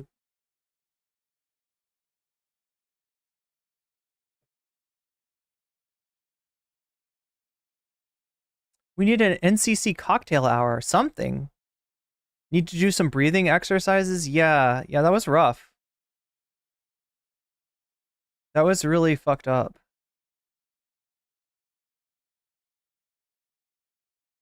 But yeah, I think I got everybody sub counted here. Let's take a look and see where we're at. Oh my god, I've got to comb my hair. I don't know what it is about the summer, but my hair gets really frizzy. I think it's just because it's so dry. Either that or like I need to get my split ends cut off. I've been growing my hair out for the longest time now. And that means massive split ends. I kind of want short, not short, but shorter hair. Timido says, of course, the far right wing are gonna use. Oh yeah, they're already doing. Yeah, you're exactly right. Your instincts are correct. Timido. Are gonna use this as ammo. That's like blood in the water for a shark. Both left and right do the same thing. Everything is weaponized now. Ava could be a Republican, but most trans are not. They will tie them to. I think it's a lot more likely for something like this to get, because like I told you, Ava existed in a like internet cultural context at the time, like the time when she was, making these, liking all the Shadman posts, right? And Shadman did as well, and that is a right-wing post, right? And I will associate that with the lolicon because that is, part of Chan culture.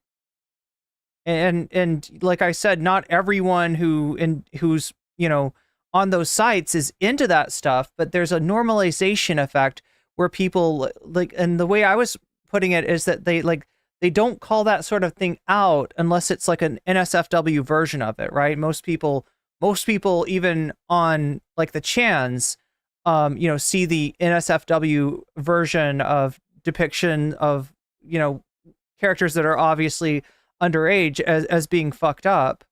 But sometimes this is presented in like that you saw the comic version of some of that stuff. And that, like what is it called? The mascot for 4chan is Yotsuba, a character from some manga that's clearly underaged, and yeah, they'll put her in kind of inappropriate situations on the art on the website that's not necessarily like NSFW, but is so that sort of stuff, that sort of thing is way too normalized, and especially at the time that Ava was posting this stuff.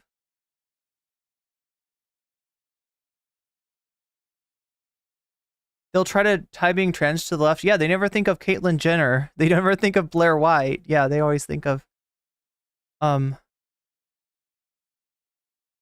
dealing with the same issue. Just dyed my hair back to brown. Have a bad tendency of bleaching my hair. I want to bleach my hair, although I don't know if that's smart.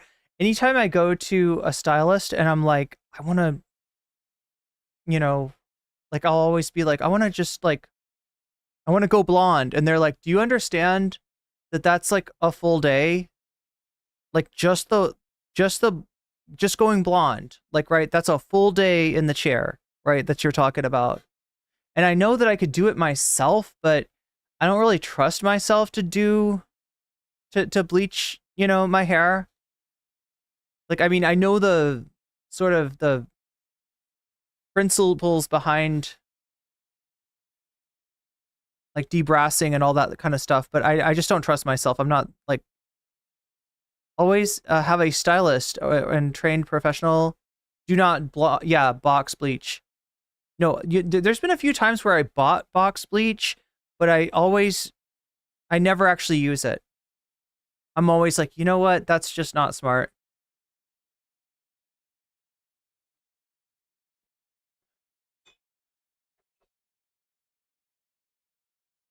NCC Salon and Spa day stream. Hey, listen, I gotta get to August first, right? That's the thing that's on my mind right now, right? Is being it's like I said, June was just a really rough month for me, and I get paid a month behind. So this month, it's like, you know, I've only got the money from June, and it's looking like it's like not enough to pay the rent and the really important bills that like the internet and all that stuff that keeps me coming to you day after day, week after week. So thank you to everybody who's donated, either on the links that are down in the description to my PayPal or my Cash App, and those who have donated to the rent fund that's on Throne right now, because that is of primary importance to me at the moment, and it really helps out a lot.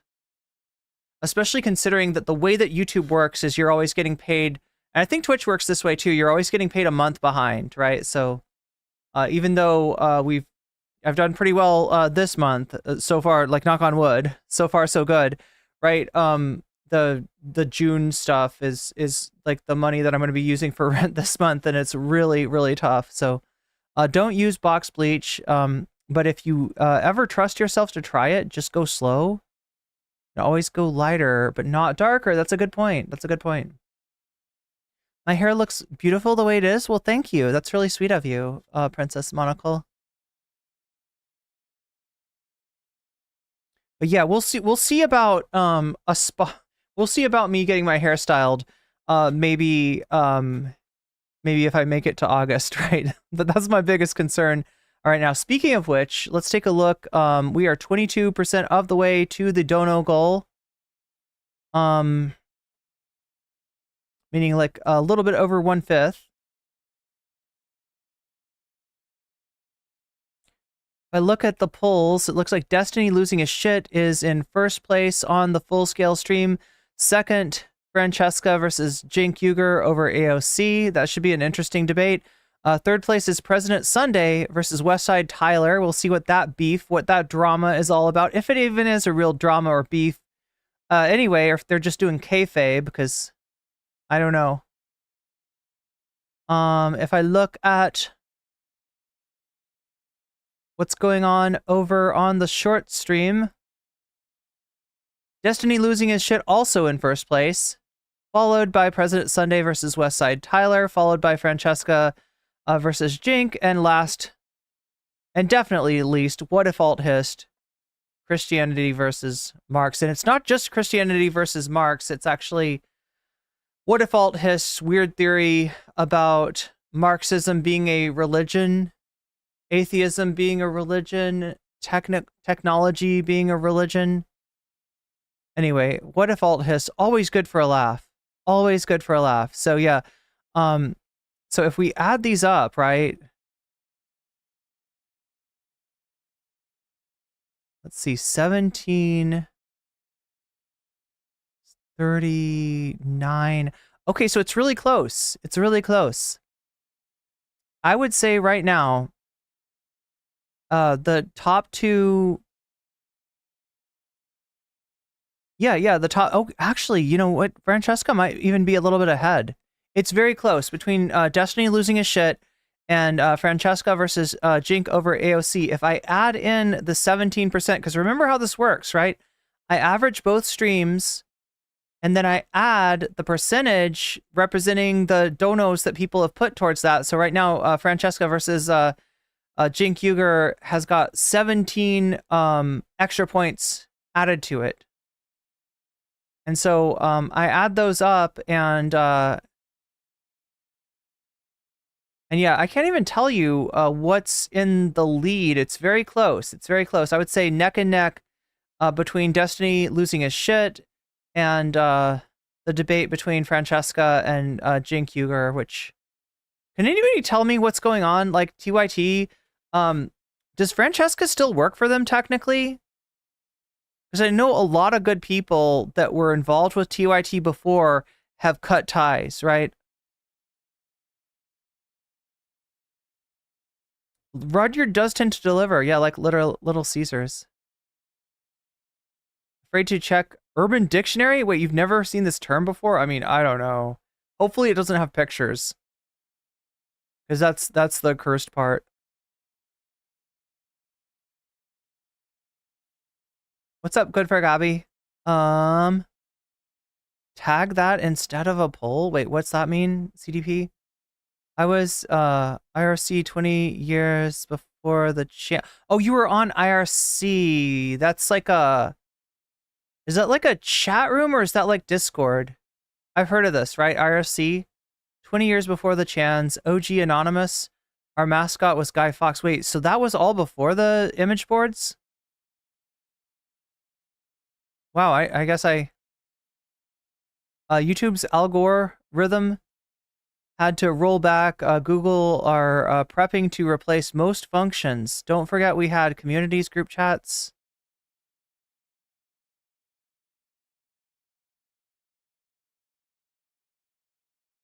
Oh, she pulled last. Wait, which one pulled? Who pulled last?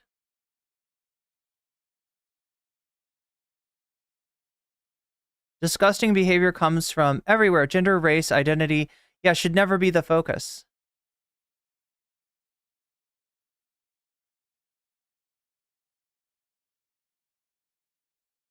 Oh, Keffel's pulled last. Yeah. So, I am planning on covering Keffel's return to streaming tomorrow. I don't know if I'll stick with that. There's a lot happening politically, and a lot of that stuff takes priority. Shorts lives seem to be dead. Maybe YouTube shouldn't have had constant TikTok advertisement for the last 4 years. Well, yeah, YouTube's trying to be everything to everyone, it seems like. But anyway, yeah, we're 22% of the way towards the dono goal. Now, chat, I gotta be real with you. I don't have that much content left to go over, all right? I don't have that much content, so I don't know how much time we've got to actually hit that goal. But I've been surprised before, and I could be surprised again. And I like being surprised, if it's in a good way, right? I'm trying to think of the bad surprise. What are the bad surprises? Jump scares. Jump scares really fuck with me. That's why I haven't played Five Nights at Freddy's, because it's all jump scares. It's like, and even though like Five Nights at Freddy's, it's not like really that much of a jump scare. It's like if you lose the game, you're gonna get a jump scare, right? And so you'd think that it would be the kind of thing where I'd be like, okay, well, I can prepare myself. No, I can never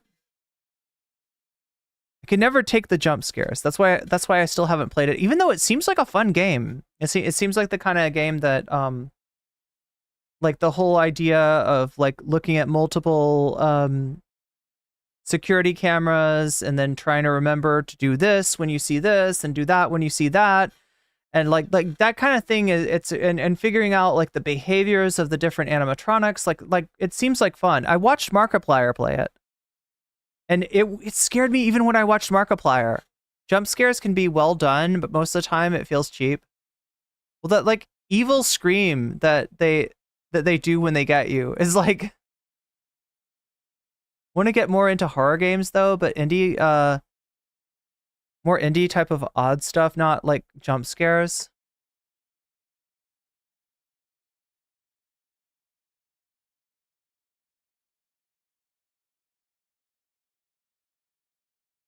Yeah, Nunca, you're right. There is some kind of association between this kind of content and the alt-right. Like when I told you before that there are some people that there's like a community of people that are into lolly art, and that they think that there's nothing wrong with it. They'll make an argument to, some of the same arguments that you heard from Vaush in those old clips, right? They'll use similar arguments to justify it. And actually attack people that express like negative views towards it. But the particular content creator that I was thinking of is actually like a right-wing 4chan adjacent type of. In fact, I think even their name is a old school 4chan reference.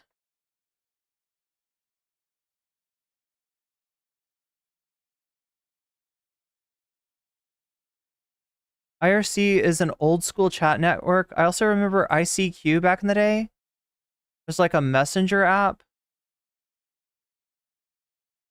IRC is where you got all the downloads and best chat boards.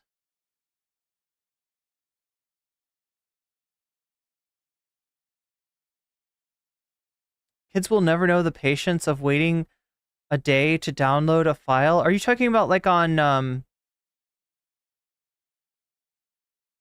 Kazaa? Or to rip a movie game onto CD and you don't dare pick up the phone?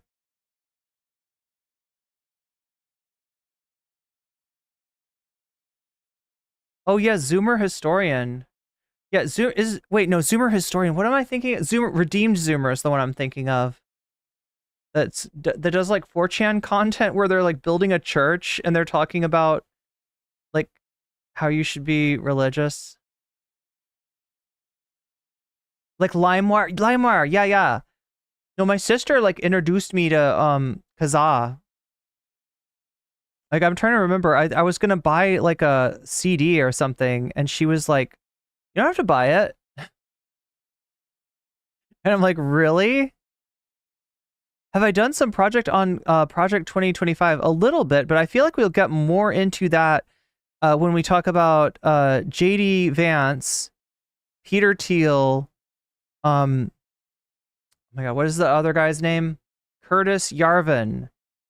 Curtis Yarvin. In fact, Curtis Yarvin, I feel like is like the Rosetta Stone for Project 2025, right? As far as understanding like where they're coming from, what their goals are, and how Project 2025 is actually about monarchism, right? They want to go after it in a weird way. They want to use like the power of the presidency to create a monarchic presidency, and you've already got the building blocks for that with the Supreme Court. But in terms of the administrative state and all that, that seems to be, that seems to all stem from Curtis Yarvin, who is a programmer working in Silicon Valley and is heavily connected to Peter Thiel, JD Vance, and all the rest of these tech bros.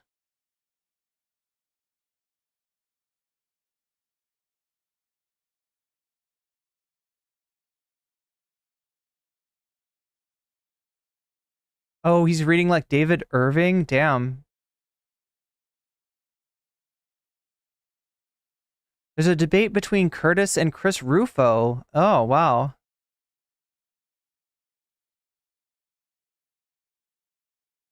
I didn't realize that JD Vance is super anti-abortion. I guess I should have, though. I recently finished You or Someone You Love, a book about abortion. Doulas. Oh, doulas. Yeah. Came up.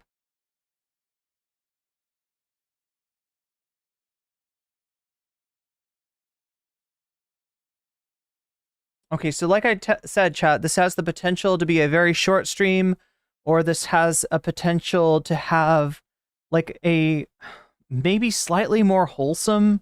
What's winning right now?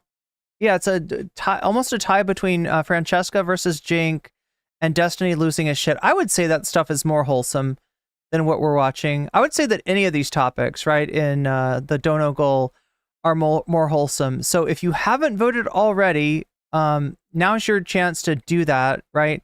We've got 93 votes on the full scale stream. We have got 129 votes on shorts, right? So just so you know, you can vote in the stream that you're in, and you can vote in the stream that you're not in. You can click on my name, you can go to my channel, and you can find, if you're in the full screen stream, you can find the short stream. If you're in the short stream, you can find the full screen stream. You can go into the other channel if you want, and you can vote there. I'm just telling you that because I know some people are already doing it, and it's only fair if I tell all of you that it's a possibility. All I ask is that if you do that, if you go to the other stream, make sure to leave a like because it helps me out a lot. That's the one thing that kind of sucks about having two different streams is the audience is split up and the likes are split up, and therefore I don't get as much attention from the algorithm as I would if I was streaming strictly in shorts or strictly in full stream, and that kind of sucks. But we can kind of get over that if we maximize the likes. I think it'll bring more people in, so that helps me out greatly, and I appreciate that. Again, any sort of donation, whether it is super chat, super sticker, whether you are getting yourself a membership, getting yourself the weasels, or gifting memberships to other people, right? On Twitch, getting yourself a sub or a gifting sub to other people, even using a Prime sub, right? That's a free way to get out of the top of the hour ad break. Where are we at right now? We don't have another one for a little while, but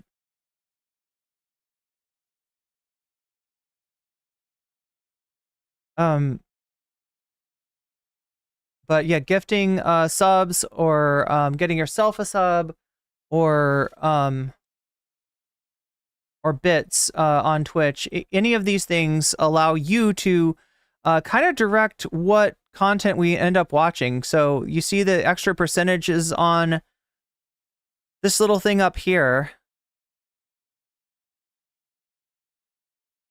right? President Sunday versus Westside Tyler, Francesca debating against Jink about AOC, What If Alt Hist, Christianity versus Marxism, etc., right? When you donate, just let me know where you want your donation going to, and I will put your money where your mouth is. In other words, I will add percentages to that subject in accordance with the size of your donation. That also goes for donos on Throne and signups for Patreons, and any of the links down in the description, which are like my PayPal and my Cash App, which allow you to bypass YouTube, and it's like paying me 1 month behind, and as well as it taking a certain percentage out, right? So and if it's a donation, it counts, and it counts towards this dono goal. And I've got one more piece of content to watch, and after that, I'll see if we're closer to the dono goal. If not, that'll be the end of the stream. If so, then you'll get some more content. So this is the time.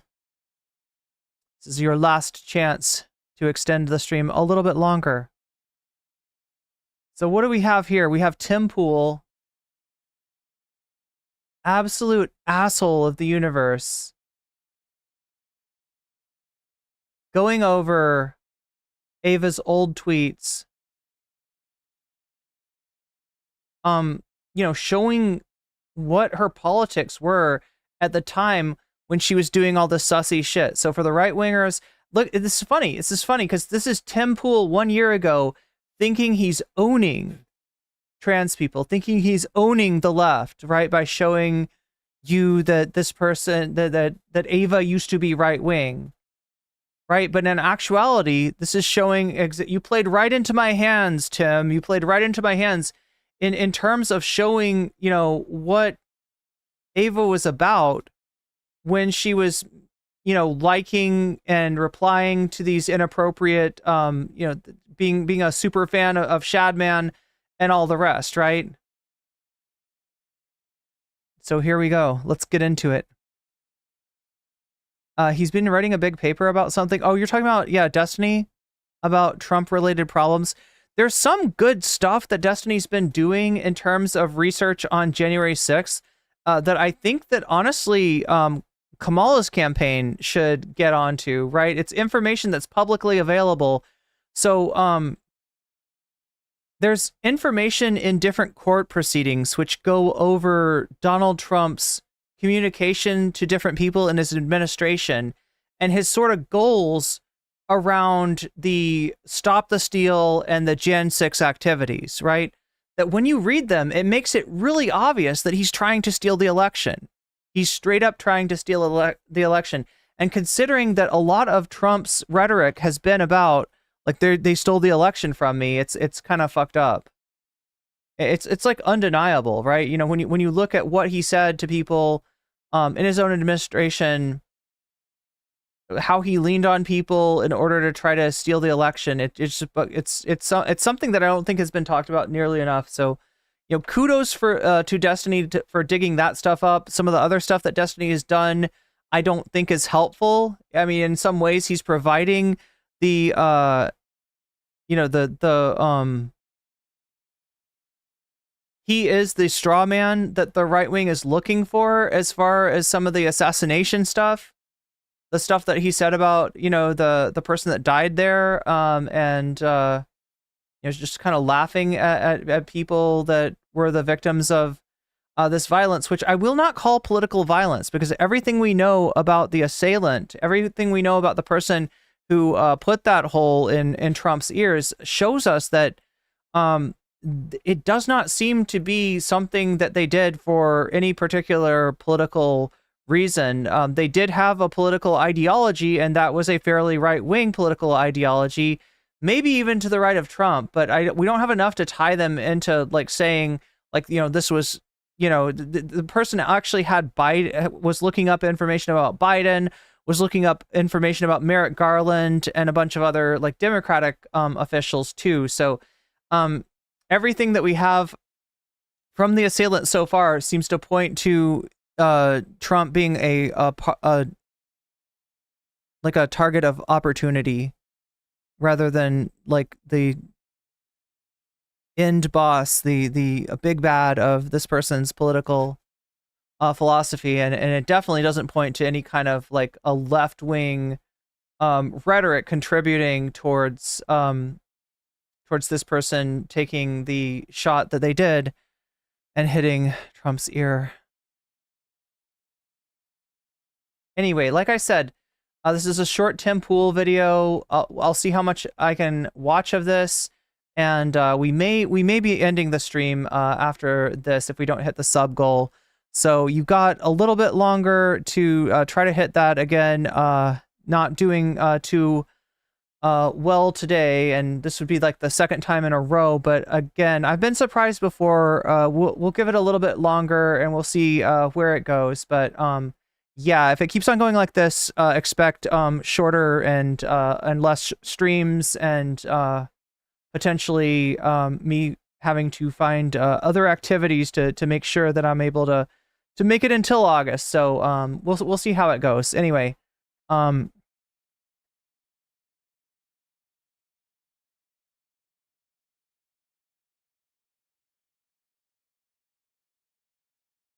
year-old, and we're going to get to that. All in all, wrong. This one. For those of you who don't know about the ongoing controversy surrounding Mr. Beast's crew, a man named Kris Tyson recently came out. Oh my god. Oh my god. This is the problem with watching Tim Pool. Right? He's going to lay this shit on as thick as possible. And honestly, is this even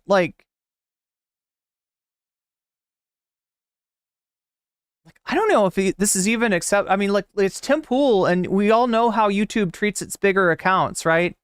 That if you're a larger account, they tend to let you get away with a lot of stuff that's not according to terms of service. But right off, we have Tim Pool misgendering the fuck out of Ava.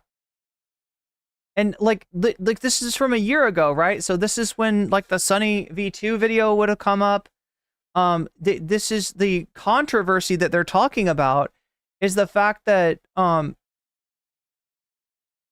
Ava is transitioning, right?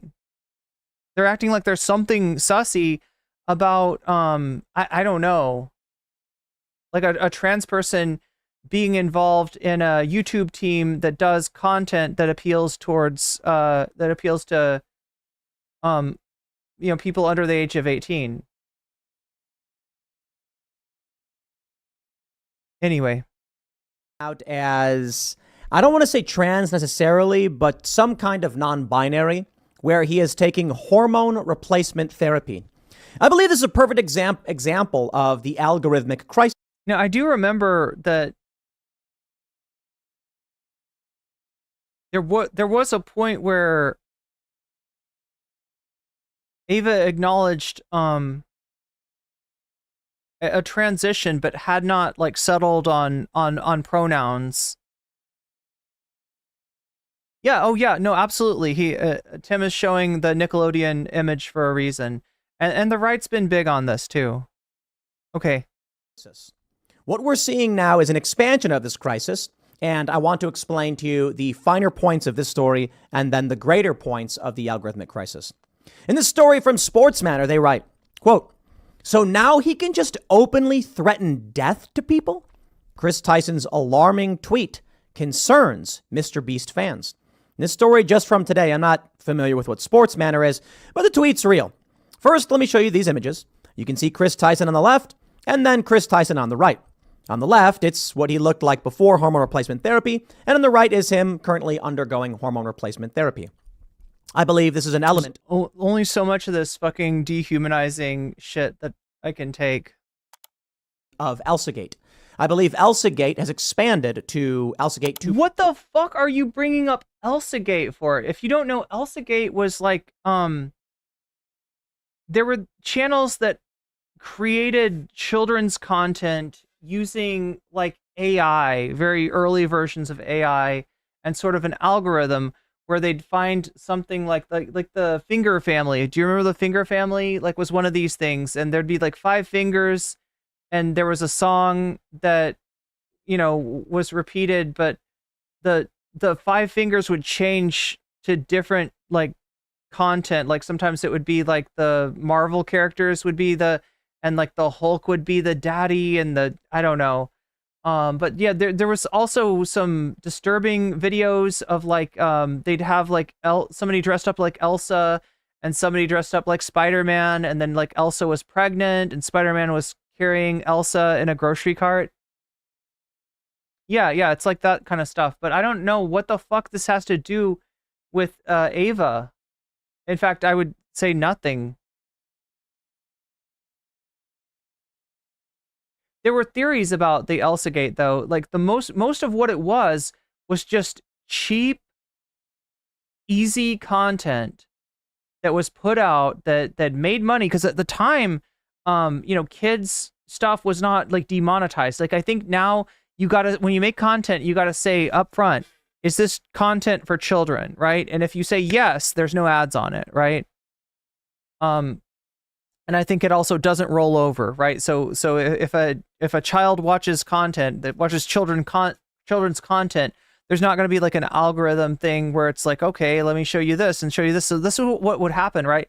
Parents would, I mean, this is the classic example. Parents would hand their iPad to their kids, and the kid would, you know, click on something, and the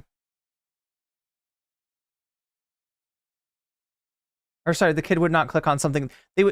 Parents would click on some children's content. Parents would find Baby Shark, right?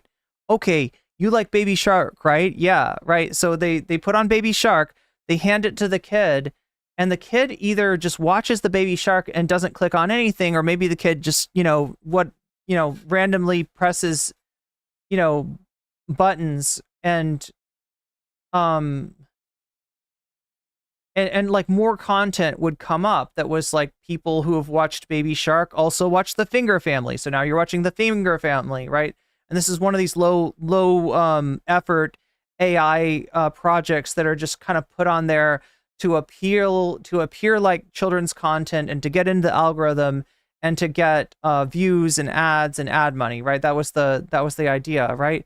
So they hand it to the kids with Baby Shark. It rolls over its Finger Family. It rolls over again. It's some weird shit with like, Elsa and Spider-Man and the Hulk and the Joker, right? And some of this content was just kind of like weird and disturbing. Like some of it was, computer generated and even like. Good for Gabby super chatted $9.99. Appreciate you partying face leg light skin tone brain. Here's to kickbox and a beanie. Kickbox and a beanie. Oh my god. Thank you, Good for Gabby. And remember, if you donate, let me know what you want your donation to go towards, because we have the potential. I don't know, we're kind of running out of time here, but we have the potential to cover an extra subject today, and you can affect what that is. when you donate. And then it's what if alt hissed, yeah. No, I mean, like, it was just weirder and weirder stuff. It was like a rabbit hole that kids would end up in. And like some of the stuff was disturbing. Some of it was like, you know, the Joker punching kids or something, like, you know, just really messed, just. But anyway, right-wingers would say that this was a conspiracy theory and that they were trying to, I don't know, they were trying to mess with your kid's brain. Right, that whatever conspiracy, Soros or whatever they got in their mind about who's out there with the conspiracy was trying to pollute your child's mind and you know, put bad ideas, you know, so you can kind of see where this is connected to Elsagate, but again, it's totally disingenuous from Tim Pool to say this. 2.0 or 3.0, whatever you want to call it, and this is its manifestation. However, it's socially and politically protected for, I believe, wrong reasons, but I'll elaborate. But first, let me show you what Kris Tyson said. Kris Tyson tweeted, at least according to this tweet from a man named The Real Fat G, and we can only presume this tweet is real because Kris Tyson has locked his Twitter account following, at least according to this tweet from a man named... Okay, we didn't see this one before. And again, apologies for Tim Pool being Tim Pool. And like I tried to describe this before. Look, despite what you might have heard from Jordan Peterson, there is no law in any country that says that you gotta gender trans people correctly, that you have to treat trans people with human dignity, right? There's not a law compelling you to do that, all right? Unless you are like a person's employer, and in in that case, it has to do with like a hostile workplace and workplace harassment, right? But there's no law compelling you, compelling any sort of language, compelling, you know, the use of the right pronouns or anything else, right? That doesn't exist. But what you do have is a choice of like whether you want, you know, trans people like in your life at all. Because the truth of the matter, and not just trans people, but people who support trans people, people who are friends with trans people. Because here's what'll happen. If you're the kind of asshole that insists on misgendering people, that insists on dead naming people, that insists on, you know, like asking questions like, but aren't you a biological male though? Biological male, right? If you're that person, you're going to see your social world get smaller and smaller and smaller. And look, parents have dealt with this, like parents of trans people, you know, who like Elon Musk, right, is the latest and perhaps most disturbing example of this, of like a parent who I would say is abusive to their trans kid and refuses to acknowledge who their kid is. And refuses to, you know, and intentionally misgenders and dead names them, right? You're just going to see your social circle shrink. And it's not just going to be trans people who leave your social circle. It is going to be, you know, people that are friends of trans people. Because friends don't let people abuse their friends, right? So, I mean, it's your fucking choice, like on a practical level, right? Obviously, like I have my own opinion about what's right or wrong, but if you don't accept that morality, then please like accept the fact that there will be a ton of people who do not fuck with you anymore. If you are this kind of asshole in real life, it's one thing for Tim Pool to do this online, right? It's a separate thing for somebody to do this in real life. And the net result of this is you will see, you know, your circle of friends get smaller and smaller because this is just fucked up behavior. The Real Fat G. And we can only presume this tweet is real because Kris Tyson has locked his Twitter account following people pulling up a whole bunch of his old tweets. But again, let me show you this one first. According to this tweet, he said, I did also hate seeing the hate for me turn into just general transphobia. So I'm trying to make it known. Make fun of me all you want, but mess with the trans homies and well. And then he oh my God. Yeah, so he's trying to make her tweet and make that a threat. That looks like a water gun.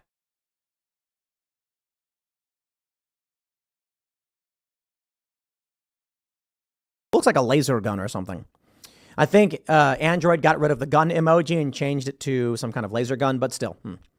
This tweet supposedly was posted 27th of March at 3:18 a.m.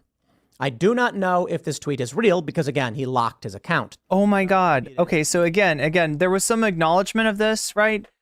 In the video that we watched before, there was like an acknowledgement of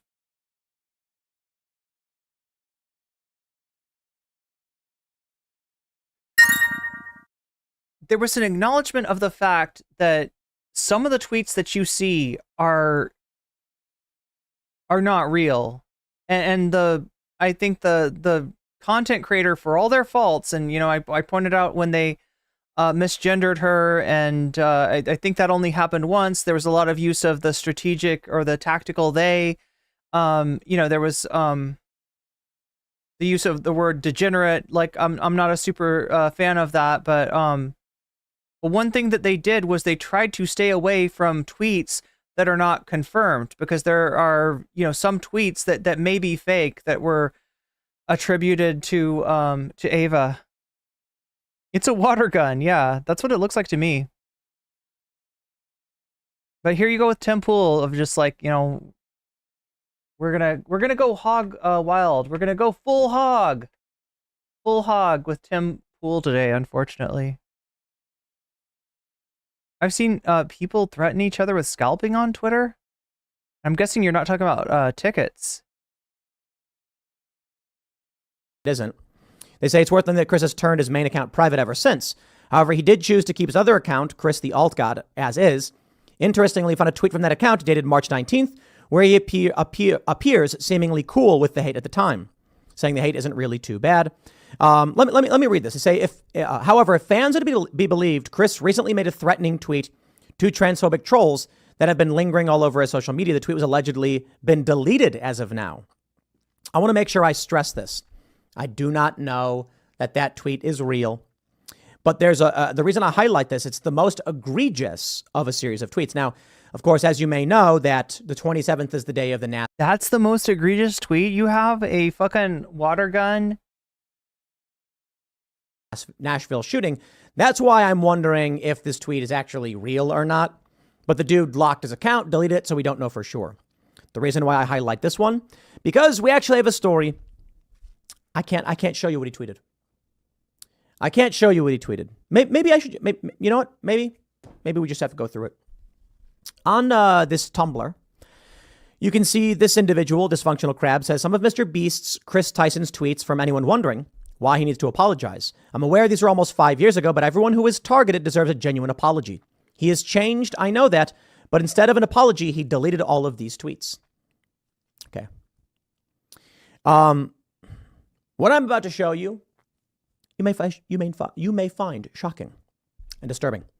But in the interest of science and helping you understand the crisis that we currently face. Chat, sometimes I have moments on stream where I feel like I am not presenting content in the best way possible. You know what I mean? When I'm like kind of like searching for words and I'm, things come out clunky. Never in my entire experience as a streamer, though, have I been as awkward and cringeworthy as Tim Pool is on the daily, honestly. Which I do. So thank you for Tim Pool for making me feel better about the fact that sometimes my brain is there and I'm fucking rocking it, and I'm dunking on JD Vance or Donald Jr. or whoever I'm watching, Donald Trump. And sometimes I don't feel, I'm like, that was kind of mid, right? I never want to give you mid, chat. I always want to give you the very best. Like I'm kind of in awe at how much faith my community has in me, in the fact that people are willing to invest in the stream and make the stream better, help me to bridge that gap between not making enough money to survive, and hopefully, chat, where I hope to get to is making enough money to hire an editor, and like I want to. I want to have a little bit of a team and stuff like that, and get to the point where I can really pump out a lot of content, where I can concentrate on the stream and somebody else is concentrating on the editing and stuff like that, right? But yeah, I'm always amazed at like how much faith people have in me. But it makes me feel bad when I'm giving you like what I feel like is mid content. Not believe can be solved, because I think very few people are actually talking about it. I'm going to show you some shockingly offensive posts. I don't think I can show you all of them. I'll just show you the first one. Okay, so now I don't know what he thinks he's doing here. Like making lefties feel bad about, supporting Ava's transition and defending her from the transphobia that she's getting by showing us that she used to be, racist, sexist, transphobic, what have you. But he's actually making my point in that, this weird affinity for the short stack goblin type content, right? That you see from Ava and that we saw from Vaush has a lot more to do with right-wing edgelord culture than it does with the trans community. Kris Tyson allegedly tweeted in 2016. It is a man. It's the meme of the. It's like, oh my god, oh great. This is what I mean, chat. And maybe it's because of the content. Maybe it's because I'm like seeing like it fucked with me. I gotta admit to you, right? I was doing research earlier today, and I was looking at the apology that.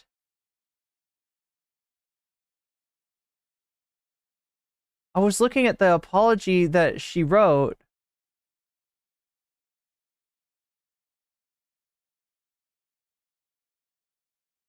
I'm trying to find it here. And like the first, I don't know, 20 posts were like red check marks.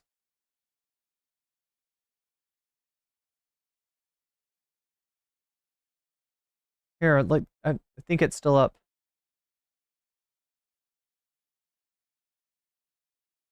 Oh, it looks like there's more. Okay, so yeah, this is the apology that she wrote today. I would like to apologize for any of my past behavior or comments if it hurt or offended anyone. Again, this is if you're looking for advice, this is not how you write an apology. The second you said if it hurt or offended anyone, it's not an apology. So this is a fucked up apology, right? It was not my intent. Seeing recent events, we've mutually decided it's best to permanently step away from all things Mr. Beast and social media and focus on my family and my mental health. Luckily, right, all you can see in this thread is her tweets. But if I were to scroll down and I hadn't blocked all the accounts that I blocked this morning, it's just a bunch of transphobic abuse. It's just a bunch of transphobic garbage, right? That's trying to take the fucked up things that Ava did and place them at the feet of the trans community, which is total bullshit, right? And it fucked with me. And it got me in a certain kind of mood. And, I don't know, when I get like that, I have trouble even just like talking to my friends, let alone, doing a stream. Anyway, I want to add, I never groomed anyone. The person, and again, that's like a little too close to Colleen Ballinger's language, right? That's maybe could have worded that differently. The person who gets brought up in these accusations is Lava GS. Oh my god, Jules, thank you for the Twitch the community subs. I want to add, okay, the person who gets brought up in these accusations is Lava GS, has vocally supported that they are false. In fact, actually asked some content creators to take down their videos. Some content creators who've done videos about this situation and implying that this person was groomed. They've asked them to take them down. Having said that, I humbly apologize to anyone I have hurt. with my unacceptable social media posts, past actions, and those who may feel betrayed by how I used to act online. To lump these two factors together to create a narrative that my behavior extended beyond bad, edgy jokes is disgusting and did not happen. In past years, I have learned that my old humor is not acceptable. I cannot change who I am, but I can continue to work on myself. I don't want these accusations to impact the hundreds of people who work at Mr. Beast, which is why I stepped away. So that's her statement today. And again, not the best apology, but yeah, what came after this was even worse. It was just like all this fucked up bullshit.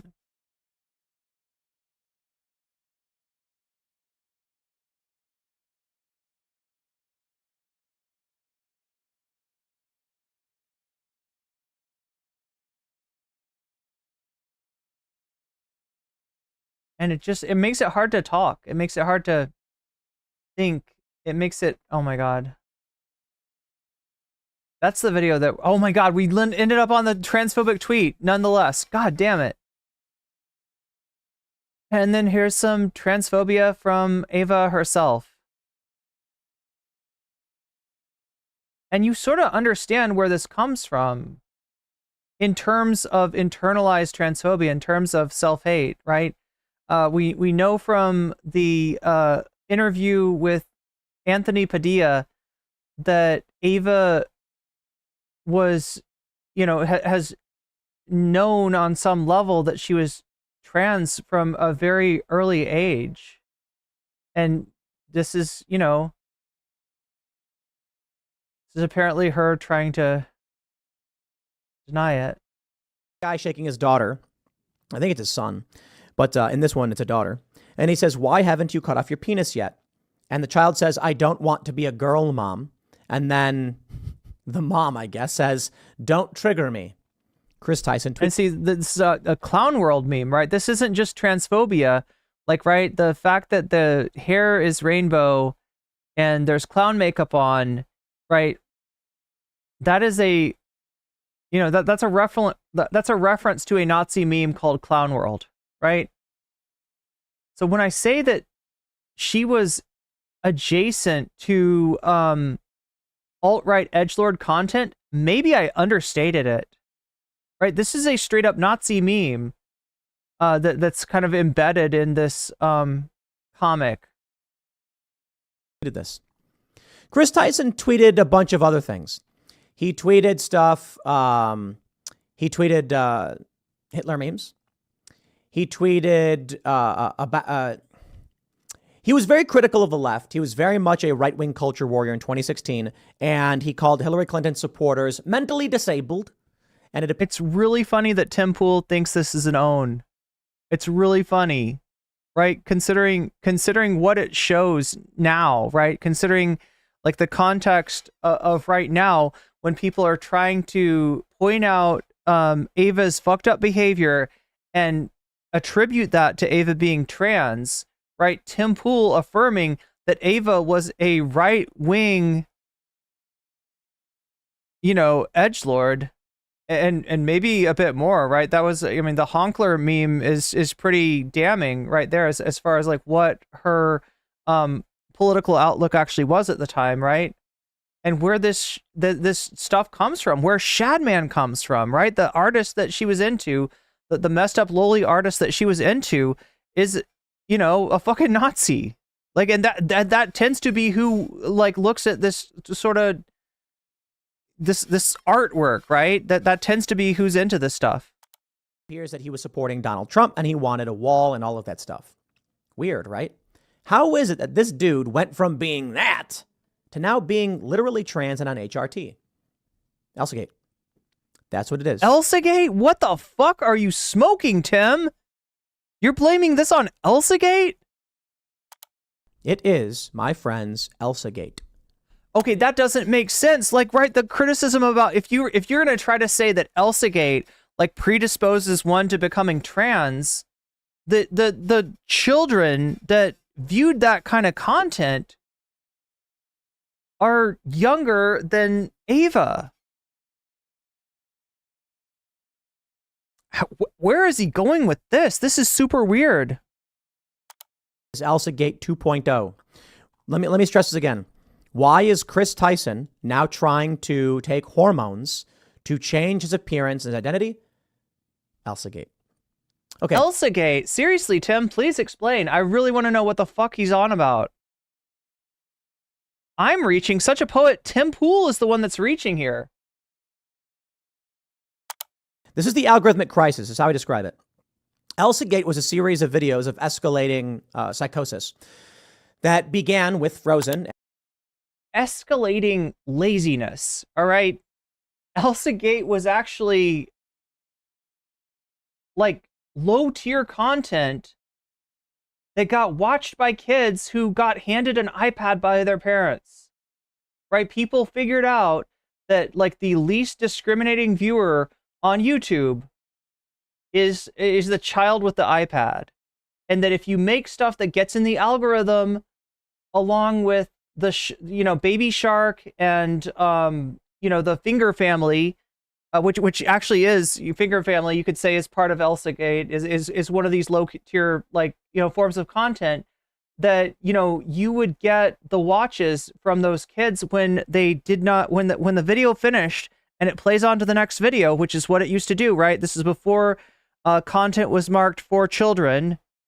It would just play on to something else that the algorithm says that people that watch this also watch this, right? So it was a way for them to make low tier content procedurally generated. Like when I say the Finger Family, right? It's a song about the Finger Family, and there's like a mama finger and a baby finger and all this shit, and they're different stuff. They just iterate it by being like, this time it's the Marvel characters.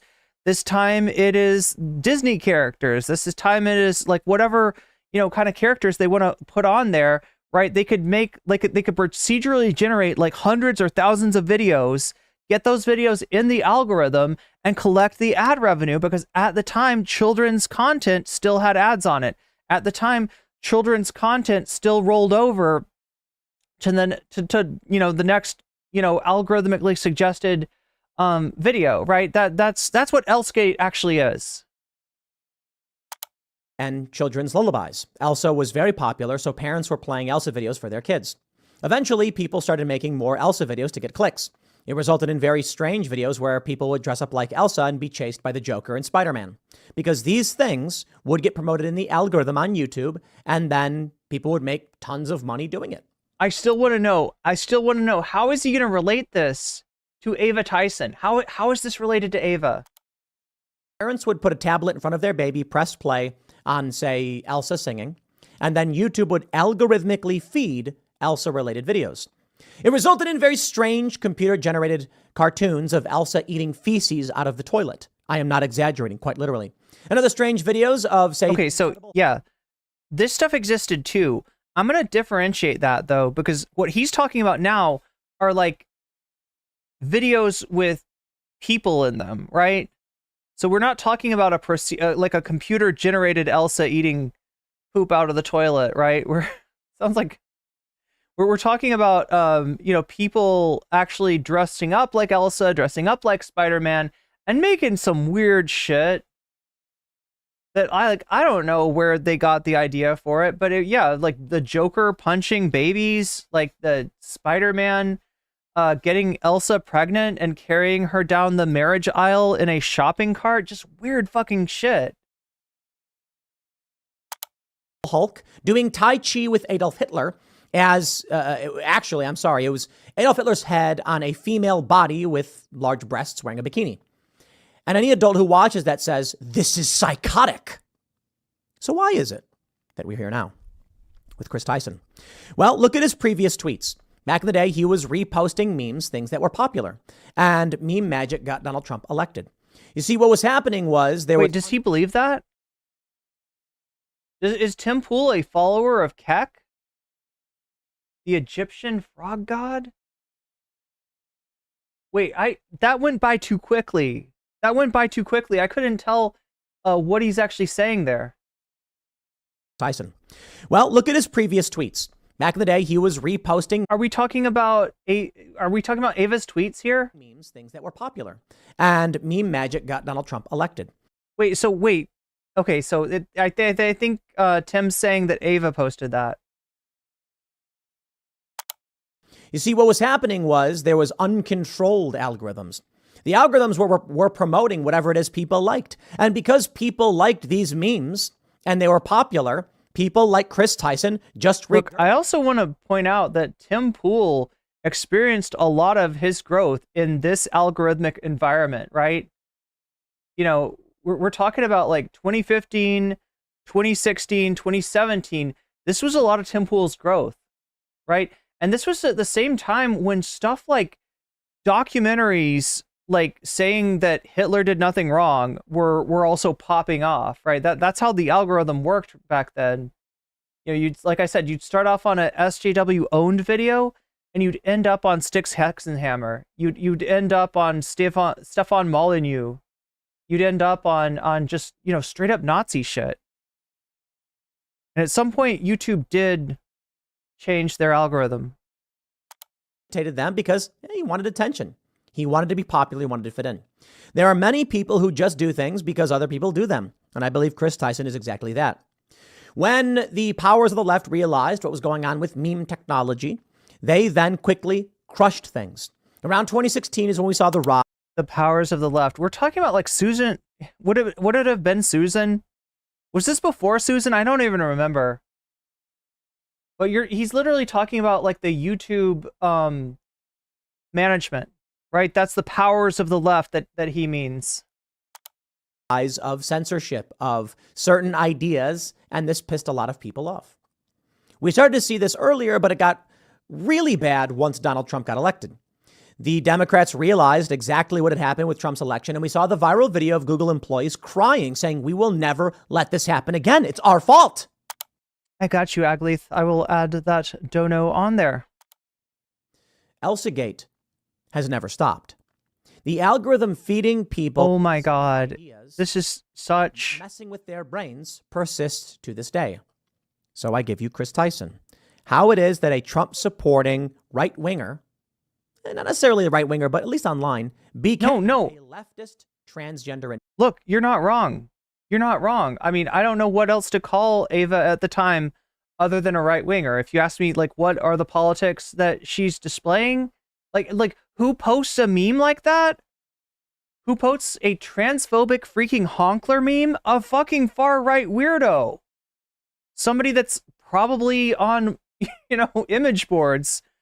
Somebody who's probably on R the Donald, right? And definitely that fits the profile of a Shadman fan. You're making my point for me, Tim. You're making my freaking point for me. Individual. Because this person, in my opinion, and I mean this not to be disrespectful, but I believe this person, there's a reason why he is not Mr. Beast himself, and he is just an ancillary character in the Mr. Beast show. He is weak-willed. He's a beta male. He's a follower. Beta male. Beta.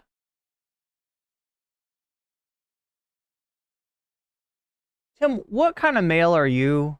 Has he ever self-identified as a Sigma, or like I'm imagining that he would think of himself as a Sigma, which means you're a beta, but actually, you know, the real truth of the matter is that debunked wolf science, which isn't even true for wolves, should not be applied to human beings.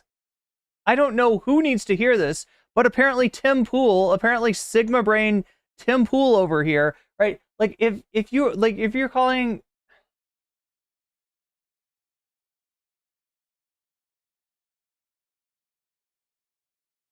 that beanie is definitely not you're not alpha material. I don't know what you think that means, but any definition of that does not include you, Tim.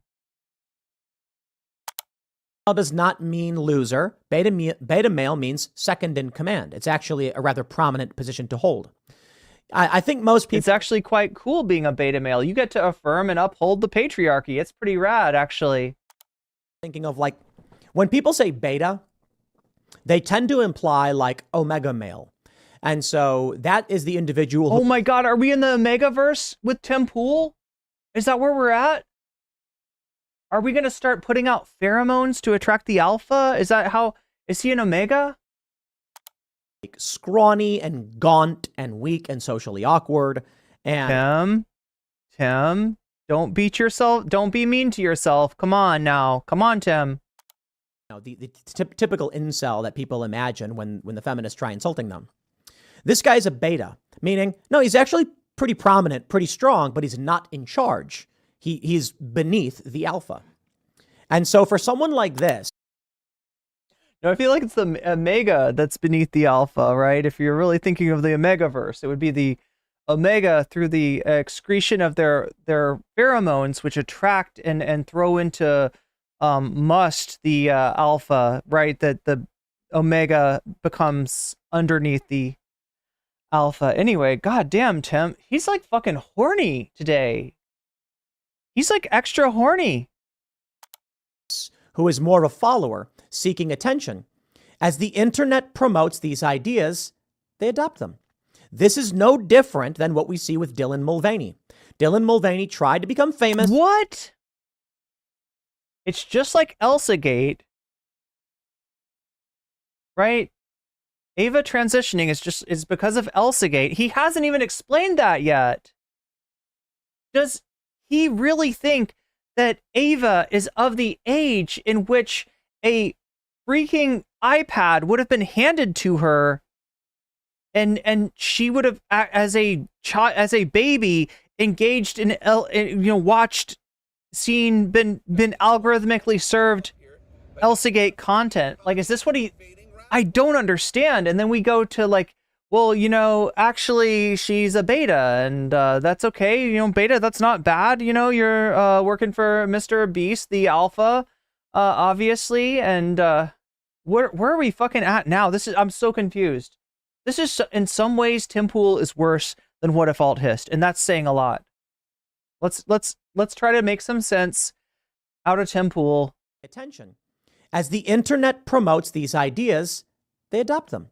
This is no different than what we see with Dylan Mulvaney. Dylan Mulvaney tried to become famous, and it wasn't until Dylan tried a trans video that all of a sudden Dylan got famous. And then Dylan's desperate, psychotic, and evil narcissism took over. That was it. Well, I shouldn't say took over. It took hold. Well, you know what's about to take hold right now, Tim?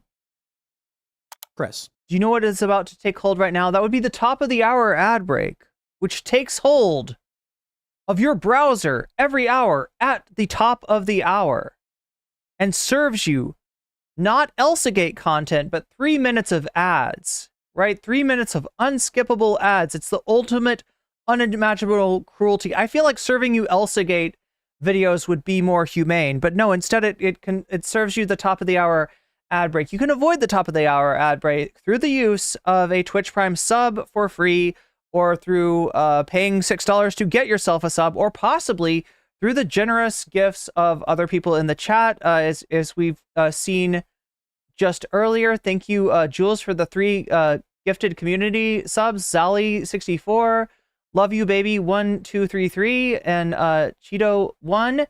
You just got weaseled. And you no longer have to see the top of the hour ad break, right? My best, your best bet as far as that, though, just be active in chat, right? Nobody can see you in chat unless you're active, and then, it's easy to see that you don't have a sub, and you might be more likely to be gifted a sub that way. So, yeah, we got 1 minute. Oh no, it's already on. Oh my God, I think I did it too late. I think I did it too late. But thank you for trying to warn me, Princess Monocle. And yes, Agleth, I've got your, I added your dono to What If Alt Hist. Okay, let's try to finish this somehow. Kris Tyson. I believe that you look back at his past history and you can see that he was simply doing what he thought would get him likes and attention. Young people online were very... So somebody earlier accused me of stretching, accused me of reaching. In case you want to know, this is what that looks like. This is what that looks like. He didn't even finish his fucking thought when it came to ElsaGate, and I told you why it doesn't make sense, right? Like, ElsaGate is just some weird content, and most of it's not fucked up. Most of it's just low effort. Most of it is just low effort and probably infringes on multiple copyright trademarks, right? But yeah, it's got nothing to do with Ava. It's not. He doesn't have the right age group for Ava, having been raised by an iPad in this space, and they chased after it. He was one of them. Now that you can't get popular doing that stuff, what happens? I don't think it's so simple for someone like Kris Tyson as it is for Dylan Mulvaney. Dylan Mulvaney wants to be famous and will do whatever they have to do to be famous. Kris Tyson, however, is just influenced by the algorithms and told what kind of bullshit either, right? It has... Look, I know a lot of trans content creators who being trans has not given them fame. In fact, if you talk to Finster, which would be an interesting interview, Finster, if you're out there, let's get that interview scheduled, right? I think Finster would tell you that you're more likely to blow up. But now there are freaking communist invading radicals. Identifying as a femboy, as Finster did earlier in her, like, right? It's anyway. There's evidence to the contrary of whatever the fuck Tim Pool is trying to say. I don't even think he's right about Dylan Mulvaney blowing up after coming out as trans. I feel like Dylan Mulvaney got popular before that. Anyway, Tim, if only it was that easy. If only it was that easy.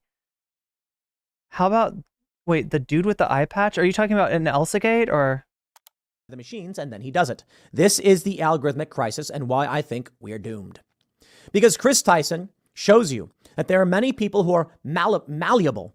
That when the algorithm simply says, from now on, this is what's popular, he absorbs it all and says, everyone around me is doing this thing, and that's what everyone likes. I want to be that. I want to be that. And now he is. You take a look at some of these tweets he's been accused of posting using... VIP Ninja, unfortunately, the next react is spoken for. But if you want to join the Discord, Stream Suggestions is a place that I often look for content.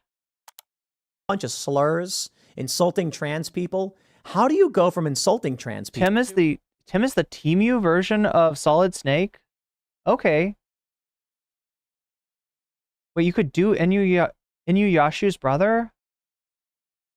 Didn't know who Finster was until Destiny, a fanboy, kept referring to Finster to prove a point, not being able to tell if somebody is cis. Being trans. Now, I'm sure some may argue that he was always secretly trans and was just hiding his true identity, trying to fit in by rejecting it. I don't buy it. I hear that all the time. I've seen videos where it's like this dude's super ripped and he was like, I tried to be a manly man because I was hiding who I really was. It's like, I don't think so. Maybe. I mean, I'm not you. I'm not them. I mean, no, Tim, you're the view from nowhere, right? You're talking out of your ass. I mean, we can't tell which side of you is the ass and which side of the head. Maybe there's an ass. Maybe there's a beanie on your ass too. Like, I really can't tell. Like, for all we know, this could be Tim's asshole talking in the stead of his face. Maybe he got famous by putting a beanie on his ass and teaching his asshole to talk, much like a William S. Burroughs sketch, right? I can't tell for sure. I can't tell you for sure either way. It's a mystery, chat. It's a mystery. Certainly it's true for some people, but I don't think it's true for everybody. I think what's happening is the algorithmic crisis. Transhumanism. It didn't used to be possible to get hormones. The algorithmic crisis. Right? What is the algorithm? So he's trying to say that the algorithm was serving people what they wanted, what kept them on the site the longest back in the day. Then they changed it or they manipulated it. But somehow he's got like the ElsaGate algorithm because what he's trying to say is that the old school algorithm, listen, let me tell you, the algorithm that created Elsagate and the algorithm that created Tim Pool are actually the same algorithm, right? So if you got criticism for that algorithm, then you gotta criticize like your own rise to fame. And if you've got no problem with that algorithm, then you have no problem with Elsagate. Which is it, Tim? Like, he is the right-wing commentator version of the Finger family without the copyright infringement. Are the waves of suicides from people who wanted to be the opposite gender. Oh my fucking God, Tim. They did not do studies in the medieval period. They did not do studies. There were not universities out there like collecting data, right? Before the scientific fucking method, right?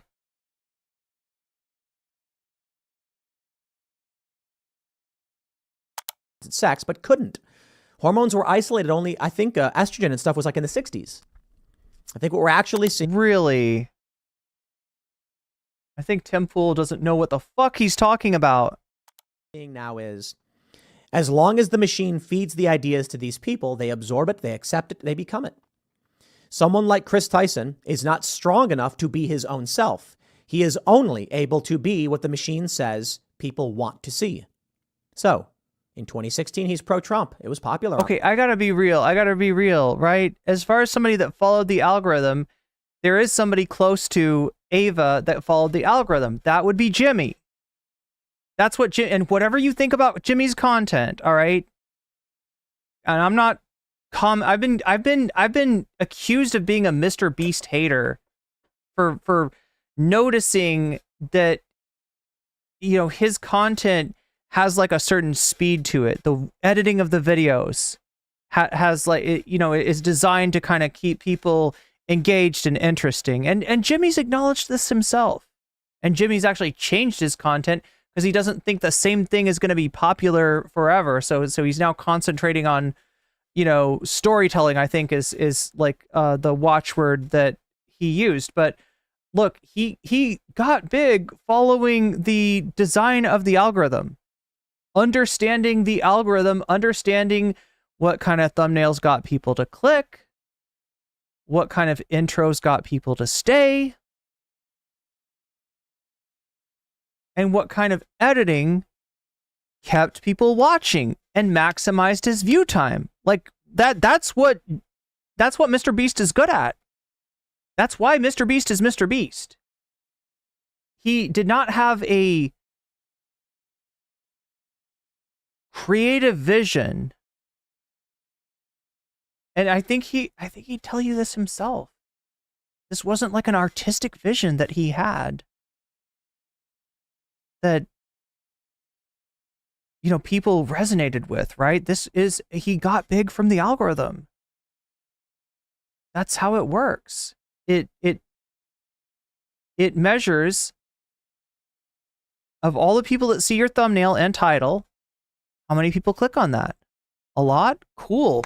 We'll send your video to more people. And when the people watch it, do they stay on and watch for a long time, or do they click off immediately? Oh, they stay on and watch till the very end? We'll send you more people. That's the algorithm. That's literally it. Like, people want to make it like this huge, complicated thing. It is literally a tool of measuring the behavior of viewers. That is what the algorithm is. So, you know, as, you know, innovative as, you know, and I will, you know, grant that Jimmy's content is innovative, but, you know, it's in response to the algorithm.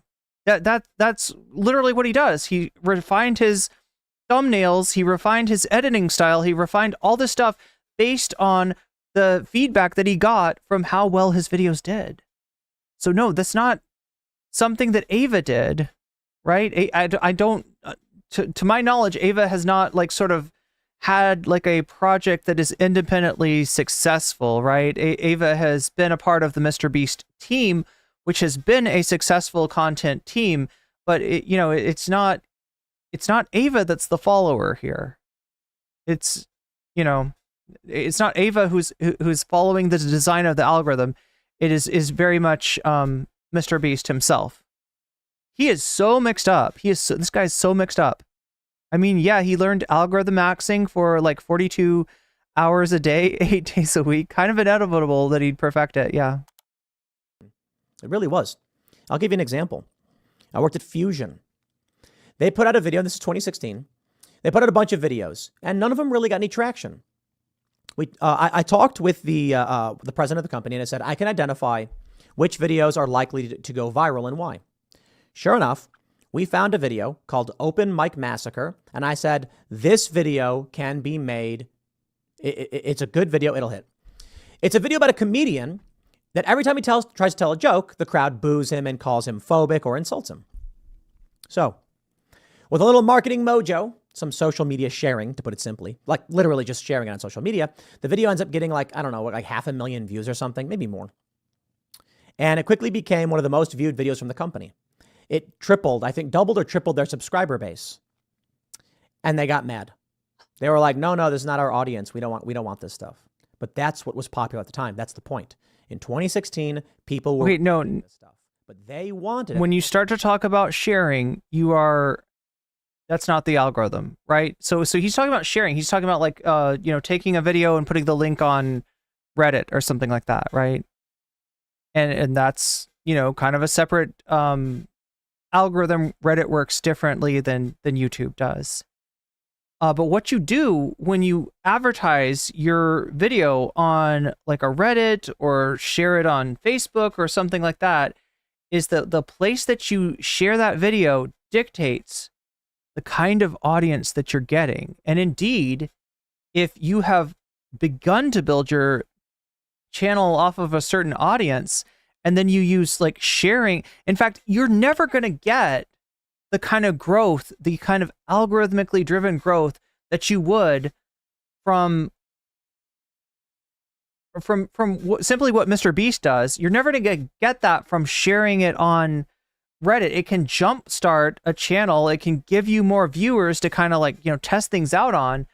But what you're looking for really is organic growth. That's the watchword. That's what you'll hear from all the, YouTuber creator channels is like organic growth. Where do you find organic growth? Is it on TikTok? Is it on Shorts? Is it, where are you going to get your organic growth? Where, in other words, the algorithm is going to recommend people that the algorithm is going to be better at recommending people that are likely to like your content if you can get it to work with you, if you can fulfill those obligations of, getting the clicks, getting the watch time, getting the likes, getting the positive feedback that people are spending unregretted watch hours on your video, right? That's what gets you growth. That's what gets you organic growth. And that growth is always going to be superior to whatever the hell he's talking about. This is like a year ago too, right? This is just not level to push something else.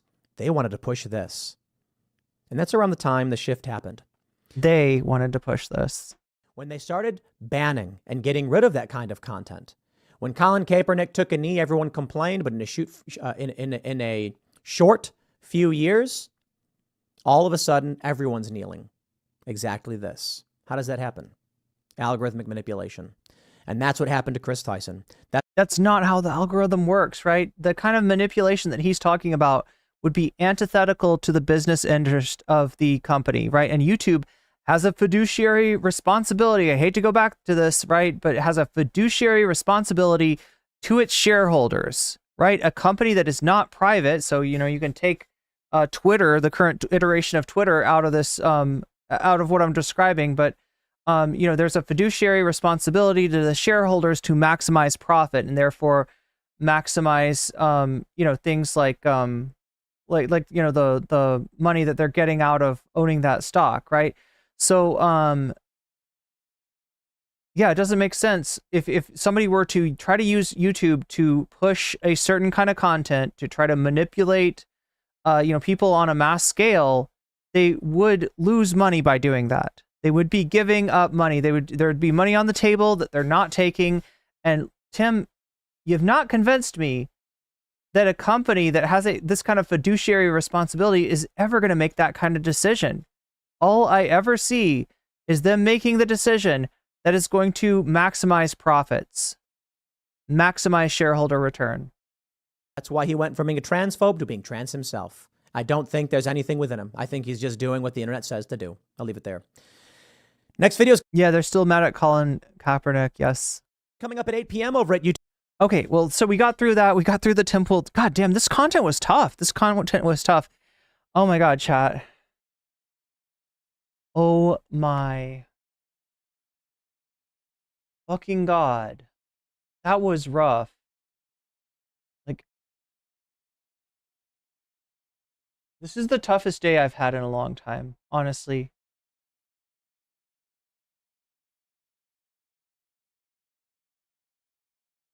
Mr. Beast is brain rot for sure. I mean, he is trying to change his content, supposedly.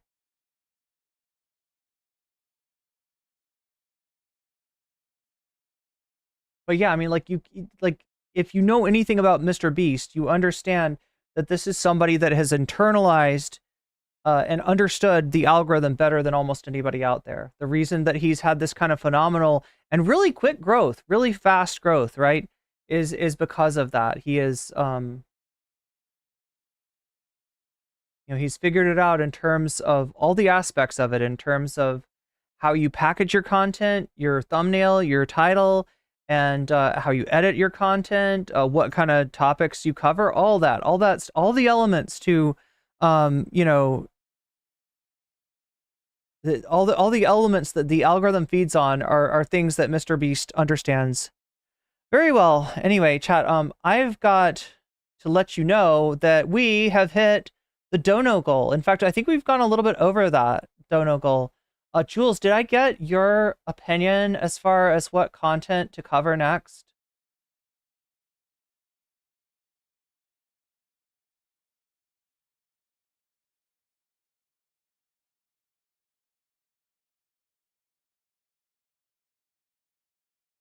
Sneeko thought he could be the next Mr. Beast, which is funny.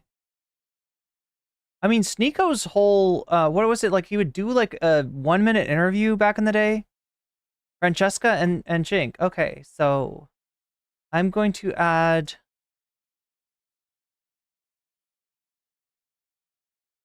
$18 right here. 30, that goes to 35. All right, so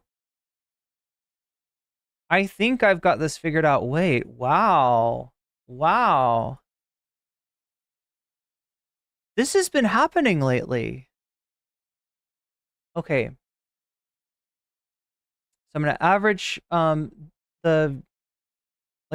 think I know. I'm going to average the polls, right? That's plus 12. Right? So 13 and 11 average out to 12. So 71 plus 12, Destiny 37 and 45. Oh my God, I actually have to add that up. I'm gonna have to use a calculator. 37 plus 45 is 82 divided by 2. We got 41.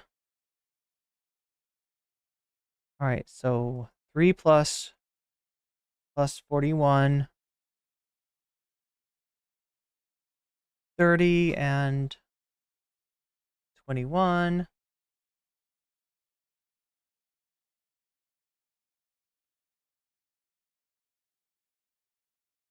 25.5.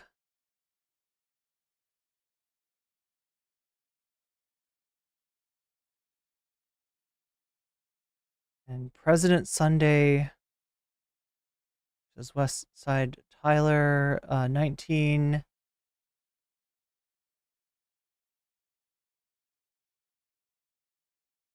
23. 21. Okay.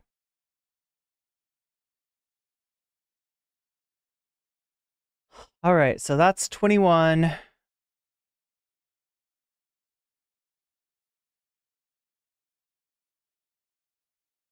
Well, 60.5. This one it's closer than I thought. 83. It looks like we have a winner. Like, I feel like this is the second time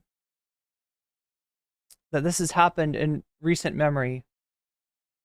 So it's somewhat close, but yeah, what if alt hist, Christianity versus Marxism, and it's not just Christianity versus Marxism.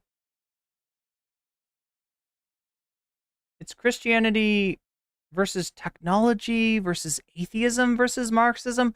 This is what if alt hits a bizarre theory that there are 4 religions in American culture, I guess. I mean, we'll find out, because it looks like that's gonna win. So I gotta do the thing like in a movie when there's a marriage and you're like, if anyone here has any reason why these two should not be married, speak now or forever hold your peace. But really what I'm saying is that if anybody has a donation that's going to go contrary, or any final donations to make them now, because I'm about to launch into this react to what if alt history. It could be very cursed. It could be very cursed. All right, I feel bad, chat. I feel like I've given you like mid content. Sorry you're having an especially bad day. I mean, like, the content has fucked with me, and I'm not fucking with it back hard enough somehow. Like, I'm not. Yeah, I think it just like. I gotta not let the hate get to me. You can't hate Mr. Beast for taking advantage of the system. Yeah, no, I give him credit for. He's like a puzzle solver. That's what Mr. Beast is. YouTube presents a puzzle, everybody tries their hand at it, and Mr. Beast is kind of like the Arthurian figure that pulls the sword out of the stone and cracks the algorithmic code to unlimited growth. So.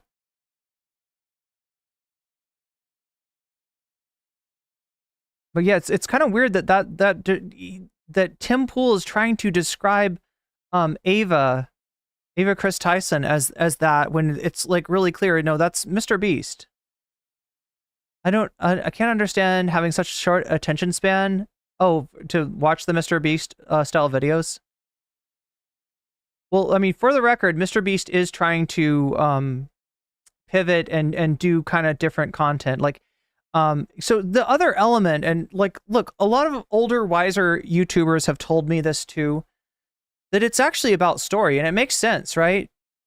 We as a species, and I'm not trying to do Evo psych here or anything like that, but we as a species, have long told stories to each other around the campfire. And there's an art to storytelling. And Mr. Beast, I think, is now of the opinion that the contribution that he wants to make, having cracked the algorithm, having, essentially, I don't think there's anybody that's ever grown as fast as Mr. Beast, right?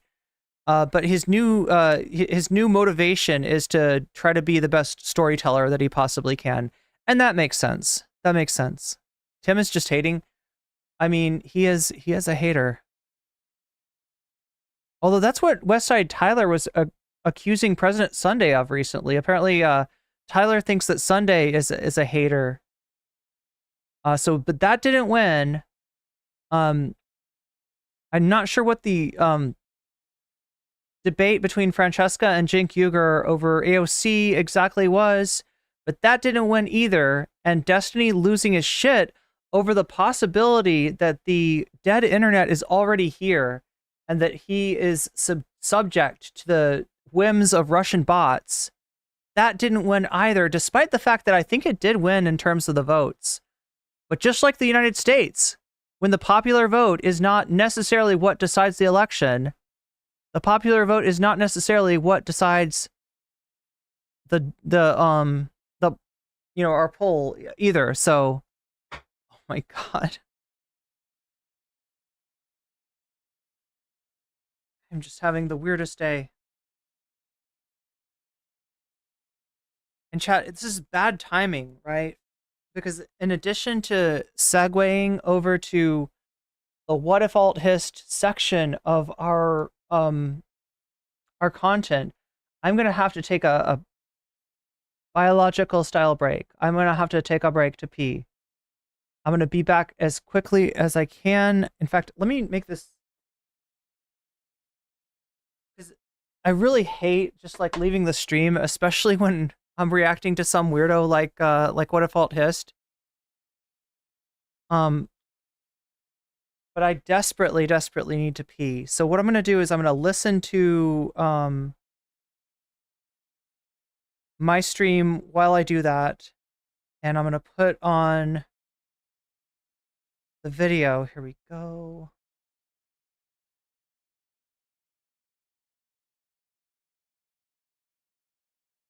And I'll be watching along with you on Shorts. Okay, make this happen.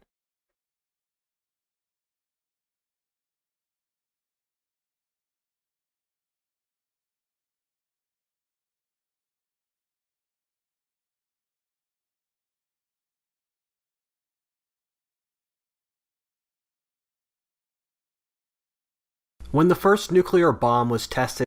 Nope. Here we go. My favorite era of history... I will be right back.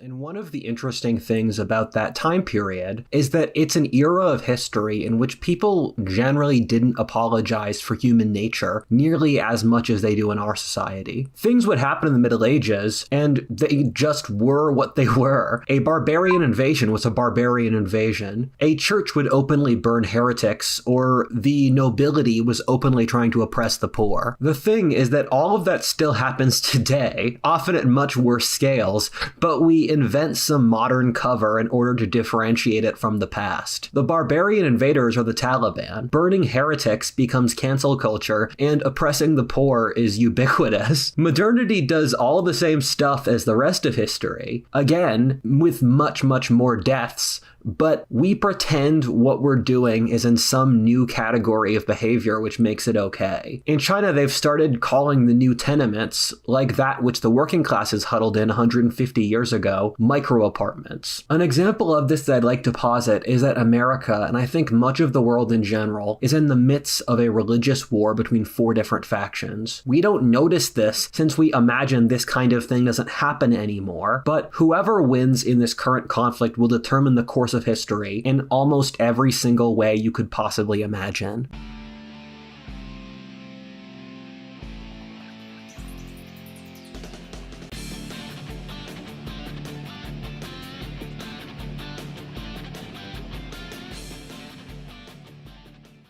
Well, these are the 4 religions that are fighting over the West. There are other religions and beliefs that permeate other civilizations, and one way to see that is through looking at their art.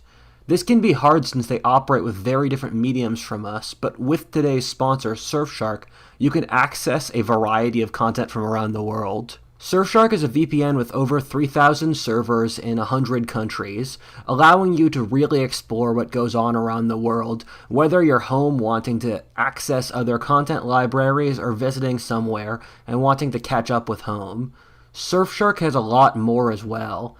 They provide security to all your devices to keep your personal information safe from big corporations and cyber criminals.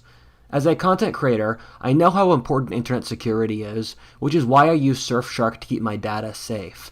They also have antivirus scans, encrypt your searches, and send alerts when they spot your data somewhere unsafe, providing as much security and opportunity as possible. So if you're looking to keep your data safe or at least explore the world online, Surfshark is right for you. And for my viewers, they're offering 4 months free for anyone who uses the code WHATDEAL.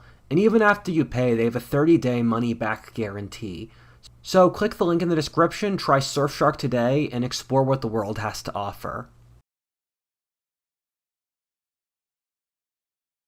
What our current era of history reminds me of is that there was an era of history basically no one thinks about, which occurred after the fall of the Mesopotamian or Egyptian civilizations, and then before the rise of Islam. Ever since I was in middle school, I wondered what was going on in the Middle East under Persian, Greek, or Roman colonization. The short answer is that even though the region were colonies, you can see profound cultural and especially religious revolutions that were occurring under the surface. On top of this, the foundations of what later became Islamic culture, especially in the Fertile Crescent and through architecture, was developing in the first centuries after the birth of Christ. The Middle East in the Hellenistic period saw the flowering of a series of religions that became Judaism, Gnosticism, Hermeticism, the cult of Isis, Stoicism, Christianity, Sibylle, Mithraism, Manichaeism, Mazdaism, or Islam. There was something in the water at that time which created a bunch of religions. These were all popular cults or religions which spread across the whole world, including to the Roman Empire. The Hellenistic period, or when the Greeks controlled the Middle East, was a period of widespread secularism. And people often forget that there was secularism or atheism in the ancient world, but there was a significant amount. And since that didn't fulfill people's spiritual... I missed all my favorite parts. Like, my favorite part of the What If Alt Hist is the weird, like, quasi-metal intro that he's got, and I always like to like add some lyrics to that, but I didn't get to do that. And then sometimes his ad read is like bizarre or like absurd. This time it was just Surfshark, so it wasn't really that interesting. I don't think I missed that much, but here we are.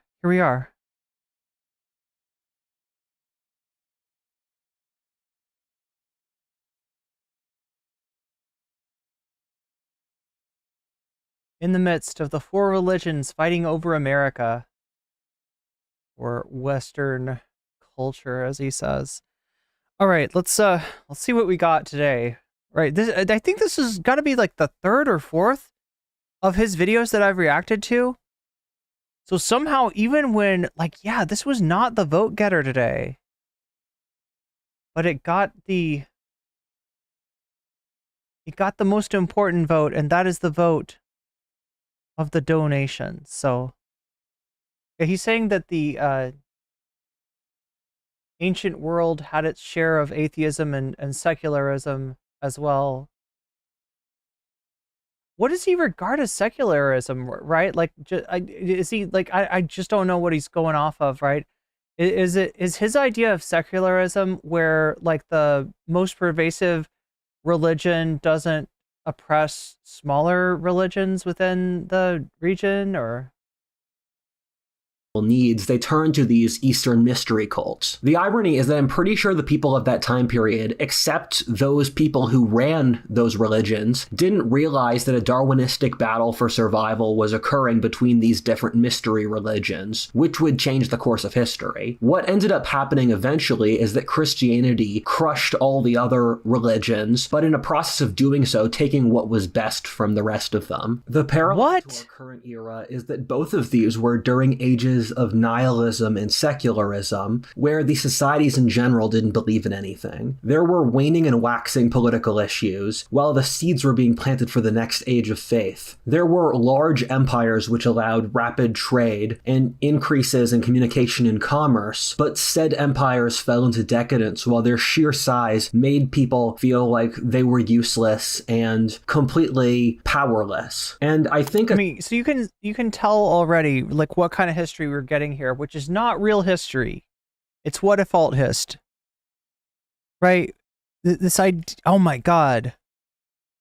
What the hell is up with my headphones today? They're giving me so much trouble. But this idea of like what caused the fall of the Roman Empire and the Greek Empire was decadence. There was too much decadence. People were, I don't know, enjoying themselves, feeling themselves, whatever the fuck decadence is. It's the like and all these like little like memes he takes as being historical principles. similar process is going on now due to all these parallels in the spiritual and social institutions of our society are really not up to snuff with what our needs are. Thus, what we will see over the next few centuries, in that I don't think this process is going to be completed anytime soon, is the competition between these different worldviews for whichever one will achieve total dominance in the next age. I think we're only going to see how important the events going on now were hundreds of years in the future looking back with hindsight. Some of you might have... Oh god, what was this one? The Secret History of the 20th Century? I'm trying to remember.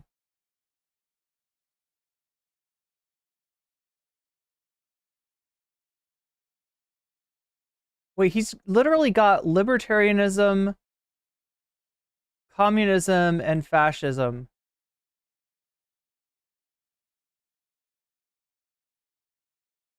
Like, this guy goes off on some shit. Like, I think he's done a video where he, like, talks about MK Ultra as if, with the conspiratorial take on it, which is that they, actually succeeded at all the stuff that they claimed, yielded, like, no results.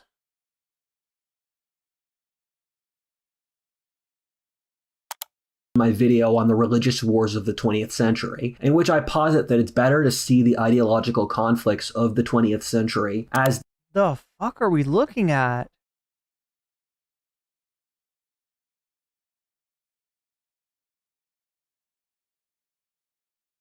Humanist religion wars ideologies of 1941.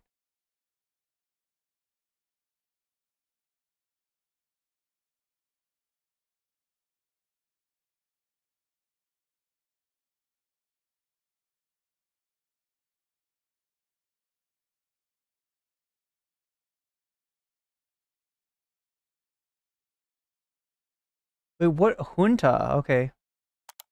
The bloodiest religious wars in history fought between Marxism, fascism, and liberalism. Our current age is a finishing act to those wars, in which those three ideologies are still fighting each other today. That being said, and the world doesn't have any pretensions to being simple, in that killing the other, these three ideologies will transform into something completely incomprehensible to what they were before. I briefly covered in that video in which liberalism or Marxism have morphed into being the exact opposites of what they originally started as, with liberalism today standing for government bureaucracy and social engineering, which is the exact opposite of its libertarian roots. Meanwhile, Marxism has become a corporate elite ideology supported by the wealthy in opposition to... Libertarian roots? Okay, that is such fucked up shit right there. Look, the seed of...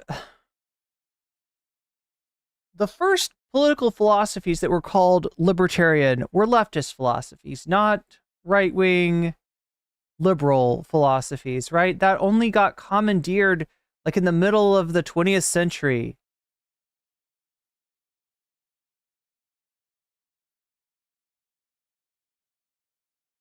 So frustrating.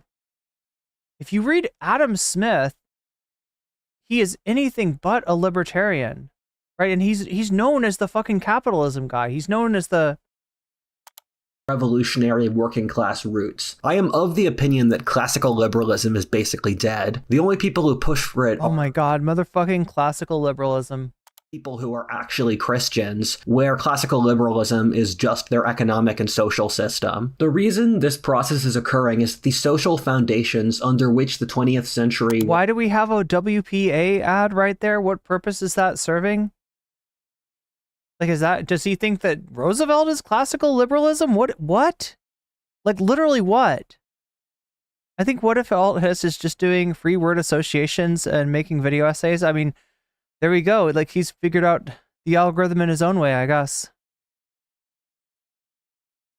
Operating are completely alien to those of today. All three of those humanist ideologies operate under the principle that through greater wealth, technology, and social engineering, that humanity will reach a utopia where heaven is like earth. That being said, with the Second World War, three events have occurred which have completely discredited this theory. The first being that the Western world has attained an absurd level of wealth, safety, peace, health, fairness, or comfort, and it made us miserable to the the point of suicide. I know most of us don't live in that anymore, but it didn't make us happy when we had it. One of my friends likes to say that God teaches you lessons in two ways, either by taking everything you have away from you and making you rebuild yourself, or giving you everything you could ever want and seeing it destroy you. The second point is that global civilization is in rapid decline. We can— Oh my God, the fertility rate. Yo.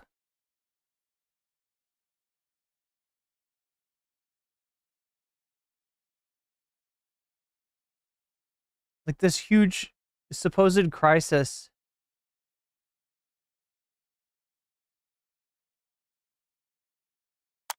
But nothing can stop the world's population from collapsing by at least half by the end of this century. The world today is beset by degeneracy and bizarre social issues, including— I don't know which is more of a canard. The concept that overpopulation is a real like a existential crisis looming just over the horizon, or the idea that underpopulation or low fertility or low birth rate is the crisis, right? These are both just fucking canards. Notably the West trying to commit suicide. All of that means that the 20th— Oh my God, we gotta read this. We gotta read this. I find the term first world problems ironic in that it normally means not the serious problems which wouldn't even process as being problems to someone in the poorest society. The irony is that over the last few years, first world problems have been destroying the first world in that stuff that seems ridiculous, like trans bathrooms, like people being able to go to the bathroom where they want to go to the bathroom. Social anxiety, PC culture, social approval, mental health, champagne liberals, universities, or things that boomers used to laugh at are now literally tearing apart society. Yes, the vicious existential threat of trans bathrooms. Growth and progress will end up just coming across as completely insane. Thirdly, over the course of the 21st century, there's been a significant amount of research into human nature, in many cases driven off of— research into human nature. Yes, scientifically inquire about ascientific concepts like human nature.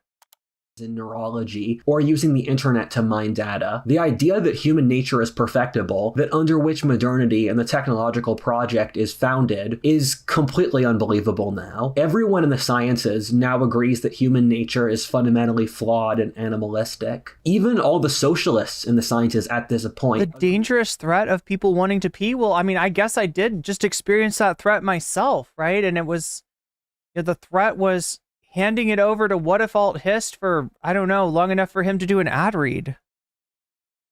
That half of human nature is genetic. This is in direct opposition even to what people believed 10 years ago, that all humans are equal blank slates who are motivated by social engineering. It reminds me of Bertrand Russell's History of Western Philosophy, in which he talks about how the rise of the great depersonal Hellenistic empires at the expense of the old city-states created mass alienation. With all the suffering and powerlessness, the world didn't seem like a rational place to analyze or explain. Instead, it was a hard place to accept and live through. A similar shift occurred across Eurasia before the Axial Age, when Lao Tzu, Confucius, Buddha, and Socrates lived at the same time around 500 BC. As somebody with a Tai Chi teacher who is very into Taoism, I've got to say that the consensus in even like the most, pro-Taoist sort of, demographics is that Lao Tzu did not live. Lao Tzu was lore.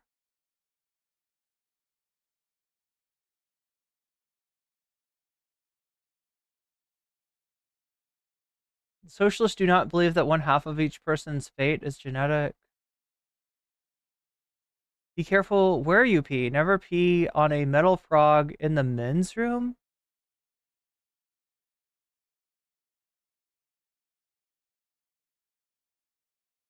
Well, wait, I don't think, I feel like Lao Tzu is fairly,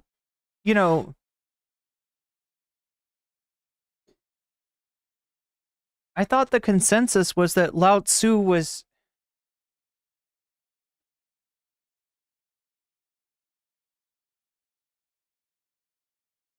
not a historical person. Like not there is no historical Lao Tzu.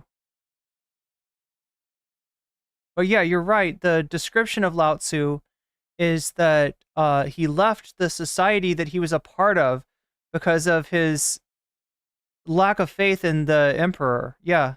And in the there's an urban legend that an electrified metal frog has a warning sign.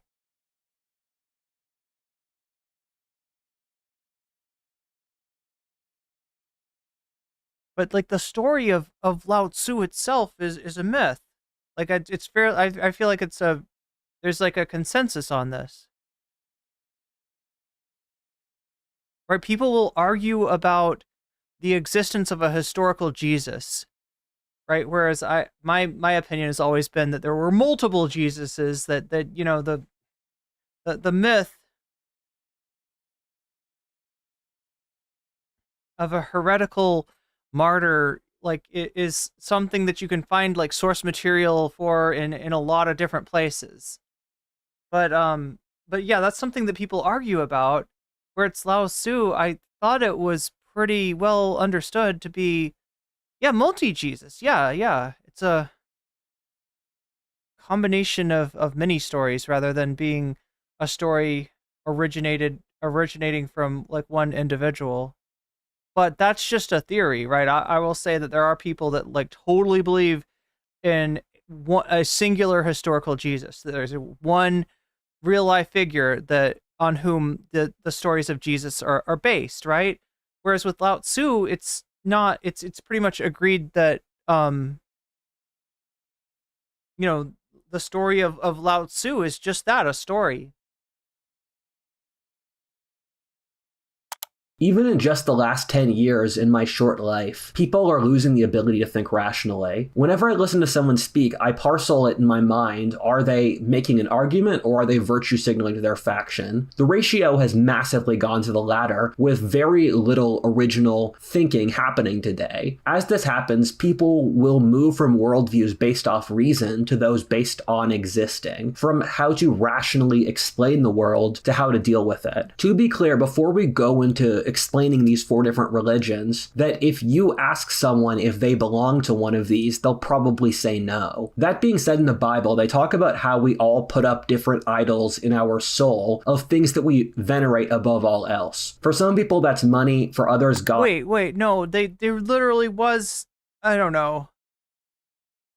Wait, there's a story about where the idea of the golden, calf came from.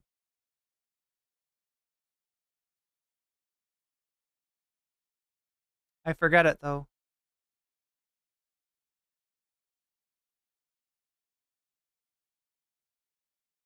There were many guys named Jesus, aka Yeshua. Yeah, and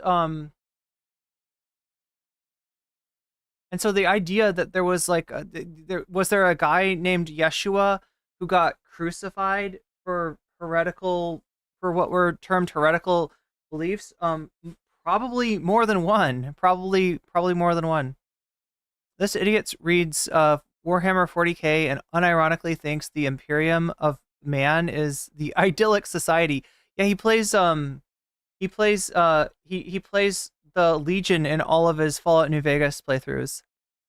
We have a whole day of fasting in commemoration of the sin of the golden calf.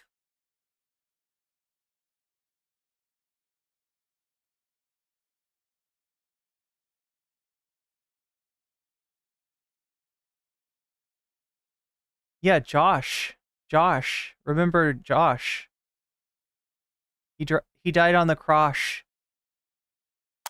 Itself. For others, their families or fame. If you talk to people for long enough and do a little bit of probing, you'll find out what's sacred to them. That thing which they truly unironically believe in, which they believe pushes the... Okay, now here's something kind of interesting, right?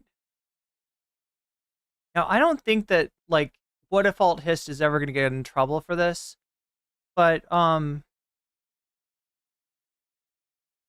some of these have got to be If you talk to people, like some of these have got to be like art by an artist who does not, you know, who's not like publicly licensing their work, right? And I always try to avoid this stuff if I can, particularly on thumbnails, right? Some people will grab art from various sources, even, you know, like the one thing I always really try to avoid is like deviant art, right? That, you know, this is a site where artists share their work, but they very much don't want people, you know, copying it and like using it without attribution. But I'm really careful to try to avoid, but I don't know, like I wonder, like with this, I kind of feel like he just grabbed stuff. Like, is there any attribution? We got a bibliography.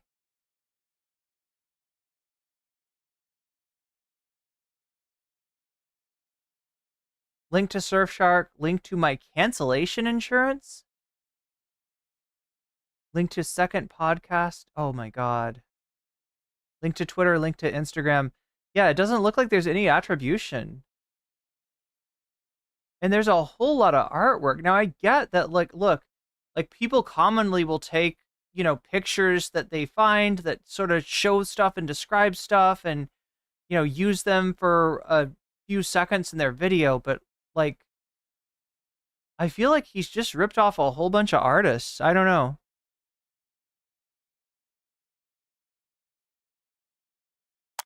for long enough and do a little bit of probing, you'll find out what's sacred to them. Yeah, like this right here, like this right here.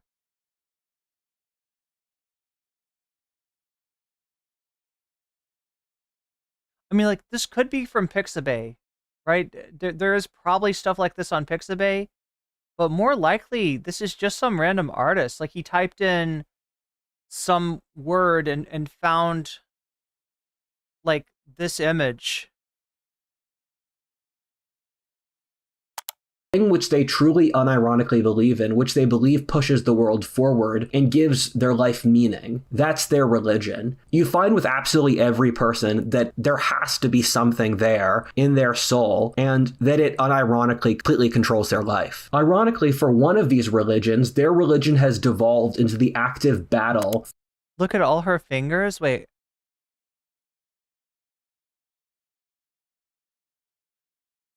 Oh shit. Oh shit. It is AI.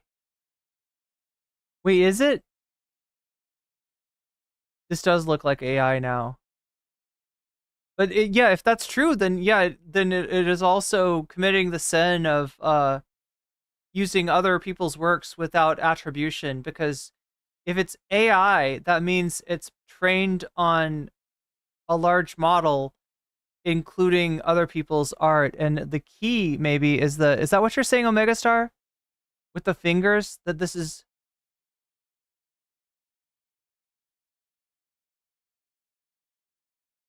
He uses ironically in 10 different ways.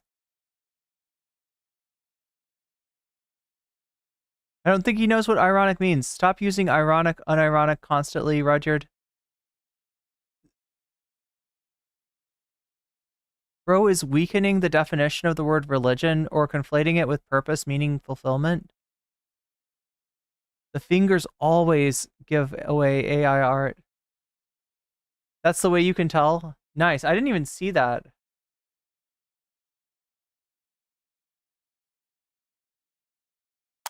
Truly unironically believe in, which they believe pushes the world forward and gives their life meaning. That's their religion. You find with absolutely every person that there has to be something there in their soul, and that it unironically completely controls their life. Ironically, for one of these religions... Yo, Shakespeare, you're right.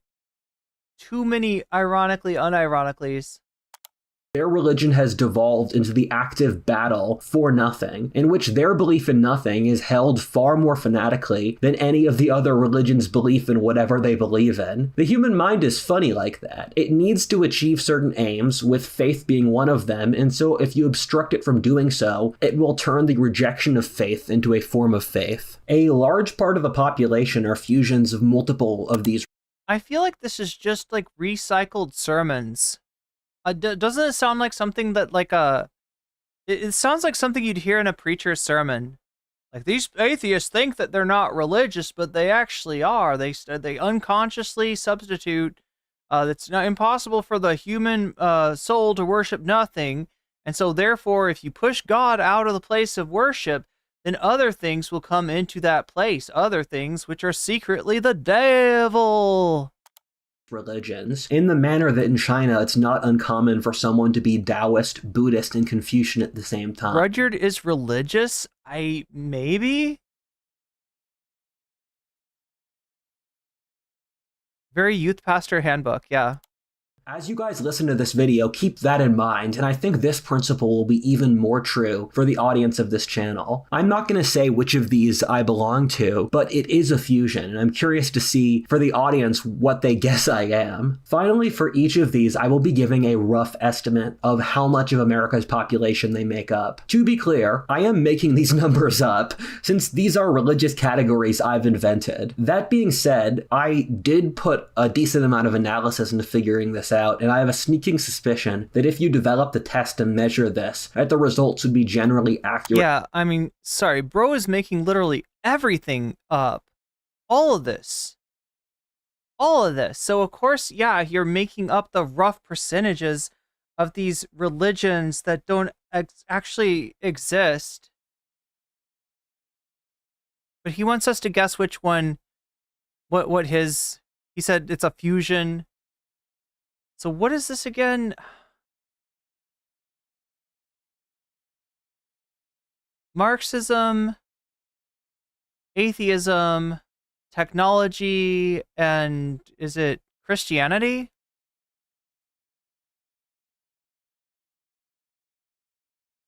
I'm guessing he's a mix of ignorant and opinionated. For 3 out of 4 of these religions, and I'd be really wrong on the 4th. That's what I generally found from my ability to guess statistical patterns like this. I will start explaining these now from how popular they are, or from smallest to largest. Number 1, Darwinists at 10% of the Oh, okay, Darwinism. population. This is a philosophy which in Already it's making my head hurt. my opinion should be vastly larger. That's since Darwinism at this point is an Look, almost... let's be real. If you're gonna turn Darwinism into a religion, you gotta make it a religion where like the turtle is God and the barnacle is the devil. It's gotta be something like that. universally agreed upon. Darwin hated barnacles. I'm always shocked how little people use Darwinism as a lens of human analysis. That being said, there's an obvious reason why this is the case, in that Darwinism effectively became a heretical religion due to a certain Austrian painter, and for the last 80 years, anyone who propounded a worldview, even adjacent to it... Oh, wait. So he's saying, when he says Darwinism, he's talking about eugenics? That's so wild. That you're putting things into Darwin that were never there in the first place. Jesus Christ. Entire world. If you look back upon the time since Charles Darwin and see how little our worldview has incorporated Darwinism, it would come across as completely insane. Our entire society is a direct rejection of Darwinism. Wait. Even if you say something... I'm sorry. How little our society has incorporated Darwinism? That's what he's saying?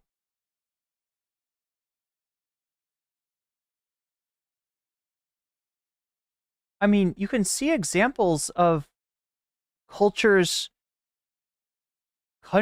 which rejected Darwinism to such an extent because they interpreted Darwinism as like going against the philosophical principles. Like, I'm talking about the Soviet Union here, right? If you look at their implementation of Lysenkoism, it's literally like a Lamarckian like understanding of evolution that gets them to theories like growing wheat in a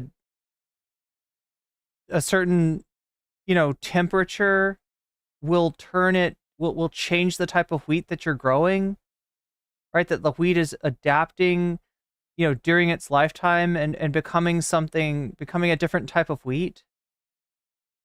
And it was literally because they looked at at Darwin's theories and thought of them as being like too similar to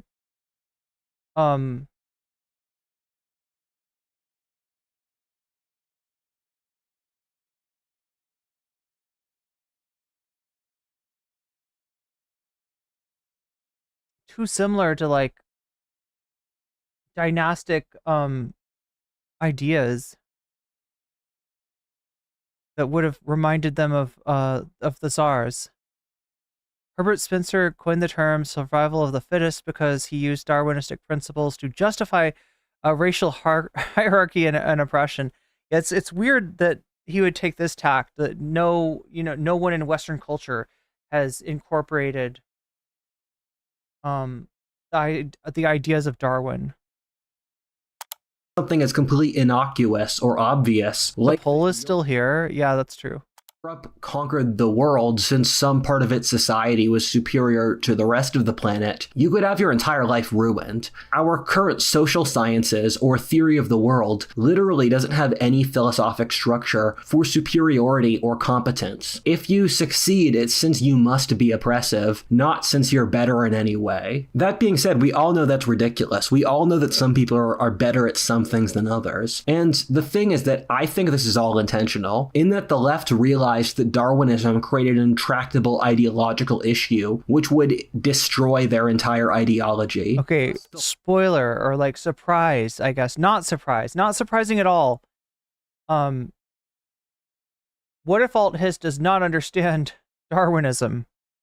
The left made Darwinism completely taboo to discuss on any single level, causing the Academy to even the slightest hinting of it, since I think they realize on a subconscious level that they didn't have an answer to it. The Darwinists are the evil group our society is allied against, thus being the social outsiders. Look, don't call yourself a Darwinist, because you are doing nothing but abusing and misusing and misinterpreting the ideas of the actual this is a scientific theory. It is not supposed to be the base. This is like the wolf thing. This is like the bad wolf science that gave us like the alpha and the beta and the omega and all that shit, right? And then you got all these incels that are like, oh no, this is like for real, but not just about wolves. It's also for real about humans.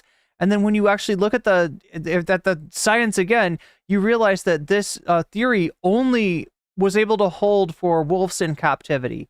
That when we look at wolves in the wild, it's got nothing to do with that. This is bad wolf science all over again. He must have a word salad generator. He must have an aphorism generator. Yeah. This is both the greatest strength and the greatest weakness of the Darwinists. Partly, it keeps them from growing or attaining elite power. Goddamn Darwinists. At some point in the future, but also at the same point, since the ruling class is failing so hard as society is collapsing, Oh yeah, this is wild. I didn't even put that together, Tommy. Like, he straight up tied Darwinism with Mr. Mustachio, dictator, before saying that the world's turned away from it, and to their loss, right?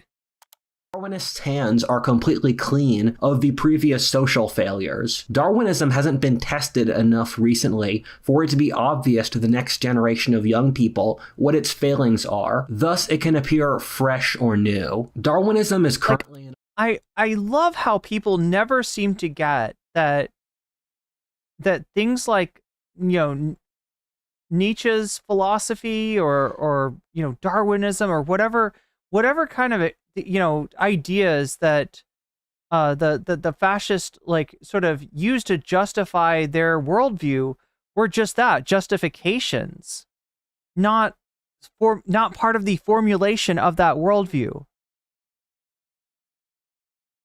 Like, I don't know who needs to hear this, but the Nazis did not derive their form of fascism through the scientific method. A place of flexibility in which it hasn't coalesced into being a complete new ideology. The biggest reason people enter the Darwinistic worldview is since, for as long as anyone can remember, the regime has used the Nazis as the bogeyman to avoid... Oh, God. I have been hearing this shit from more and more right-wing sources. Candace Owens says something similar. Let's get that off the screen, though. The problem implicit in that is that as the regime has treated its own subjects worse and worse, it removes any incentive for thinking, why not be a Nazi? Darwinism is the smallest of these philosophies now and the least developed, but I expect it to make incredible surges in the near future, perhaps becoming the dominant philosophy. I say this partly for the reason I mentioned before, that as the regime grows weaker, the Darwinists stand to gain massively. Secondly, the advances in genetic science over the 21st century have proven things that the regime's right to rule is completely false. Look, I do feel that like our conception of Nazism as this unique evil, I do think it is deleterious. I do think it is harmful, but not for the reasons that he's proposing, right? It leads us into a belief that it's some kind of a black swan event that could never happen again and will never happen again, and that anytime that you worry yourself about like a political tendency or a political movement as embodying some sort of fascism, you're you're almost you're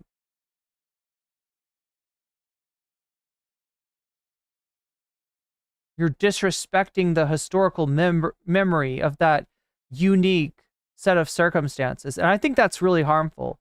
Right, when we don't see that fascism is a tendency that arises in multiple places at different times and that serves a specific purpose within capitalism, then we fail to see that it can happen here.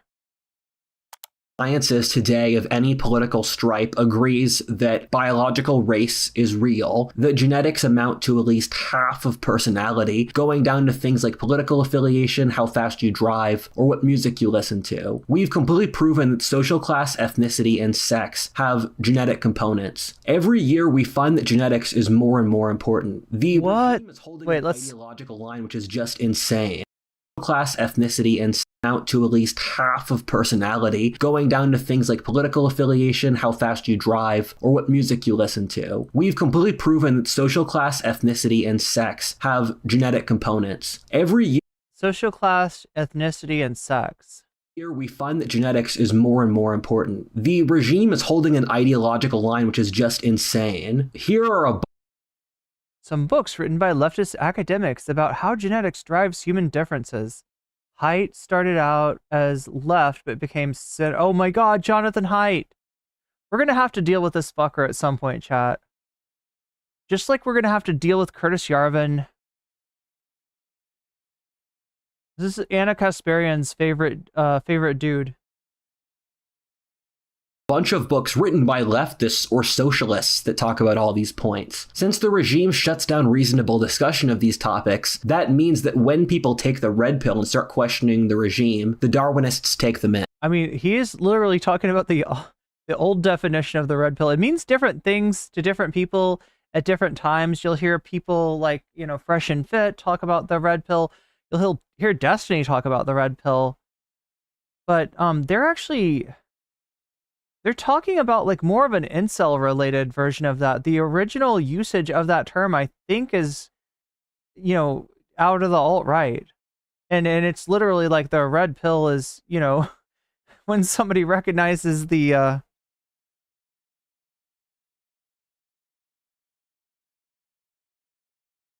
like a fascist mindset as being the height of all wisdom. That's or that.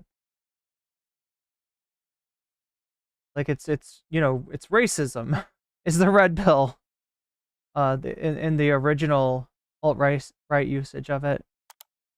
The third reason is that with the new discoveries in genetic engineering, which have the potential to create godlike abilities, including changing the fabric of life itself, is that the temptation to use said technology will probably become overwhelming, and the only way that you could explain it in a comprehensible worldview is through the lens of Darwinism and improving genetics. Darwinism is based upon the idea that the world is a violent and brutal place of continued... No, he is literally, when he says Darwinism, he literally means eugenics. That's his understanding of Darwinism.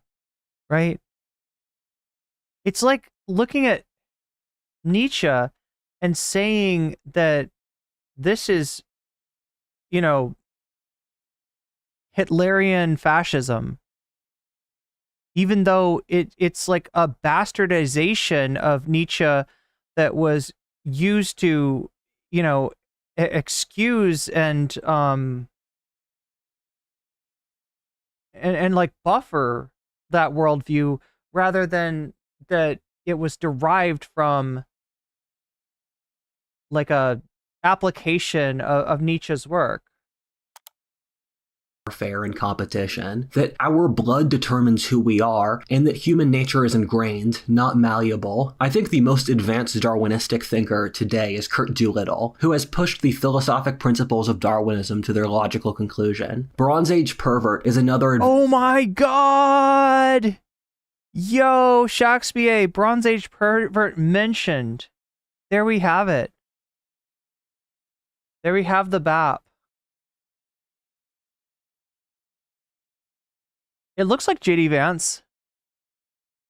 It's blood magic, yeah. We saw him essentially do what he's doing with taxonomic theory of religion, which he's decided is definitely not some shit made up after sniffing his own farts. Yeah, basically.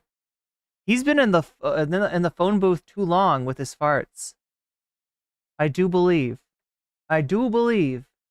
Darwinist thinker who has taken more so from the Nietzschean classical bent on this topic. The new right is... Yeah, the Apollyon versus the Dionysian. Is currently stuck between Darwinists and Christians fighting each other, often covertly under the surface, and it's completely unclear which of them the movement will eventually go after. Something a lot of you might not realize is that the red pill is the biggest... Okay, shit, that kind of looks like... Chat, has anybody seen the 2010 Nightmare on Elm Street? That looks like Freddy Krueger from the 2010 Nightmare on Elm Street. Gateway to Darwinism. Entire generations of young men realized what they were told about women while they grew up was a complete lie, mostly from their own personal experiences. Then they started... Okay, so now he's talking about the incel red pill. That's for sure the incel red pill.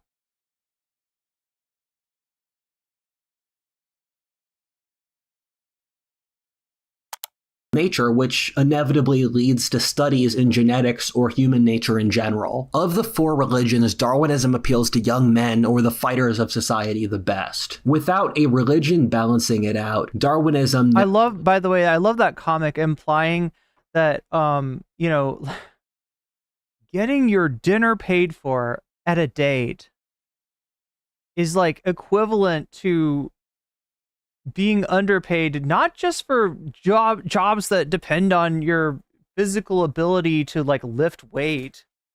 And like, look, yeah, the man lifts 80 pounds while the woman lifts 2 pounds. That's right. That's how sex differences work. That's right. There's no anabolic effect of estrogen. No. God, what a puerile understanding of like literally everything. Like, this is what this guy is. It's like this arrested intellectual development.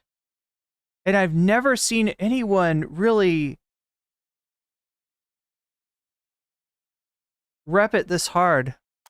Worships vitality. Vitality is a sort of vague principle that glory or great action is the meaning of life. Nietzsche is the real prophet of the Darwinist world. Vitality, goddamn.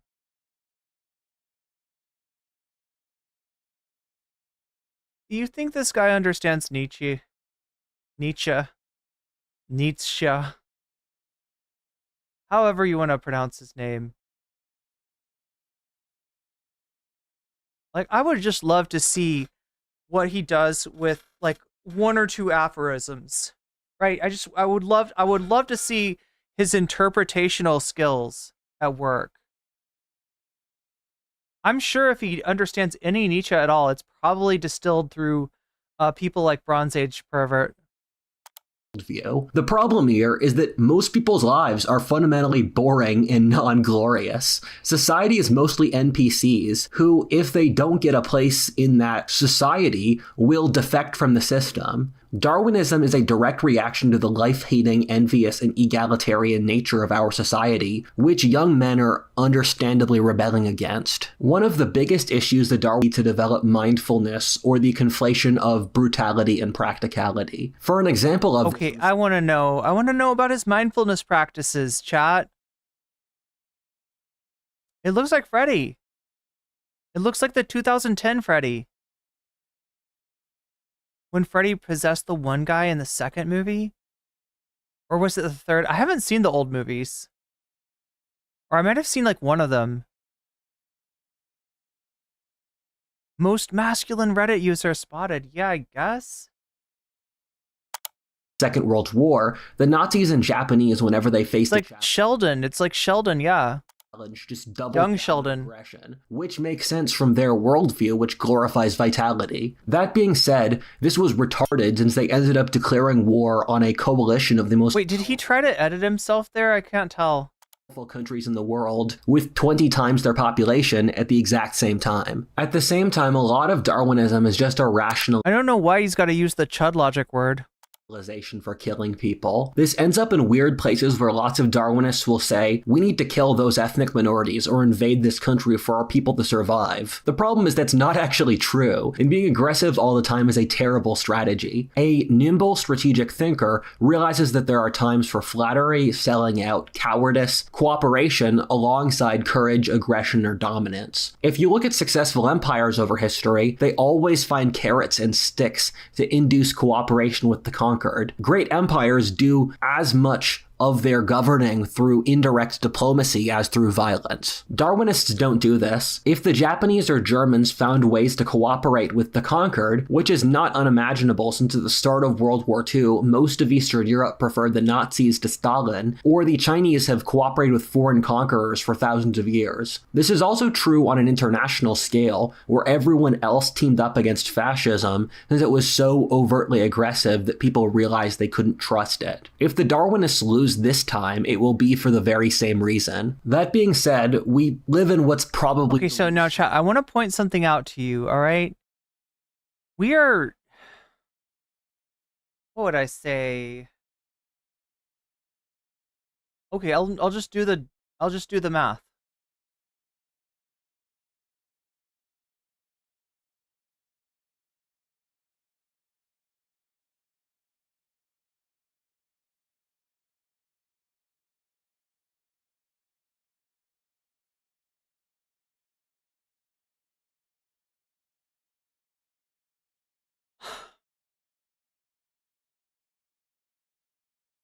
We are 2/5 of the way through this video, and we have talked exclusively about one subject, right? He's got this idea of 4 different religions fighting over America, and the eugenics religion has already taken up almost half of the time. Wise age of history. People only see the outward trappings of ideas, not what they actually mean. This is how the left, a suicidal nihilistic death cult, was able to take over all of society, because we only saw their front of being kind and caring, not the reality of what they were even publicly, literally saying. I've seen the Darwinists do a good job. What? Hard right unrest? Parlor activity? What the fuck? What does that mean? Hard right unrest? Parlor activity? What the fuck? Oh, Parlor, the fucking website. What is he trying to show?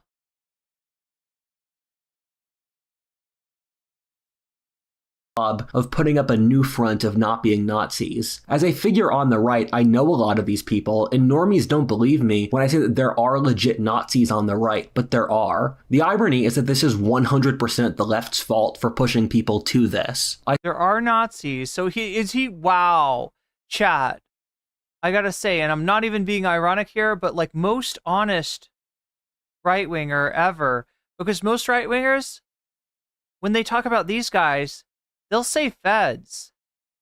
They'll say that these are FBI agents or they are Antifa members, and they are trying to make it look like Patriot Front is a thing.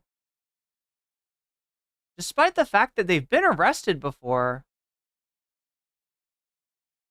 They've been unmasked before, right? They're right wingers. They're like Charlottesville retreads. It's the same shit. It's not anything wacky or novel or, some kind of like agent provocateur action going on. These are just fucking far right reactionaries. Look at, they're wearing khakis. What do you think? Who else wears khakis? Come on, do the fucking math. I see a lot of people. But at least what if Alt Hist, when he seems to be indicating that he does believe that these people are indeed Nazis, which is what Occam's razor would tell you in this case. People on the right who have a worldview which is literally 95% similar to Nazism, but since they gave it a new name, people don't notice. I think that this movement will see the rise of a new leader in the next few years. I don't think anyone understands how big a sentiment there is here, and it just needs said leader. I frankly don't think any of the figures so far have this. I feel like there is a leader. I feel like they're kind of succubus with Nazis. I feel like there is a leader, though. I feel like they've got a leader. I feel like they've got a few leaders, actually. It's the left's fault. Yeah, it's the left's fault that Patriot Front exists, apparently. The khakis are the new fascist casual. Yeah, it's Casual Friday for them. Patrick Bet David literally has the leader of Patriot Front on for an interview and was signing up for what? For Patriot Front on stream? Okay, wow. Capability, and that people like Nick Fuentes or Bronze Age Pervert have designed their brands to be memes, not serious people. That being said, it only takes one Hitler, but once he shows up, everything changes. It's not an uncommon. Does this guy not follow electoral politics or something? Is he missing out on events of the world? Attempted coups, etc. We should construct a racial caste system based off race and IQ. Even if it's not that big a platform, expect it to grow exponentially. Also, chat, we're closing in on like half of the video here. We're closing in on half of the video being about, he's going to say Darwinism, but really he's talking about eugenics. Before leftists get all self-righteous, keep in mind your people have unironically turned society into a racial caste system, and your moderates haven't called them out. The left has no clue at the demon they made, similarly to how the Nazis... So he thinks that because there's a concept like intersectionality, that this represents like the actual real order of right now, that intersectionality has been implemented, and those with privilege have been disempowered, and those without privilege have been empowered, and it is now a reverse hierarchy of the one that intersectionality describes. Because, yeah, no, I remember that. You remember when they, elected Kimberly Crenshaw Empress of the Universe? I remember that, right? That's totally true. That's a good point, What If Alt Hist. Yeah, definitely. Intersectionality is our current operating order. Yes, correct. Wow. And that's not even a correct interpretation of intersectionality. That's like the bastardized Ben Shapiro concept. Formed as a reaction to the insanity of Weimar leftists. The Darwinists will make tough and brave fighters too. The greatest issue the Darwinists face is nihilism. A principle I've developed is that if you believe in God or the soul, you're not a nihilist. And if you don't, you are. This is since the soul disposes a sense of inherent meaning independent from the material. The Darwinists generally LARP as Christians, but they actually are the least Christian of any of these factions. In that, literally, if you tell them about Christ's teachings and compare their philosophy to it, they will mock them while they pretend to be Christians as a coat, much like the Nazis. The Darwinists are obsessed with aesthetics, in a reaction to the ugly monotony of our culture. That being said, they use glory as a way to get around a meaningful universe. I prefer that to most other ways. Yes, the Nazis were pretending to be Christian. people cope with the death of God, but it does inevitably result in pushing unhuman cruelties and authoritarianism. That being said, if you push them on if they believe any values, you won't really get an answer. Everything in their worldview is a rationalization for pushing their self-interest, which is something a lot of they themselves would agree with. The thing that wait. Sorry. Was that a dog whistle? They themselves? Or they themselves the Darwinists, as he's calling them? I don't think he was trying to... Like, when he said they themselves, though, it kind of like... It sounds like it could be a dog whistle. Is a soul and God. Without that, they spiral, and with it, they can hold themselves to moral standards. If you don't believe in the soul or divine, killing other people to bring about utopia is the rationally correct endpoint to reach. Ironically... Okay, so why am I not killing other people to reach my utopia? I must just be lazy. The Darwinists with religion is literally what the Wait, where did it say homosexuality? Looks like. Hey everybody, for a brief pause, you guys should check out my second channel, History 102, where Eric wars and of secret societies which have massive outsized political or social power, but are numerically incredibly small. That's what tech is today. Tech today has an absurd amount of power over the world and society, while at the same time being centered around a handful of social groups driven off particular cultural norms or incentives which are completely alien to the general population. Techno-optimism used to be a widespread and normal sentiment among the population. Look back at the 1950s, where they had all of this science fiction about the incredible technological advances that would occur in the future and how it would make their lives so much easier. This sentiment is largely completely dead among the general public today. If you ask anyone about what technologies they expect, they'll immediately drop a list of dystopian Black Mirror stuff. When tech discovers something new, the populace assume it exists to exploit them. At the same time, that doesn't stop the populace from using whatever technologies Silicon Valley produces. Seeing how rapidly people have accepted AI and started integrating it into their daily lives really shocks me. I told myself I would never use AI, and now I do so all the time. Your average person has a better relationship with... Really? I couldn't tell, chat. I couldn't tell from the 8-fingered monstrosity that you showed us earlier. I could not tell. Their technology than the people in their daily lives. Gen Z spends 7 hours a day on average on just their phones. At the same time, this change has bred remarkable resentment among the general populace. People hate the new digital world. It's incredibly lonely, sterile, and depressing. The screen... Okay, wait, no. I'm sorry. I almost didn't recognize. The transition that happened somewhere here. Did it say that? We're in tech, right? So that's the second. Like, I thought he had like chapter markers or something.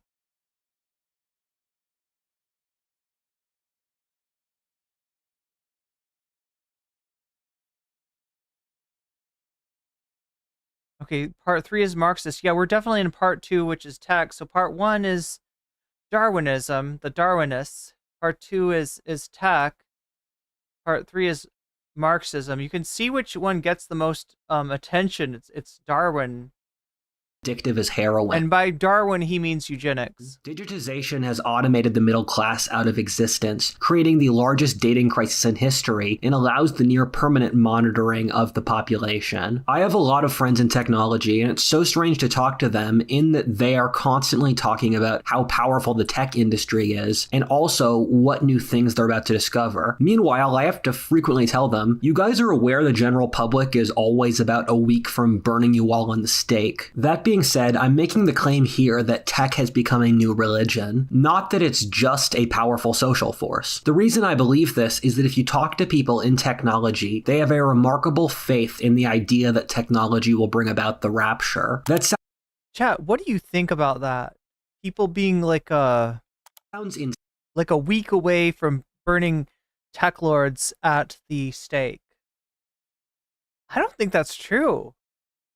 I feel like the negative influence of tech is like underrated, is like underappreciated. I feel like most people have, you know,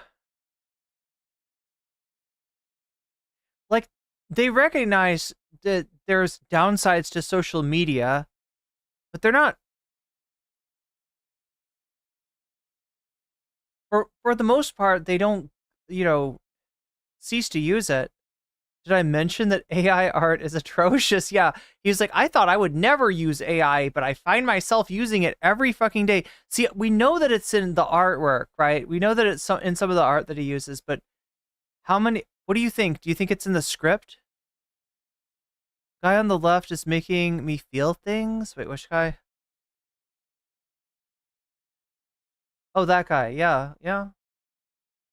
Where the general public force. The reason I believe this is that if you talk to people in technology, they have a remarkable faith in the idea that technology will bring about the rap. Tech optimism is just helpful for job security. Yeah, and making sure that you're not killed by Rocco's what is it called? Oh my god, why am I having trouble remembering what Rocco's weird pet was? Not an obelisk. Rocco's...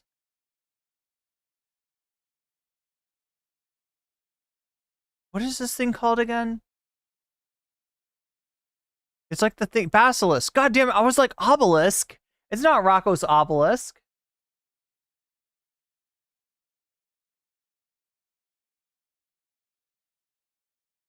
Yeah, well, no, it's not silly, Gus. Rocco's obelisk is like literally the height of, you know, technological and evolutionary development, and that's why we must always praise the great.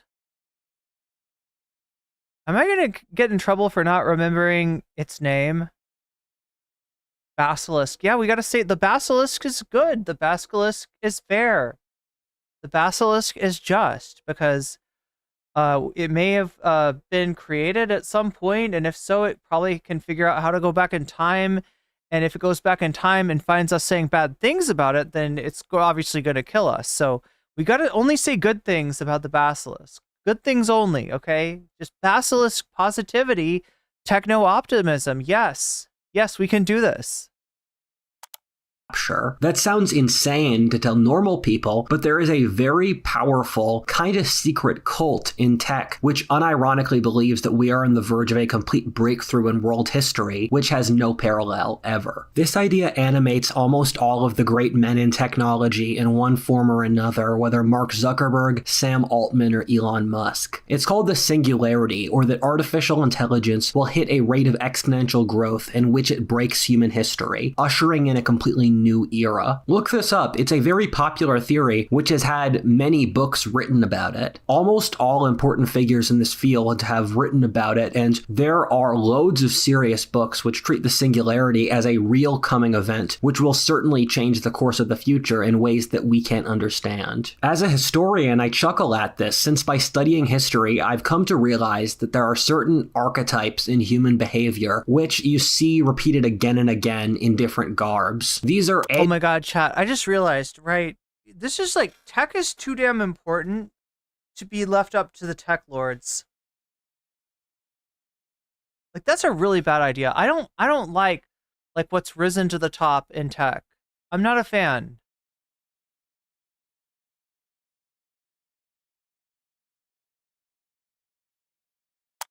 Into the human condition, and certain eras of history rationalize them with whatever logic their society uses. One being the rapture, or a point where we will reach a spiritual breakthrough. Wow, that rapture looks like an album cover.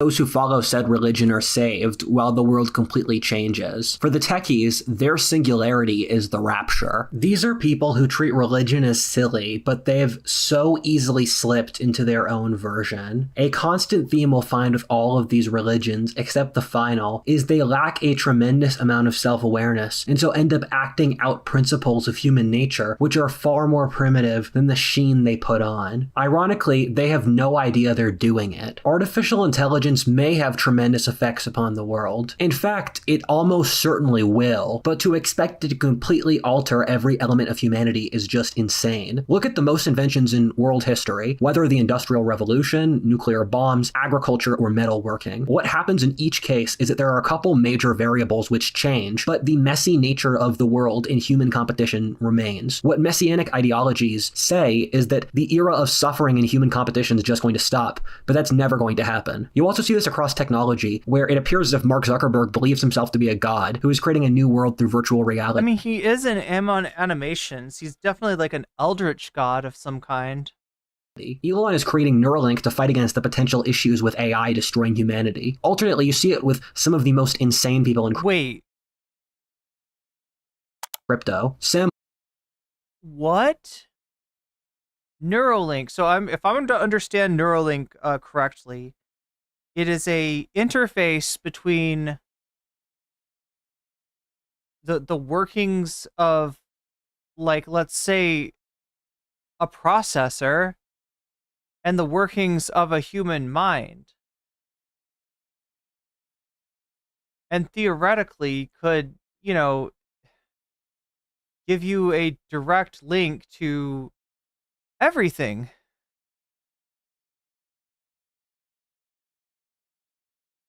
But at the moment, it's what is it? Like, so supposedly they did have success in was it like allowing vision?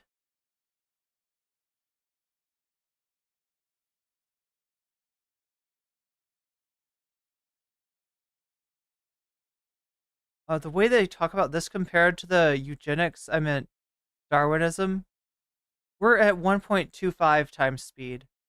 I did speed it up just a little bit. Picked the weirdest pick possible. Yeah, he stopped worrying and learned to love the bomb. That's right. Altman wants to have machines replace humanity, and that's not an uncommon sentiment in a lot of these tech people of creating a more perfect creation than humanity through the machine who will move past us in evolution. Yuval Noah Harari has talked a lot about this. But I'm trying to understand. I mean, sorry, I got totally taken away here. In a utopia right around the corner. Yeah. So, wait. The utopia. Here's what I'm freaking out about, all right? What is he... Like, how he said that Elon is designing Neuralink to avoid the problems that may come with AI. I am just trying to understand what that could possibly mean.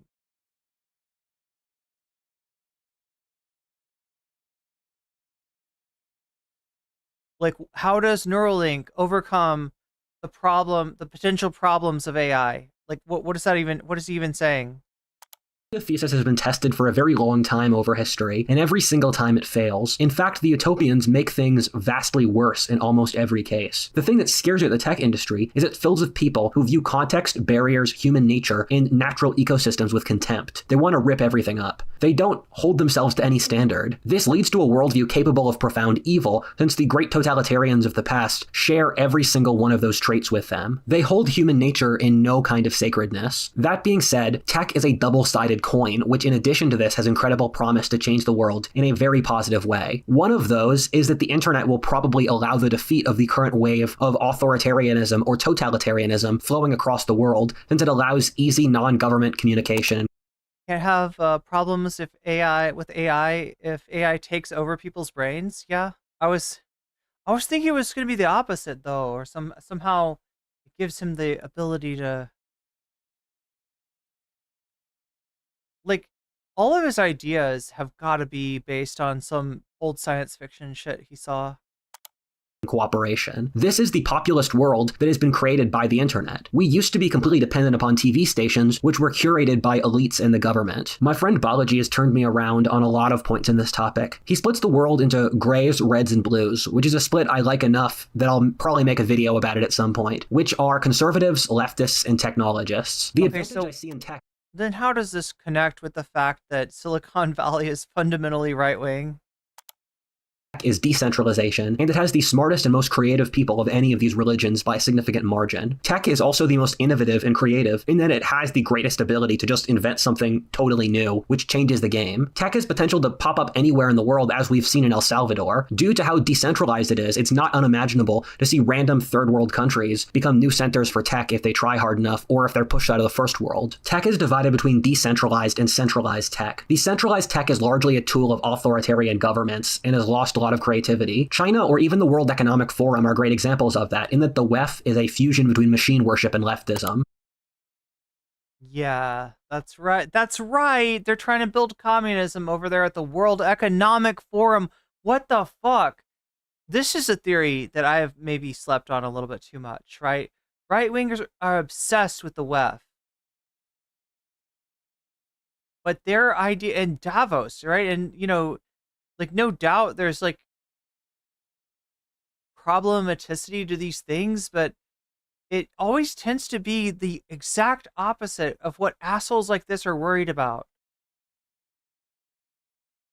I think it might be supporting the exact opposite of communism rather than communism. In a race between tech as a force for freedom or servitude. I really do worry about AI being a tool of state surveillance as a great example. The biggest weakness in tech is its complete disconnection from reality and human nature. When I talk to people in tech, it always shocks me to see how split off they are from the public sentiment, often to an incredibly embarrassing degree. Their arrogance makes them hated and increases the chances they just get slaughtered by the general populace. The reason capitalism was so rare in history, only really flowering in Western Europe, is that it's too easy for government to just ally with the mob to steal money from the capitalists. This has happened dozens of times in history. Also, the god that tech pushes is fundamentally false. Firstly, I very rarely see people in tech push for things that the general populace want. Ally with the mob to steal and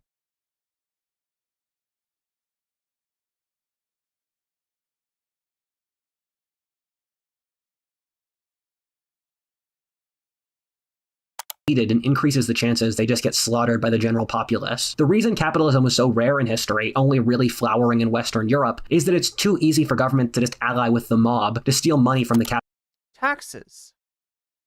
Steal money, steal value created by workers from the people that stole it from the workers. Don't mind if I do, actually.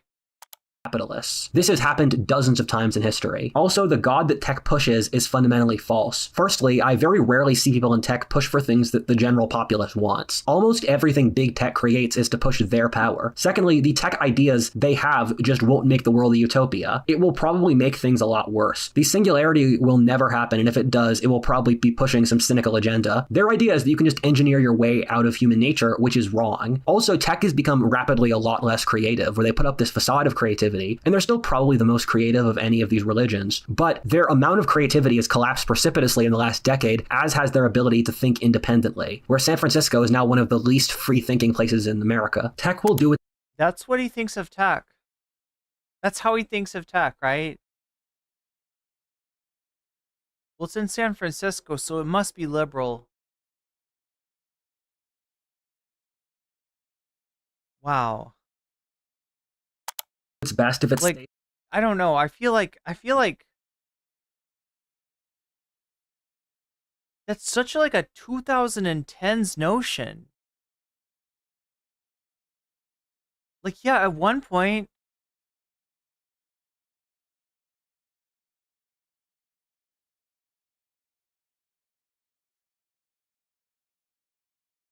but at some point they decided that they hate regulation.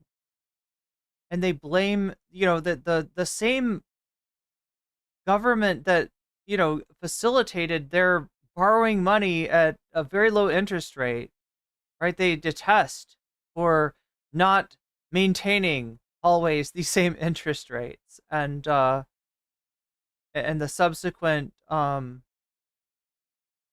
correction, the subsequent collapse. What's up, Canadian Brunch?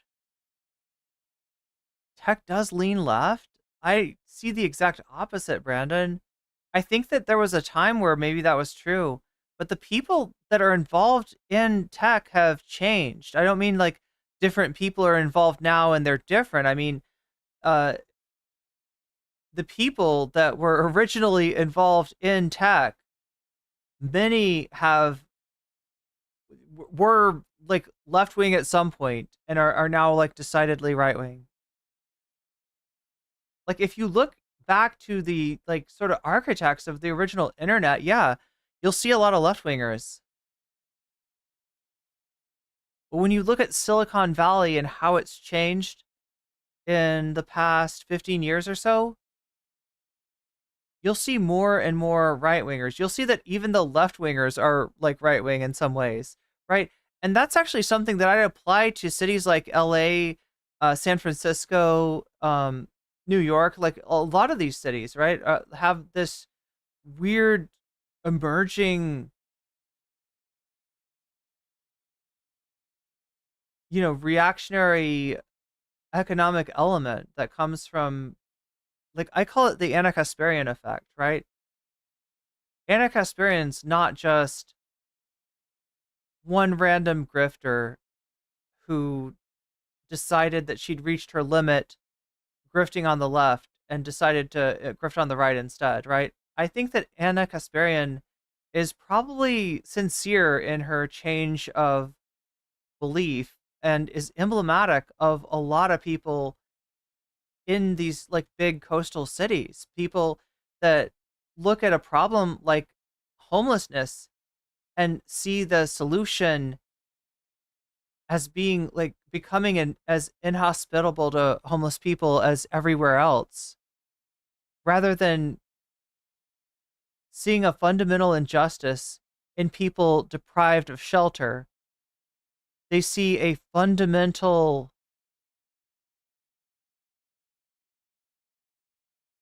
inhumanness in the people without homes and justify all the inequity that they experience and wish more on them, right? This is what I'm seeing in big cities, and part of it is a facet of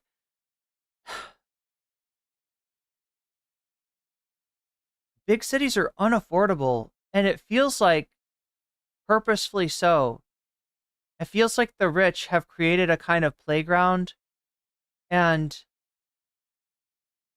they've engineered it so that only they can afford to stay there. And when people that they dispossessed of the very most basic human need show up in that city, they blame those people.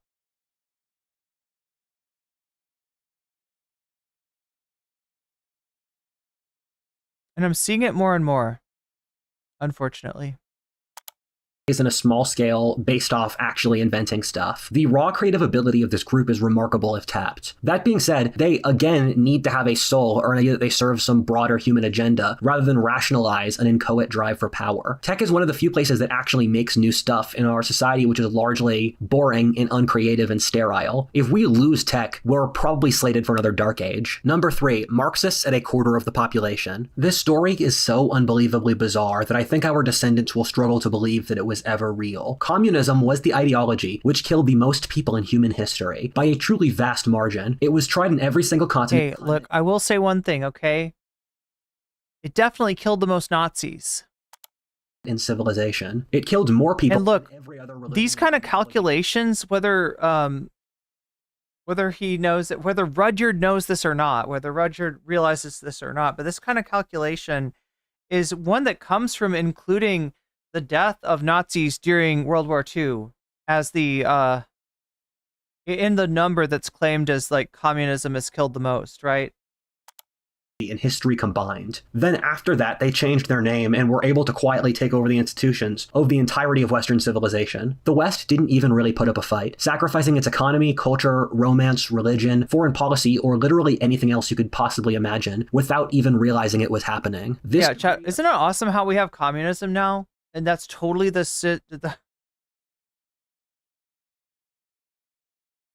order under which we live.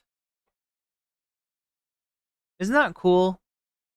How we all collectively own the means of production. Isn't it cool how like we're not fucked over at both ends, being underpaid for the amount of value we're adding to the products and services we put together, and at the same time overcharged for the goods and services that we need to sustain life. Isn't that cool how that doesn't happen anymore? Oh shit, he's wrong. Communism has not taken over. Jesus fucking Christ, Rudyard. Jesus fucking Christ. The idiocy should not be physically possible. However, that didn't stop it from happening. I'll explain later why I think it occurred. That being said, we live in a society which is run by Marxists. Every single institution that exists... Wait. Who is even showing there? Oh no, do I want to know? It's going to be some weird anti-Semitic dog whistle involving the Frankfurt School, right? If I know this guy, if I know guys like this. Has been co-opted by Marxists. This is the case for Hollywood, TV, the media, the government bureaucracy, corporations, the upper brass of the military, the police, schools, academia, philosophy, religion, and literally anything else. They have turned the entire... Wait, this kind of sounds a little bit like Curtis Yarvin.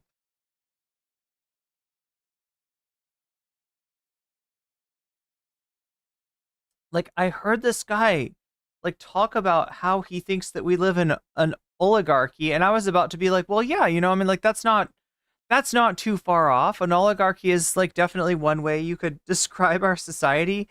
And the interviewer asks Curtis Yarvin, oh, so you mean like the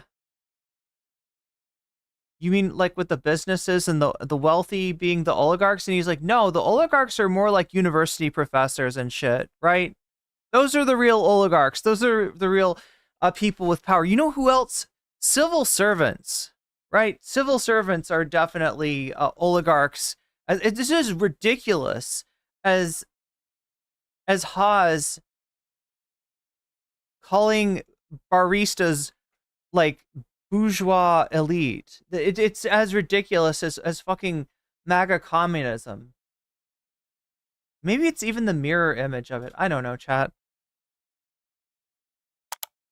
Into racial discrimination against the majority population. Every single facet of our... Yeah, actually, you know, I wasn't going to say it. I hadn't thought to say it, Choki, but me too. I only know of 2 Rudyards, and this guy's one of them. I have never met or heard of another Rudyard. Only Kipling and What If Aldhist.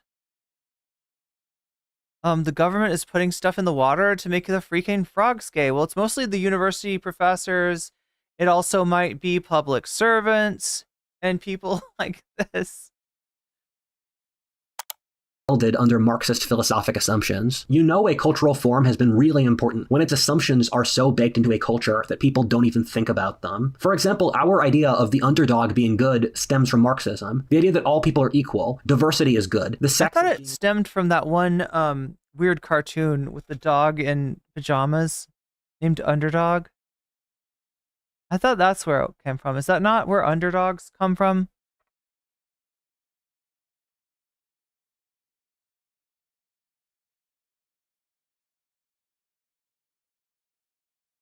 I always thought that communism was everyone being paid the same wage regardless. On a skill like a doctor and a garbage worker get paid the same.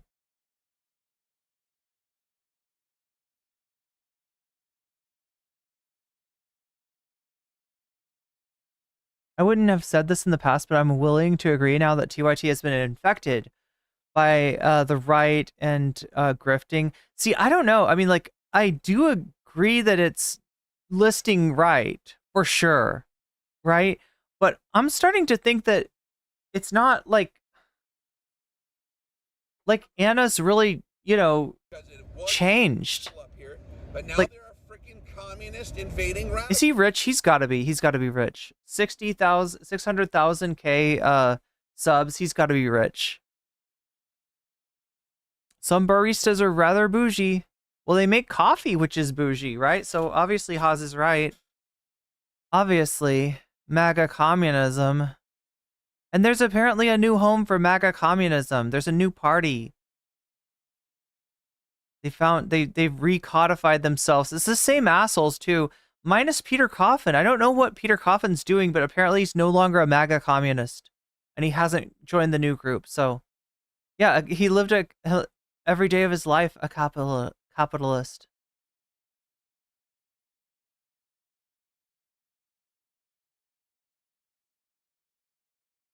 Canada will be communist tomorrow. True. Interchangeable, or the government should take care of the populace, all stem from Marxism. Communists will see that me saying this, but the US is a hybrid socialist economy, since the US government... Are we gonna seethe communist invading radicals? Are we gonna seethe?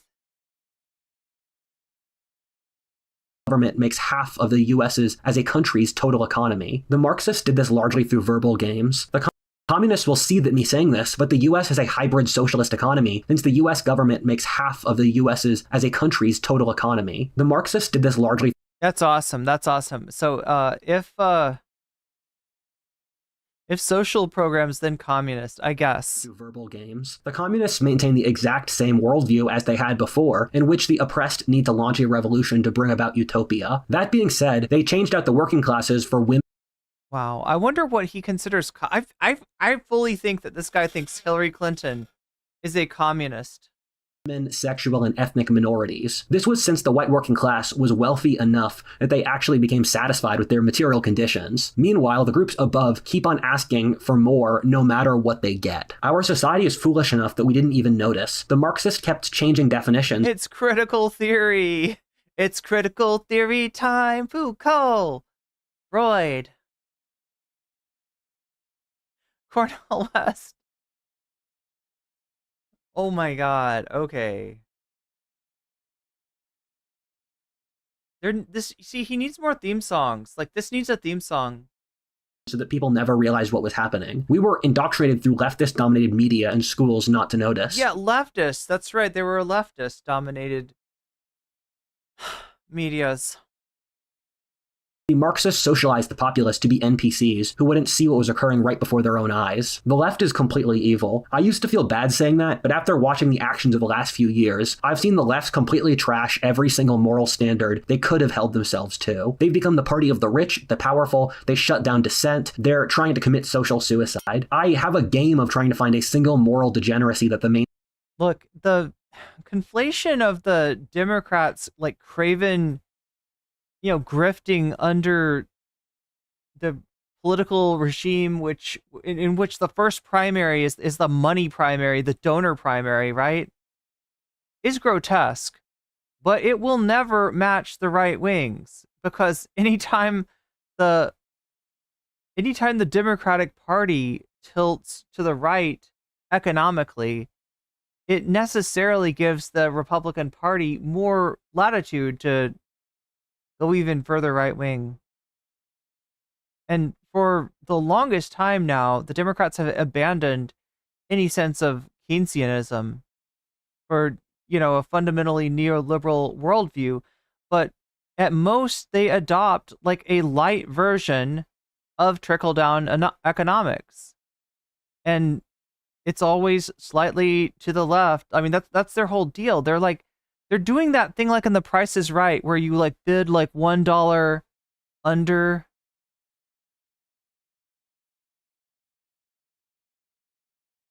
Like it's that kind of thing. Mainstream left hasn't defended. It's impossible. Mainstream cannibalism. Hell yeah, that's right. That's what's on the next. That's what's on the agenda. Surprising facts about cannibalism. Nurse to nurse cannibalism. Right. That's great. Wow. Pro-cannibalism speaker. Thanks a lot, Marxism. Thanks a lot. That's what Marxism is really about. Just like finding what's the fastest route to cannibalism. Yes. It's the perk that I choose first when I play Fallout New Vegas.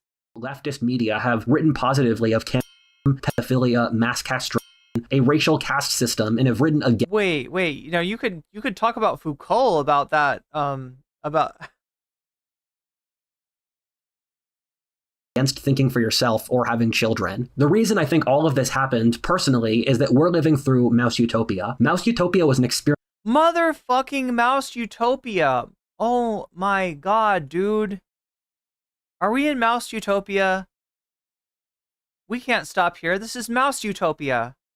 In the 60s, which I made a video about, where they gave the mice perfect conditions to breed. And the mice got degenerate. And then after their numbers going up massively, the mouse social structure completely fell apart. Male mice became effeminate, female mice aggressive, the mice stopped having children, became autistic. Oh God, he has done all kinds of, I feel like this is a classic. Like the... Because it was so peaceful up here, but now there are freaking communist invading radicals. This is a real experiment. What he's saying is a bastardization of it. I feel like he's missed the point of it. And better channels than I have gone after this Mouse Utopia video, so I'll leave it alone for now. Do you legally have to tell us if this is the Matrix? Do I have to tell you? Is that, I'll have to look at the TOS and see if that's required. They want that juicy glute jerky. Yeah, that's what the ghoul was going after. Mouse society completely collapsed as bands of thugs destroyed the mice who continued to breed. Bands of thug mice, yes. Thug mice. Even if you don't believe in that experiment, historically periods of Even if you don't believe in that experiment. No, it definitely happened. I just don't find that you understand the experiment, and I do feel like you were overinterpreting the fuck out of a goddamn mouse experiment.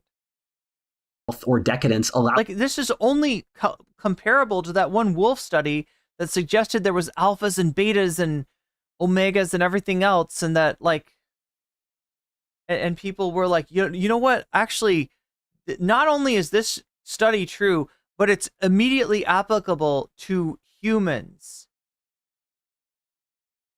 This is true for humans as well. Societies to stop behaving in productive ways and instead be degenerate. What's happened here is the left won, since they were able to create an easy The left won. We don't have anything to worry about, chat. The left won. Rationalization for complete degeneracy and social collapse to be morally okay. Imagine what kind of ideology those mice would make up to justify mouse utopia. Wouldn't it end up looking a lot like wokeness? Wokeness is making a turn now from kinda positive ideology about empowering oppressed groups to legit death cult bent on social suicide. You can see this in that the left is pushing more and more so for stuff like not having children, deindustrialization to stop climate change, suicide, mass immigration to destroy developed countries, the end of heterosexuality, or other things which are the end of heterosexuality. Yo, that's probably about people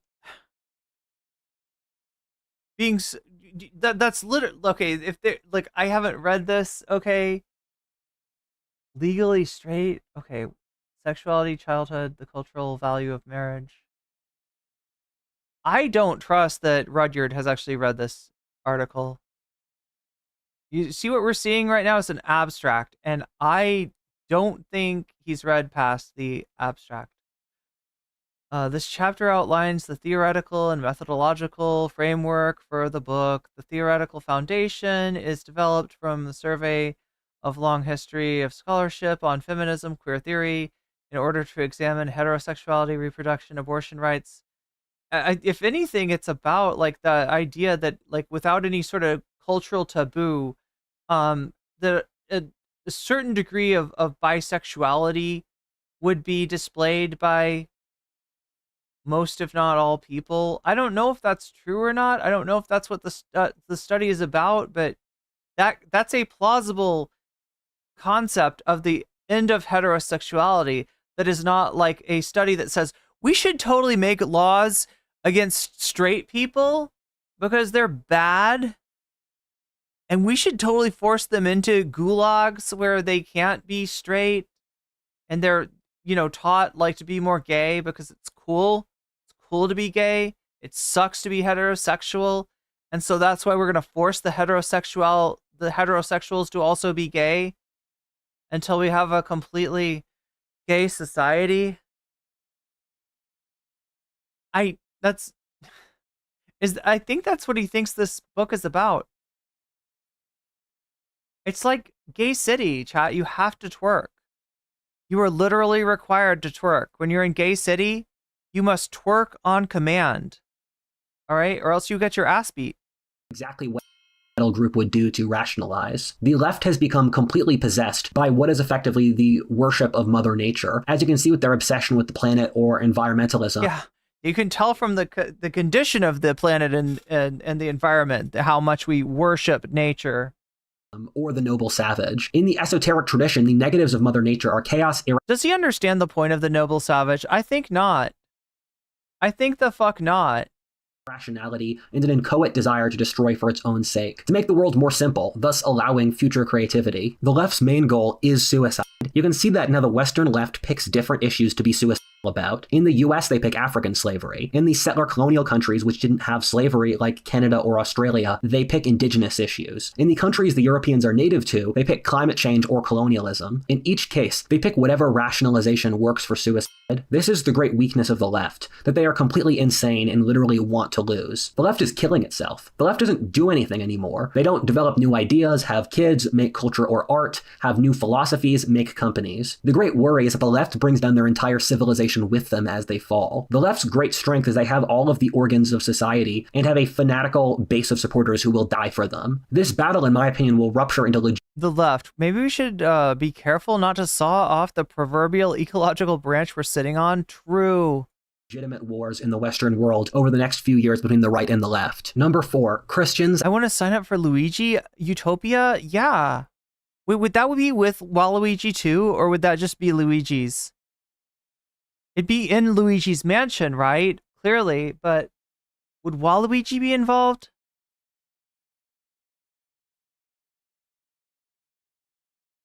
Yeah, he's a big fan of colonialism. We have all the organs, true. I mean, we must... I love how they make the left look so psychotic. He thinks there's a biological difference between races. First, all mice experiments can't be directly applied to human. Yeah, that's why they're called murine experiments, right? It's like the experiment had space limitations and variable problems. Third, the experiment was more demonstrative of the effect of boredom.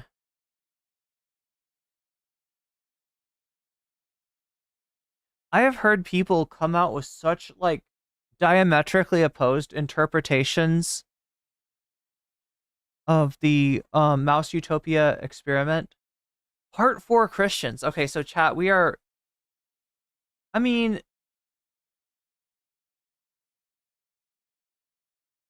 We've got like 1/5 of the video left, okay?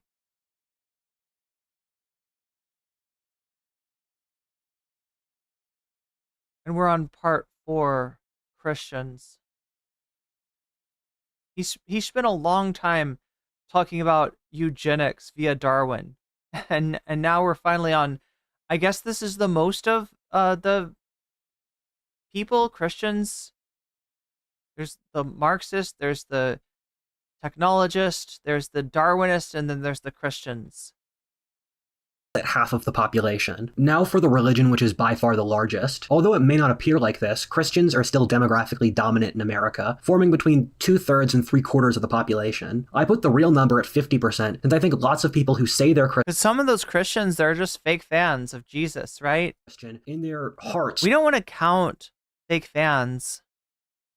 Really have another ideology which is actually more important for their thought process. Think of woke churches, for example, or people on the dissident right who are really Darwinists but mask it in Christianity. That being said, over 90% of Americans still believe in God, and similar to slightly lower numbers, pray or are spiritual. This is different from Europe, which is largely turned completely agnostic. Funnily enough, the average... Okay, I gotta say, Americans, we're not doing well enough. We're not doing well enough, okay? Not everyone doesn't have to believe in no God, but 90% of you fuckers believe in God? Seriously? Like, I almost feel like obliged to be an atheist just like as a counterbalance to what I see as an excess of deism. American agnostic is more religious in belief in God or prayer than the average European religious person. What this means is that there is a very significant amount of people who are adjacent to Christianity who could be scooped up by a new reformation if it were to occur. Christianity... Or by a new religion, perhaps. Perhaps?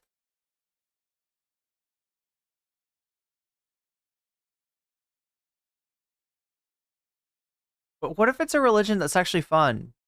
Like, have they tried that yet, chat? A fun religion? Like a religion based on fun? And dancing? There's lots of dancing.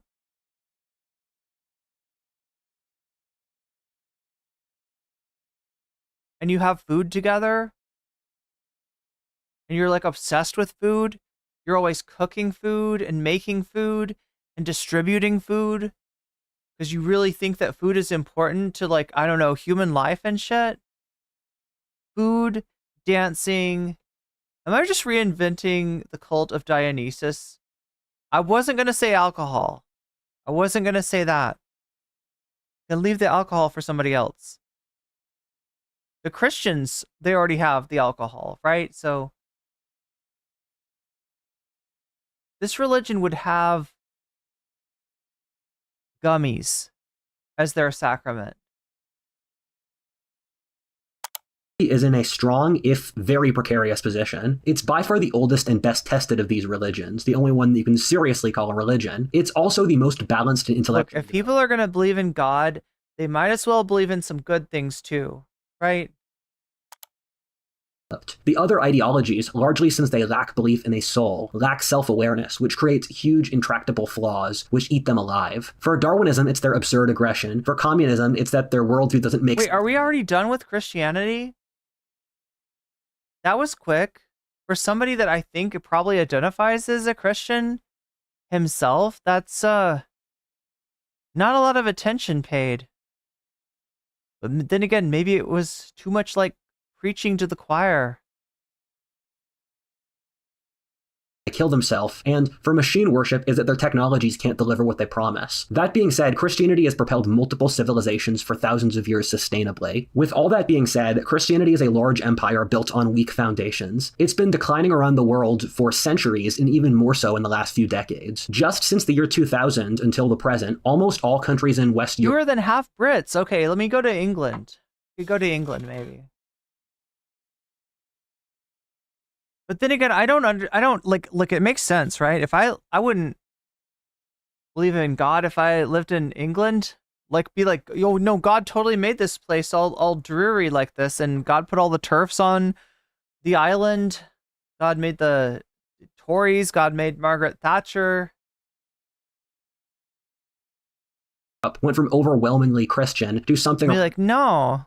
Only a quarter of their population. In America, it went from 90% to 2/3. The church is currently bleeding followers. If things don't change, American Christianity could be dead by the end of our lives. Another interesting trend is that over history, even with majority Christian populations, small agnostic elites have taken over said societies and then secularized them. This happened with Soviet Russia, Jacobin France, fascist Italy, or Nazi Germany. That is what wokeism is attempting now, and what the other two religions might try. The problem that this runs into is that Christians today are too complacent. Christianity has experienced a profound brain drain over the last few centuries. In the medieval or early modern periods, the greatest minds, whether St. Augustine, Isaac Newton, Thomas Aquinas, or Descartes, served the church. Recently, those people have gone into business, politics. Hey, Descartes, could y'all come over here and service the church? Descartes, tell me more about how animals are biological machines. Descartes. Or science. This has resulted in the church constantly being outmaneuvered by other institutions. This is why Christians haven't been able to adapt to the new scientific world. Christian theology is stuck in the pre-industrial world, which makes it unrelatable to the general public. The greatest issue Christianity faces is that a large part of the population— Okay, I gotta say this, okay? And I don't mean any offense to anybody out there, right? Like I always tell you, my sister is a Christian and, you know, she likes it. So, you know, I'm not gonna, you know, talk shit about my sister's religion. But I gotta say, as somebody who grew up in Christianity and remembers as a Christian thinking about how weird other religions are, I've gotta say that the real weird religion is Christianity. Like, compare it to other religions. Like, does anybody else have the thing where you eat your God? Like a freaking ceremony of cannibalism, ritualistic cannibalism? Like, that shit is wild. That shit is wild. And you go to heaven if you believe in him. Like Santa. Like, except Santa doesn't make you believe. Wait, I think Santa gives you presents regardless.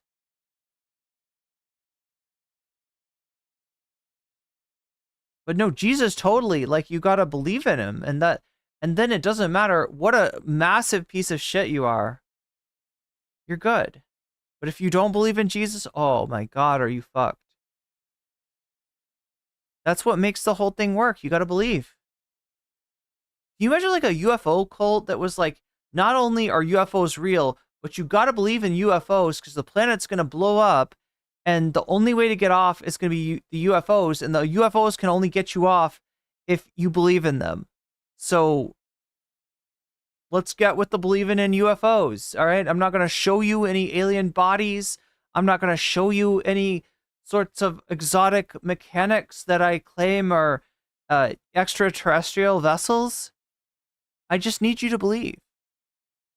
You need to want to believe, right? That's the prerequisite. That's the prerequisite for your predestination to go to planet X and be totally all right after X day. That's the kind of faith that I require.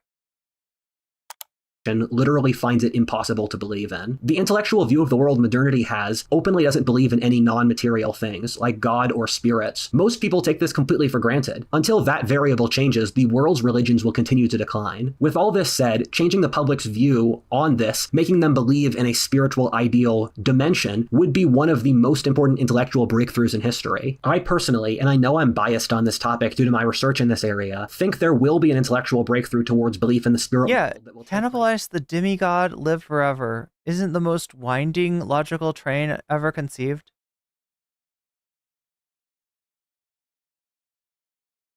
This century. That being said, I think even if the evidence was irrefutable, most people would reject it for a very long time. Getting it to become a new consensus would take centuries. The fundamental foundations of most people's worldview are so mechanistic on a really deep level. Christianity will keep losing in a mechanistic worldview against the other three. The people who tend to be left in Christianity after all of this are the soft-hearted and those who love tradition. I just gotta say, it's weird to think of Christianity as this like central thing.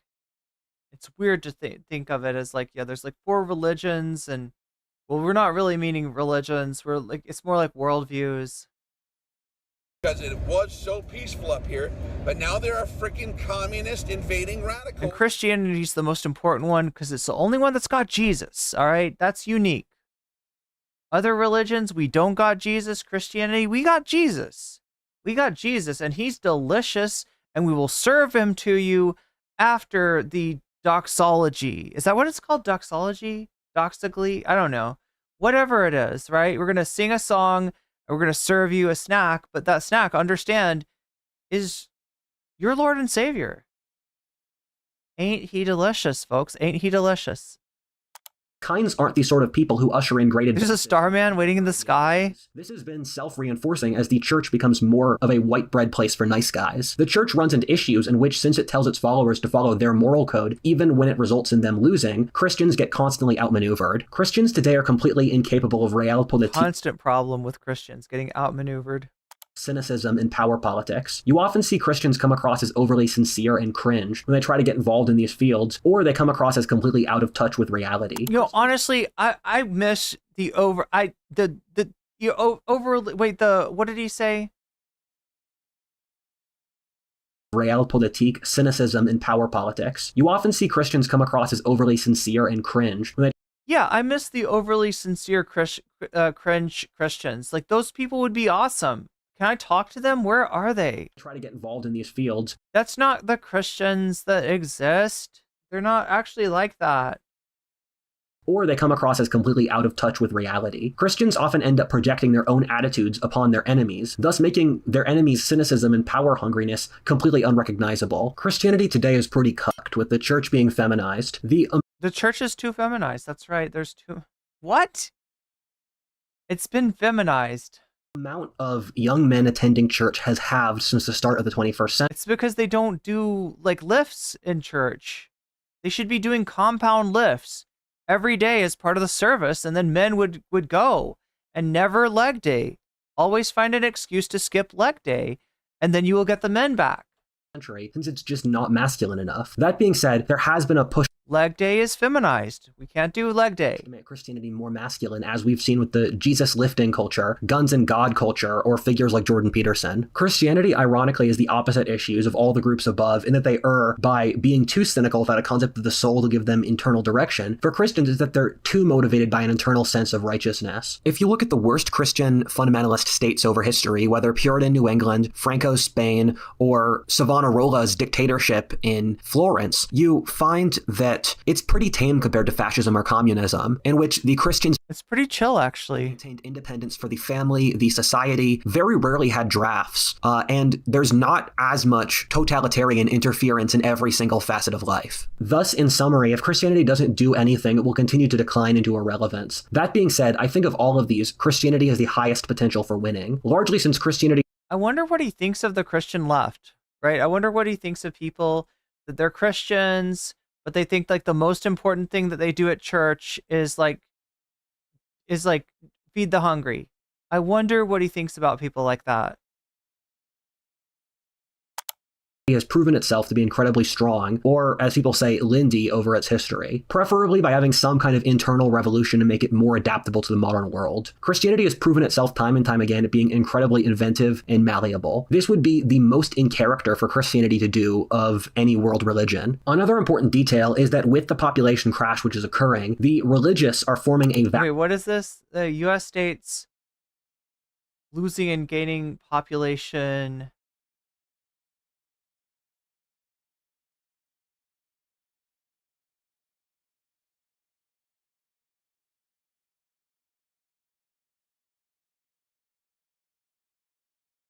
Wait, what is this supposed to show us? Vastly disproportionate amount of those. Yeah, Jesus is swole as fuck. Jesus has got those heavenly gains.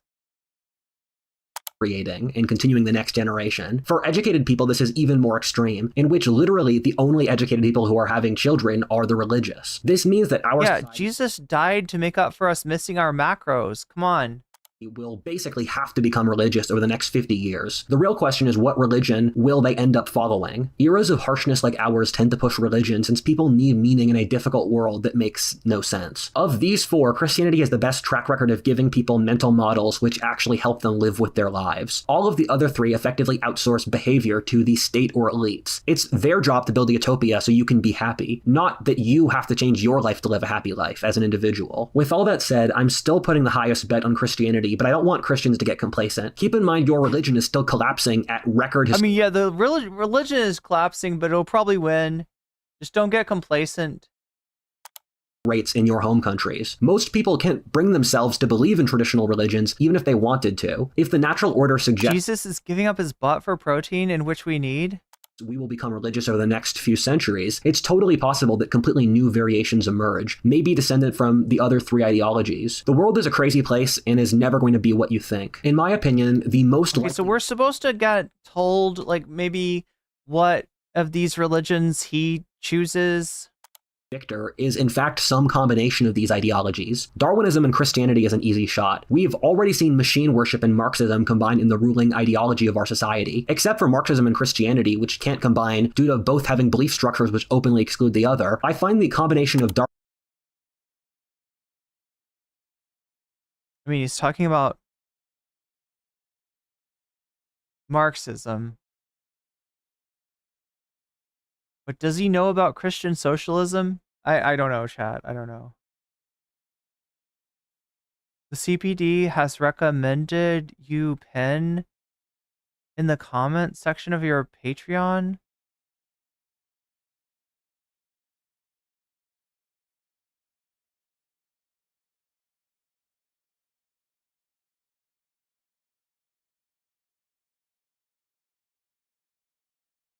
In the comments, whatever. Oh, okay. I'm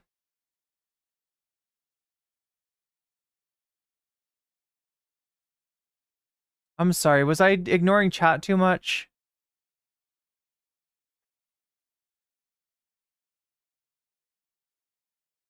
I just got lost in this notion of This man's twisted worldview.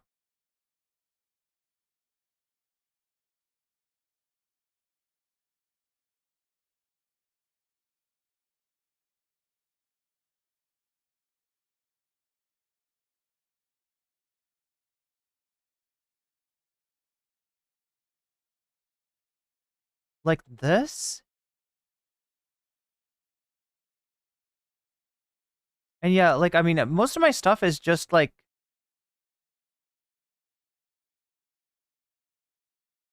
most of my stuff is just like my name, right? It's like, like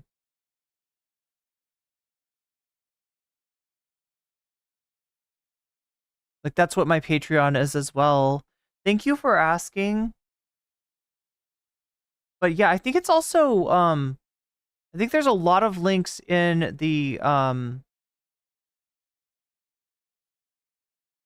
let me just make sure. Yeah, they are indeed. The links to multiple donation methods are in the description of the video itself, as well as the Patreon, as well as the throne. And I'm very grateful for any donations, right? It helps me out greatly. But yeah, thank you for asking.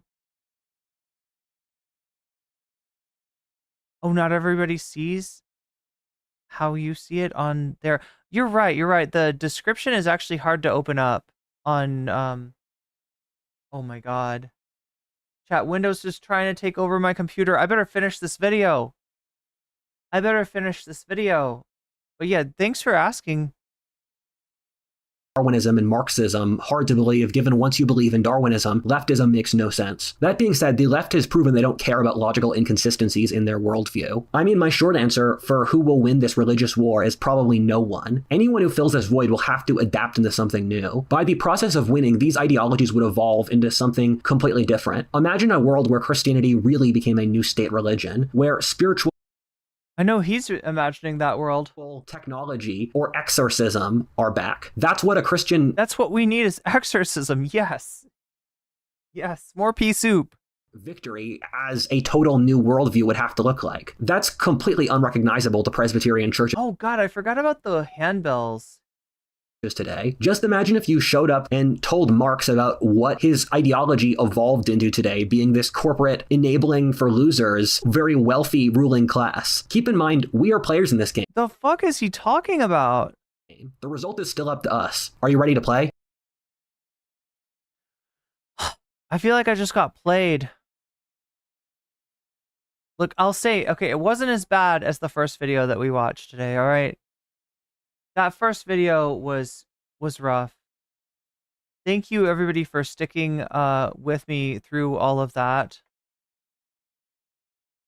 Shall we come back to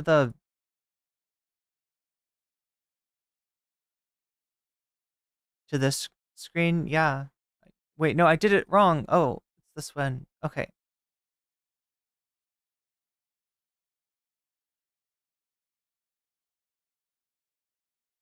One United Nation God under. When they make funny signs like that? I've never seen that one. Oh, deepest apologies for the distraction.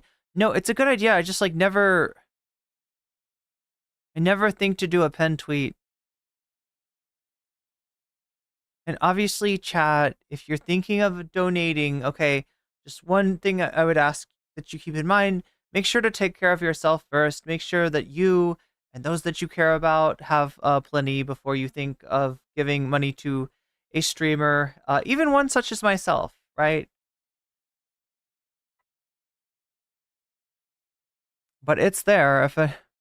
And you're right, I should probably pin that more often, especially on a month like this. Yeah, like we get paid like a behind a month for YouTube. So because like June was like kind of not great for me, that presents a challenge for this month, but it's a challenge that I have no doubt I will somehow manage to rise to. And thank you to everybody who's donated today, especially to the throne where I have the the rent fund or to the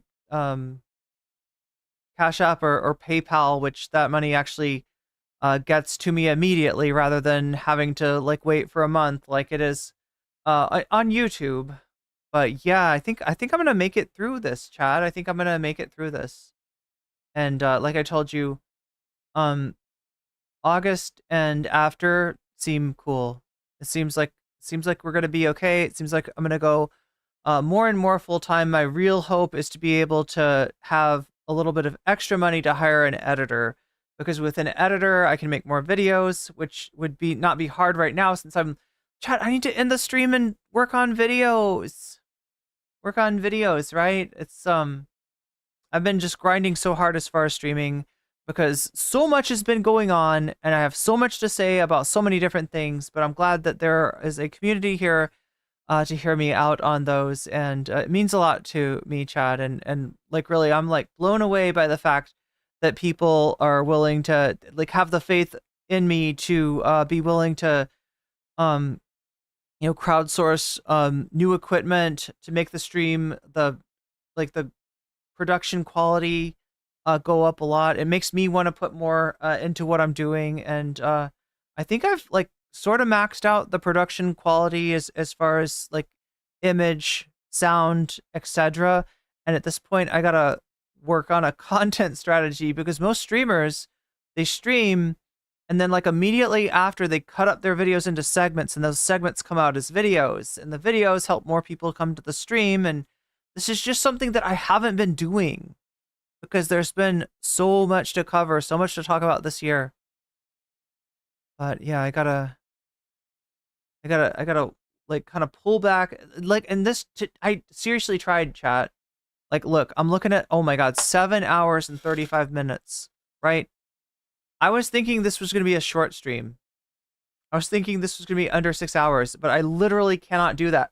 It's just like covering the Ava Tyson stuff and then covering the Tim Pool's weird video about Ava Tyson. It literally took me that long.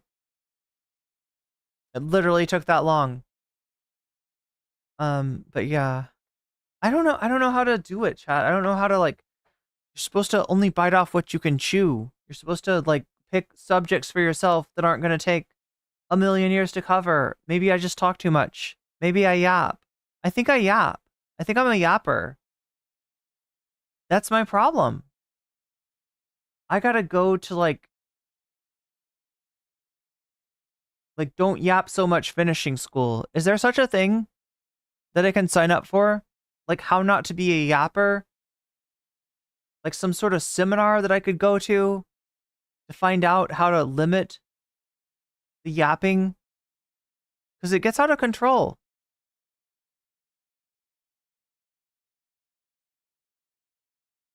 It gets way the fuck out of control.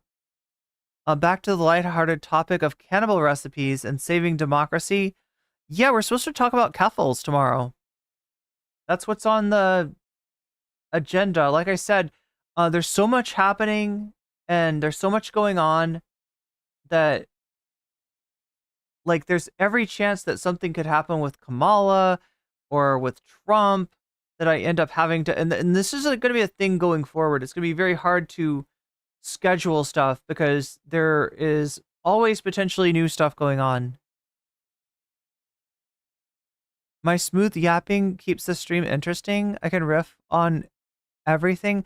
Well, I gotta find a way to like riff on less, right? Because like literally yapping for this long is not good for getting videos done for you, and I want to get videos done for you.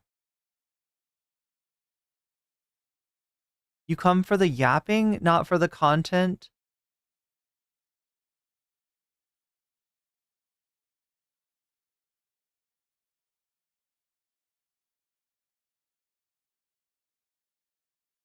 Balance is hard. No yapping chick school?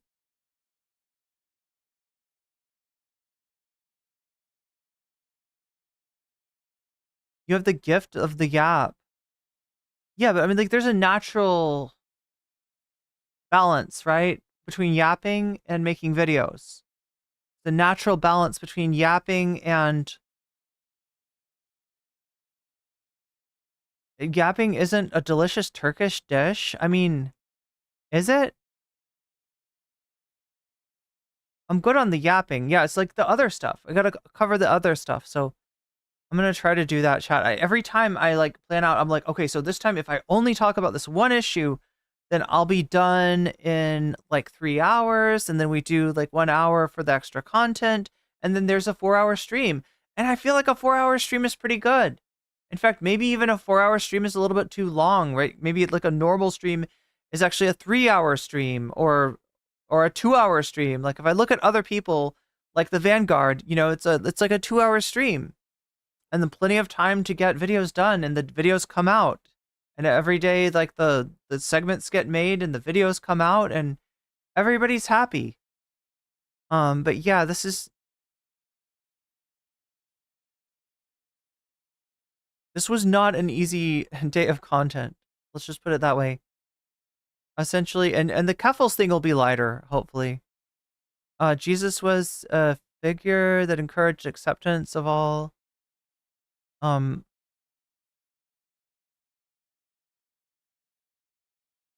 All people deserve love, safety, and support, which is sadly an inherently political message. People's lives shouldn't be used as political fodder, but they are and always have been. Editing gives you a chance to find the moments and focus, but we enjoy a good sidebar. Yeah. Anyway, chat, I'm gonna endeavor to push on and figure out how I can upgrade the stream. That's what it is, right? I've got the production values pretty high now. Now I just gotta get everything else high, including myself and including my chat. So I hope you enjoyed getting high. Wait, what am I saying? Chat? No, that's not what I'm saying. That's not what I'm saying. I'm just saying. I am just saying, okay?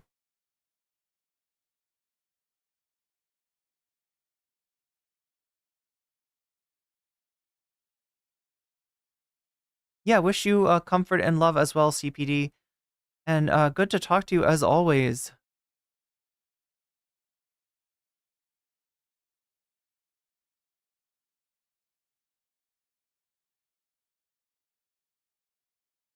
Wait, am I like not, am I seeing, no, I'm seeing live chat.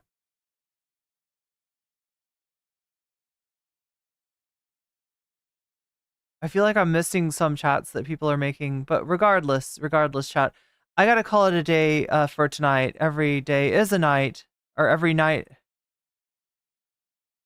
It's been a hard day's night, is what I'm trying to say. I need a nap, absolutely. So I'm gonna take one. You take one too, maybe if you need to or not. I don't know what time it is where you're living. But I'll be back to you to cover Keffel's return to the internet, which is super exciting and a lot less like gross than what I had to cover today. So I'll see you tomorrow. Have a good night, and I'll talk to you then. Meow.